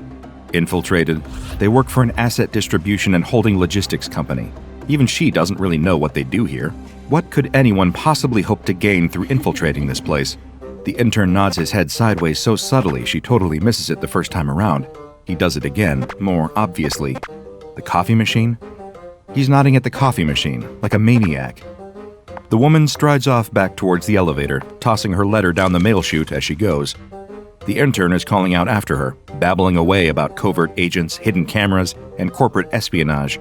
She just lets him talk as she hits the button to call the elevator. In a desperate attempt, he seems to change tack, asking her if he can get her a drink from the machine. She laughs. There isn't a drink in the world that will convince her to entertain this conversation. The elevator arrives. The doors slide open. The intern says that there has to be something. The woman looks back at the intern. For some reason, he looks genuinely serious in his offer. She lets a dry smile spread across her face. She asks for lemonade, freshly pressed, homemade, from her hometown in Arizona. 2 spoonfuls of sugar, ice, and a sprig of mint. But to her surprise, as she steps into the elevator, the intern seems to take the whole set of instructions in his stride, punching them into a keypad on the coffee machine. The woman hits the button for her floor just as the drink starts pouring out of the machine into a paper cup. That's strange. It does look like lemonade from here. A sprig of mint drops into it as the doors start closing. The intern snatches up the cup and rushes across to her, but he's too far away. The doors are closing. The woman jams a foot in the door, and they open back up again. The panting intern stands in front of her, holding out the cup. Large ice cubes, a light fizz, and a sprig of mint. No way. She takes a sip, and a wave of nostalgia washes over her. Memories of childhood summers, of a world happier and brighter than this one, full of laughter, joy, and beauty, where grass tickled between her toes, the summer breeze gently cooled her back, and the sun lit up the world before her with warmth and hope. The woman looks up at the intern, surprise on her face. That is, without question, hand-pressed lemonade from her hometown in Arizona. How had he done that? Did that coffee machine really stock lemonade? She marches over to it and stares at the machine, taking in all the details. For all intents and purposes, it looked like any other coffee machine. It's just a regular old silver and black box that you'd find in dreary offices across America. Except, actually, there is something strange about it. It has a keyboard. Not just a number pad, but a full-size QWERTY keyboard with an enter key right there. The screen simply says, "Enter your order now." The intern is at her shoulder, still glancing nervously back along the corridor. No one's here. Yet.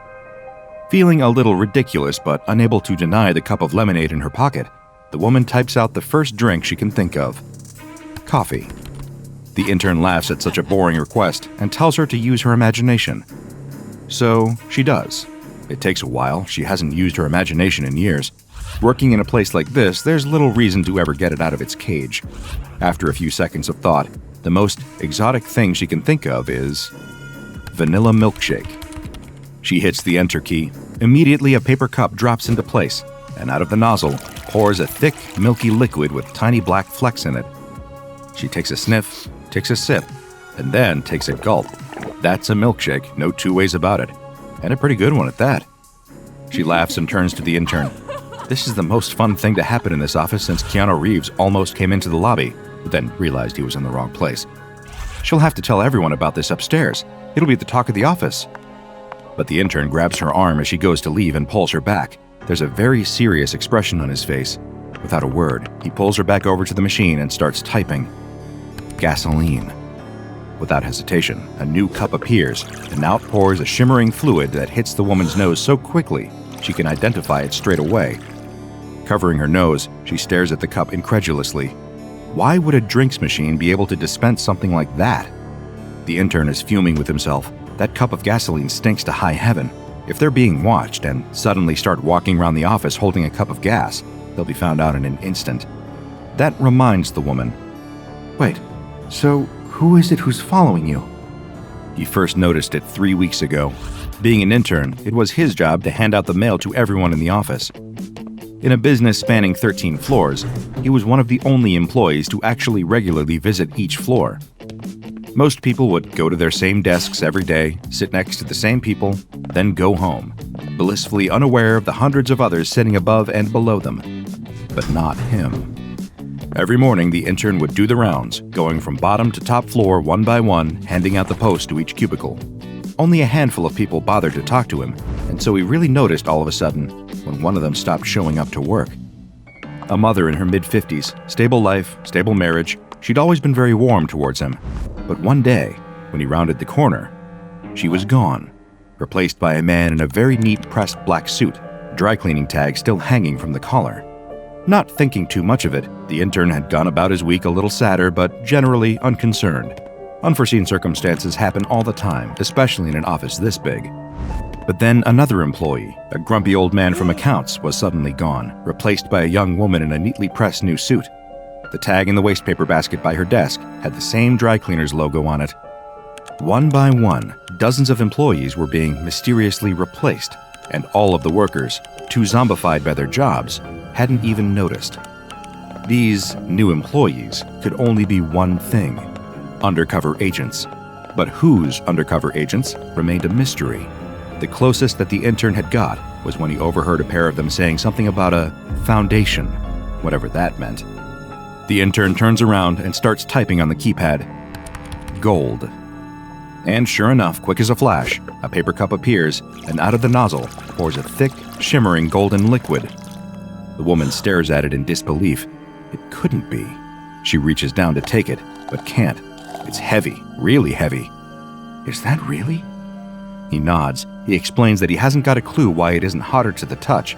It doesn't feel any hotter than a cup of coffee would, or indeed how it doesn't destroy the cup since it's just a regular paper one. But he'd taken it home, poured it into a cake tin, where it solidified into a brick. The jewelers in town took a look at it for him the next day and confirmed that it was the real thing. 24-karat gold, 1 paper cup worth. The woman takes the cup and types the word in again, hitting enter. Another cup of liquid gold pours out. She does it again, and again. But on the 6th time she hits enter, nothing happens. No error message, nothing.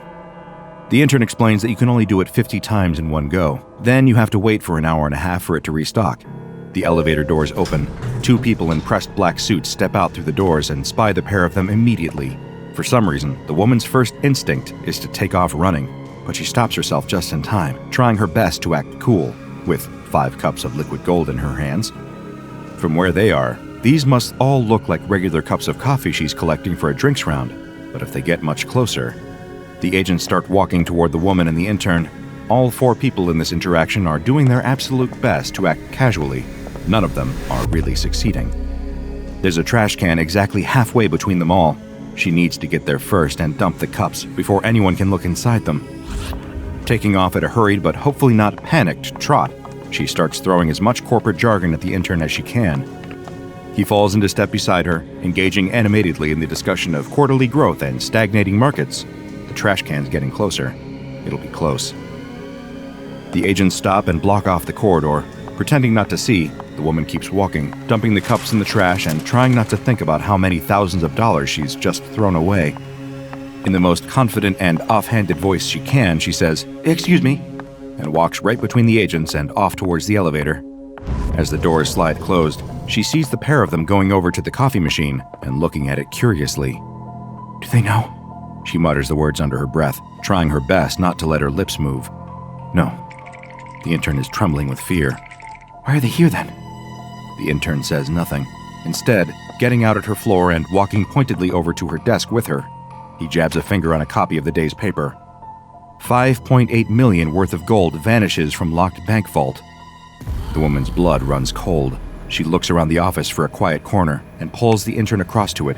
So the machine wasn't just making gold from thin air. It was transmuting it from some other location. How much had the intern been stealing? He doesn't answer the question, instead just looking more and more nervous. In just 20 minutes during her lunch break, she had become an accomplice in the largest bank heist her city had seen in living memory, all while standing by a coffee machine. The nerves start to hit her in earnest now. Her eyes dart around the office, looking from face to face. There are a lot of pressed black suits around, a lot of eyes subtly looking back in her direction. She goes to sit at her desk. An hour passes as slowly as molasses. Her nerves build. Another hour. The intern appears at her desk suddenly and tells her the worst possible thing she could hear. He hasn't just been taking gold. Her head whips around to face him. He can't be saying all of this right here. They're being watched. Anything valuable I could think of that you can have in liquid form. Diamonds don't work. I've tried, but anything liquid. The problem is, it's all clearly come from somewhere. Banks, government facilities, research stations. They must have triangulated that everything going missing has happened near here. She hushes him as quickly as she can, but it's too late. From the subtle movements that employees across the office are making, it's clear that they're onto them. She needs to come up with a plan fast. What can she do? What can she do? She looks this way and that. Only one thing sticks out to her. A little red switch on the wall. She punches the fire alarm, and in an instant, the alarm blares throughout the building. Sprinklers blast her with cold, stinking water, and people all across the floor cry out in surprise. The assistant to the regional manager gets up and begins conducting the fire procedure with his usual enthusiasm, to the groans of all the employees. In the chaos, the woman grabs her handbag along with the intern's arm and rushes him down the stairs. They push their way through the swarm of drab suits, apologizing the whole way. If anyone follows them here, they'll be breaking cover. Should buy them a moment to... The woman kicks open a side door and drags the intern after her. It's quiet down here. They'll take the back route to the basement. It should be empty down there. She hasn't got the heart to tell the intern that she doesn't have a plan, she's just winging it. Glancing over her shoulder, she spies a couple of faces peering at her through the door they'd just come through. It's the agents that had seen them at the coffee machine earlier. They'll need to be quick. Running down the flight of stairs to the basement, the woman and the intern rush over to the machine, panting hard. She orders him to put in as many orders as he can. The intern looks baffled. What does she mean? She tells him to get as much value as he can carry, preferably something that you can pour into a handbag without it burning through. He struggles to think of anything. He can't do gold, it would be too hot when it left the cup, too heavy. He has an idea and starts typing furiously. Cup after cup pours out of the machine, and he puts paper lids on them and he dumps them into her bag. It looks black at first, but there's a slight shimmer to it. Printer ink. It's the most valuable liquid per liter in the world. He saw it on TikTok. But how in the world were they supposed to sell it? But the woman guesses she'll have to worry about that later. The door at the far side of the corridor has opened. Out step the two agents. What are you two doing down here? The fire alarm's going off. The agents drop the facade and draw pistols from beneath their suit jackets. The coffee's that good down here, huh? They don't smile with their joke. The intern tugs at her sleeves. She brushes him off. Not now, she needs to think. It's great. Wow, what a comeback from her. Turns out she's not so hot under pressure. A cup appears in her hand. The intern has shoved it there. She glances down. It's a clear, slightly green liquid, shimmering a little too much in the light. He nods at her. I would drink that if I were you. The agent raises his gun, his partner following suit. Here goes nothing. She slams the drink back in one gulp and raises her arms in the air. Both agents stop dead, aiming down their barrels, ready to fire. But the woman suddenly feels an enormous sense of calm washing over her. Agents Jones and Hilton, I would kindly ask that you lower your weapons. My name is Professor Kane. I have clearance level 5 and am in charge of this operation. The agents both doubt themselves all of a sudden. The name Kane is ringing bells in both of their minds. You don't look much like Professor Kane. Charming. That's because I've been off on maternity leave for the previous few weeks. Childcare will bring out the gray hairs like nothing else. Agent Wilkins and I are taking this opportunity to conduct first-hand research on the nature of this particular SCP, and I would kindly request you give us the time and space to conduct our research. Research, I might add, that neither of you have the clearance to be a part of. The two agents look sheepish. They glance at each other, then holster their weapons. With mumbled apologies, they hesitantly make their way back towards the back stairs. As soon as the door closes, the woman swivels round and looks at the intern. What on earth had he given her? The machine answers her question. 1 cup of knowledge of the entire secret operation. They grin at each other, the intern taking a sip of a matching drink for himself. The knowledge entered both of their minds. They had 5 minutes to get everything they could from the machine before those 2 SCP Foundation field agents realized what was happening. The intern looks concerned. How are they going to get all that gold out of here? How are they going to get out of here? The woman grins, pours herself a cup of gold, and tosses it down the mail chute. I reckon that looks big enough for the both of us, don't you? A young researcher is thrown against the wall so hard that his spine breaks. A man turned into a scarecrow. A woman unmoored from gravity. A man losing a vital component of his brain. All these poisoned prizes can be yours if you have your hands on a certain special object. The thief is confused, to say the least, at the sight before him. It isn't exactly what he has been expecting to find on his travel to the Forgotten Cave. The strange object is displayed on an altar, with a beam emanating from somewhere above, shining a bright column of moonlight onto it. This must be the treasure that he was sent here for. But what was this strange treasure? He's still aching all over from his long journey, many days and nights spent crossing the desert just to reach his destination. All around the cavern are precious stones and gold coins, jewelry and riches beyond the thief's wildest dreams, and it's all his for the taking, just as long as he fulfills his promise to the strange, decrepit old man he met at the entrance of the cave. The thief steps closer to the altar and examines the object the old man told him to recover. Upon hearing the word lamp, the thief had been picturing an ornate oil jug with a handle and spout, not this thing. The thief had never seen an object quite like it. It's a tall, thin neck that winds upwards from a flat, circular base. The top looks like the hem of a dress, but far smaller and made from green glass. It's a lamp, all right, but not as this thief would know it. He lifts it up to get a closer look and notices something, an empty space beneath the stained glass lampshade. It looks like there's a part missing. Nearby, he comes across another curiosity, a rounded, almost perfect sphere of glass with an elongated protrusion terminating in a metal connector. It seems like it would be the perfect fit for the vacant port on the lamp.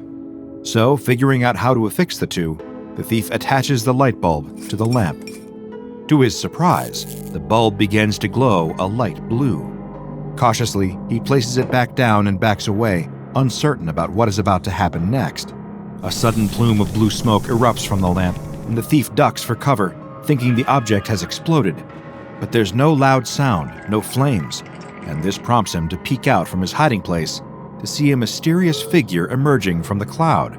It looks to be an older man, hovering above the ground, not legs, but a tail of the same smoke as the rest of his body.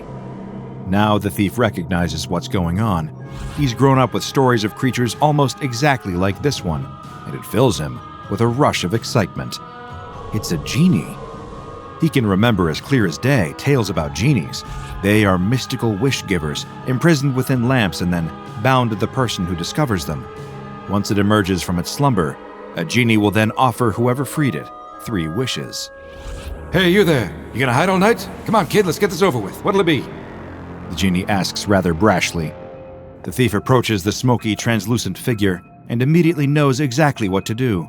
He's already thought of exactly what to ask for, the wish that can free him from his life of stealing and poverty. "Genie, I wish for you to make me rich," he says. As soon as he's finished his sentence, the genie vanishes, leaving the thief confused. Surely he still had another 2 wishes. He's startled as the light bulb he had affixed to the lamp suddenly explodes, for real this time, with a spark and a shower of small glass shards. Before the thief can so much as call for the genie to return and demand that it explain itself, he feels a sickly churning in his stomach. Something is very, very wrong. After a few short moments of violent and painful sickness, the thief lays dead on the floor of the cavern. If one from a more advanced period of history were to examine him, they'd find the thief's body exposed to an extremely large overdose of vitamin C, enough to kill him.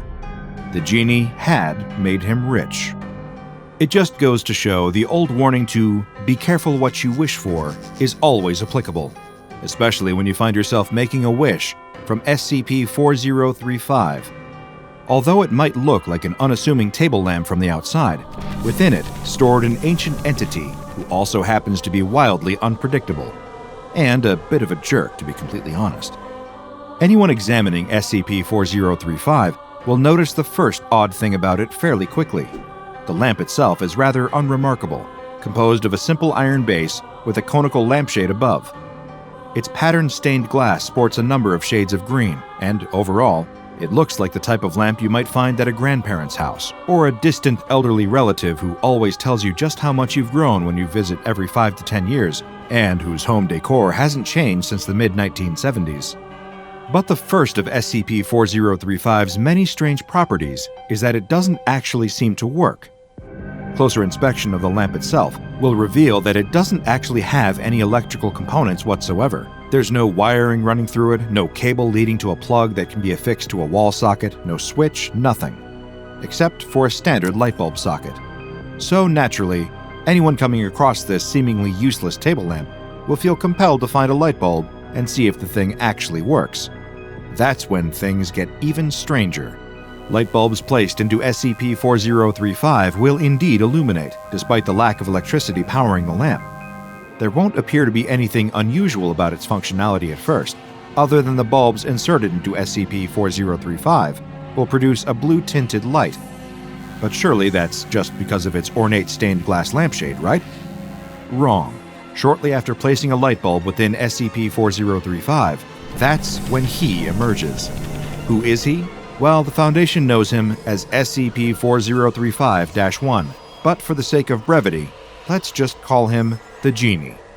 Emerging from the lamp will be an entity that seems to be gaseous in its composition, lacking a tangible, physical form, and instead appearing to be incorporeal, almost like a ghost, or a man made of vapors.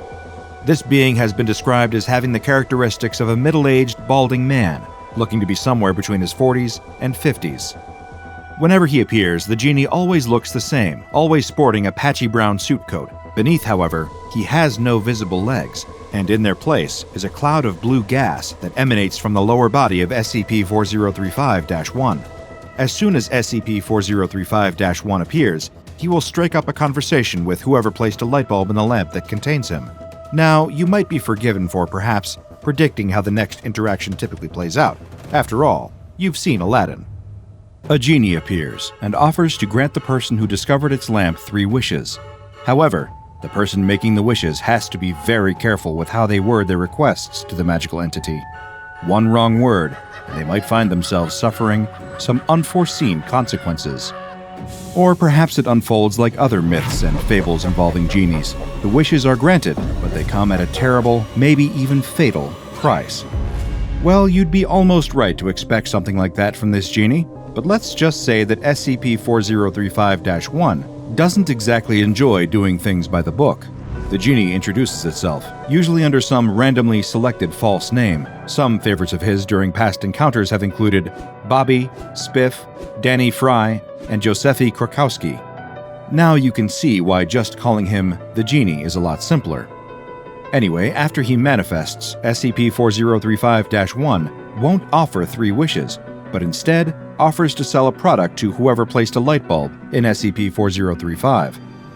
Attempts to ask the Genie to elaborate on the product being offered are usually met with an evasive response and little detail being revealed. Once the person or subject talking to SCP-4035-1 responds, the Genie then, in effect, grants their wish. They can just be trying to converse with the entity, but it will regard even a completely unrelated verbal response as an answer. The subjects typically receive a biological modification or other anomalous ability that directly relates to what they said to the Genie, and we do mean directly. Once again, you might be forgiven for expecting that being granted supernatural powers by a magical genie would be a fun experience. After all, who doesn't want anomalous abilities? But be warned, the abilities SCP-4035-1 hands out usually fit the description of lackluster and disappointing. Why?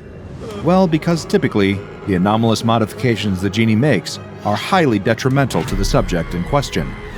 You see, SCP-4035-1 has a habit of taking things extremely literally, almost to a pedantic extent, intentionally misinterpreting and leaving any who accidentally make a wish with it harmful changes to their minds and bodies. And like most genies from mythology, this one doesn't undo the wishes that it grants. After bestowing someone with abilities that usually leave them in agony or distress, the genie disappears back into SCP-4035, causing the light bulb inside to violently explode. Should someone attempt to replace it and get the genie to reverse whatever horrific change it has made, its voice will emanate from the lamp and yell, Sorry, kid, no refunds. But how bad could these abilities possibly be? Well, to find out the answer, you only have to take a look at a select few of the numerous tests the SCP Foundation has done involving SCP-4035.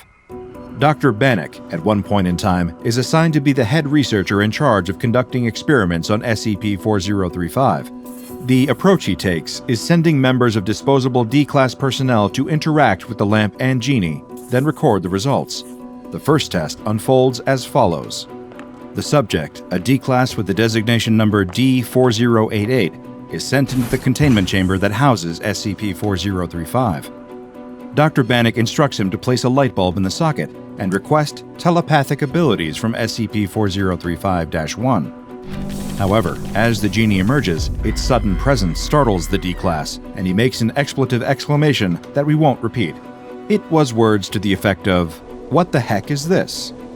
As a result, the Genie grants D4088 an ability that relates to the sentence he said. And to call it particularly unpleasant might be something of an understatement.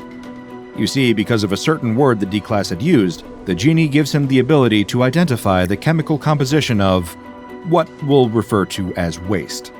The fact that he can even identify what kind of creature said waste comes from does little to make D4088 happy with his newfound power. Dr. Bannock is forced to refine his experimentation strategy following this bungled first attempt. In the lead-up to the second test, he informs the next D-Class candidate of what exactly they will be facing when they enter the chamber, so as not to be caught by surprise at the sight of the Genie. As a result, the second D-Class subject repeats the process of activating SCP-4035 and calmly repeats the request for telepathic abilities that he's been told to ask for. I'd like to be able to read minds.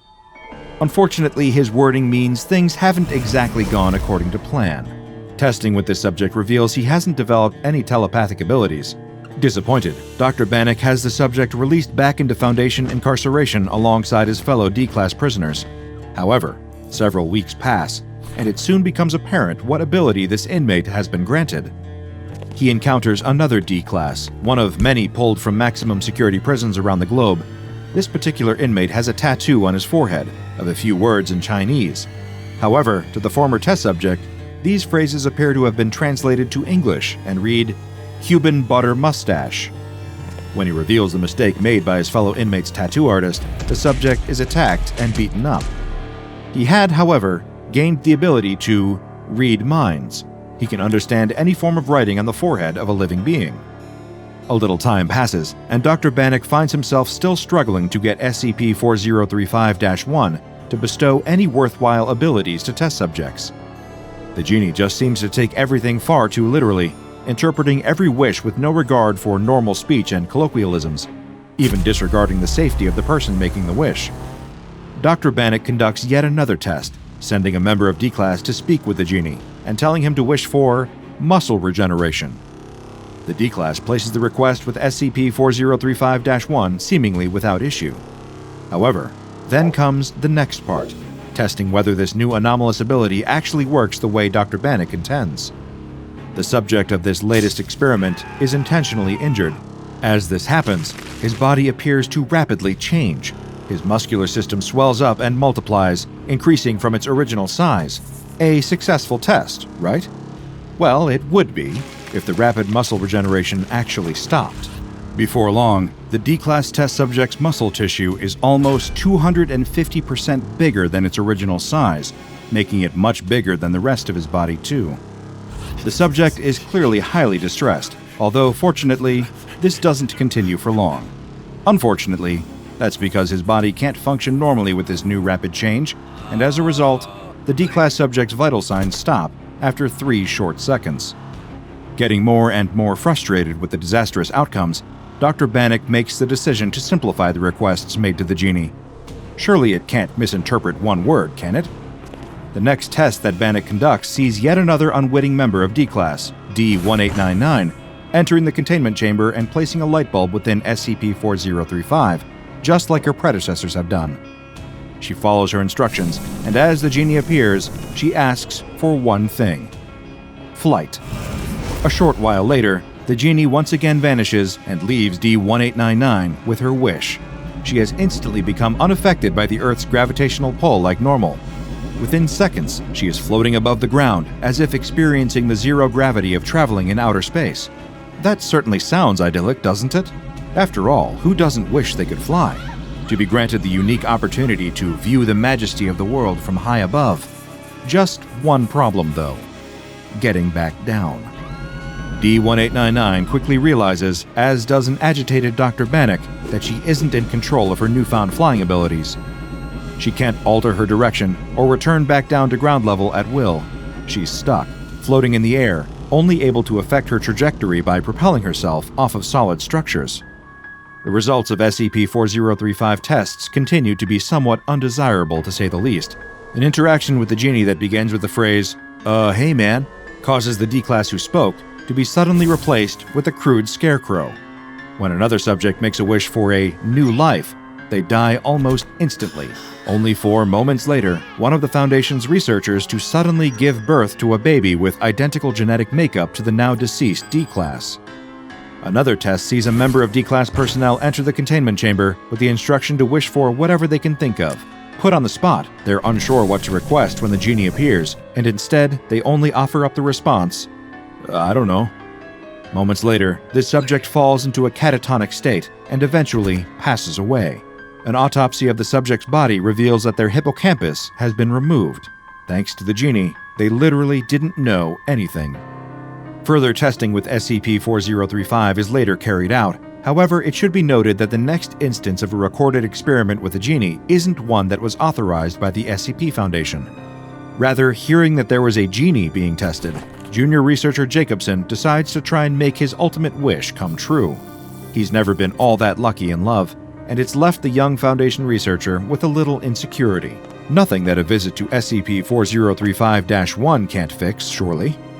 Despite not being authorized to use SCP-4035, junior researcher Jacobson approaches the lamp within its containment chamber. He then repeats the process to make SCP-4035-1 appear, and then requests that the genie grant his wish. Make me more attractive? In an ideal world, this scenario wraps up with junior researcher Jacobson becoming more handsome by conventional standards, perhaps even improving his sense of insecurity as a result. But by now, you can probably guess, that isn't what happens at all. Instead, being as literal as ever, the genie grants the young researcher's wish and makes him more attractive. Seconds later, as soon as the genie has demanifested, Jacobson is suddenly flung across the containment chamber and smacked sharply against the solid wall. The sheer force of the impact gives the junior researcher a severe spinal fracture. Of course, this catches the attention of Foundation security, who bring junior researcher Jacobson to the on-site medical center. There, he is given a full analysis, and this reveals the extent of just how attractive the genie has made him. Junior researcher Jacobson's epidermis, his outer layer of skin, has been given properties similar to that of a high-powered magnet. He has been magnetically attracted to the metallic walls of the containment chamber, resulting in a spinal injury that would claim his life only 2 hours later. The extensive testing with SCP-4035 is still ongoing, and as a result, the Foundation sees it fit to keep a large supply of light bulbs near the lamp's containment chamber. Dr. Bannock's research seems to indicate that while a person is in close proximity with SCP-4035, they are more likely to suffer a sudden and inexplicable speech problem. For example, the most common of these are parapraxis, commonly known as a Freudian slip, or ankyloglossia, which is a condition wherein the skin joining a person's tongue to the bottom of their mouth is shorter than usual, and this affects normal tongue movement, sometimes being called a tongue tie. Being closer to SCP-4035-1 increases the chances of suffering some form of unintended speech mistake by 68% when talking to the genie. To cut a long story short, the genie doesn't just intentionally and obtusely interpret everything literally, but also directly affects how clear a person will be while making their wish. As for exactly where SCP-4035 comes from, there's little information available. Some theories suggest it might well be an actual mythological genie who is just tired of spending so many centuries in the business of granting wishes for mortals. After all, imagine you get trapped in a desk lamp for all eternity and have to magically fulfill the requests of anyone that comes across you. Living through that for so long is liable to make a genie bitter and petty. Then again, perhaps the genie isn't even really a genuine genie. It doesn't inhabit an oil lamp, but instead a broken table lamp. And instead of granting wishes in the way they're intended, it misinterprets and takes things too literally, leaving the poor fools who thought they'd be blessed with supernatural powers to deal with the consequences. But perhaps that's the point. If nothing else, the genie residing in SCP-4035 serves as a reminder of that important lesson: to be careful what you wish for. In any case, if we were going looking for a genie, we'd take the friendly Robin Williams type over this pedantic jerk any day. Check out the DrBob Patreon and become a junior researcher today. Now go and watch another entry from the files of DrBob, like SCP-150, Body Stealing Parasite, Ship of Theseus.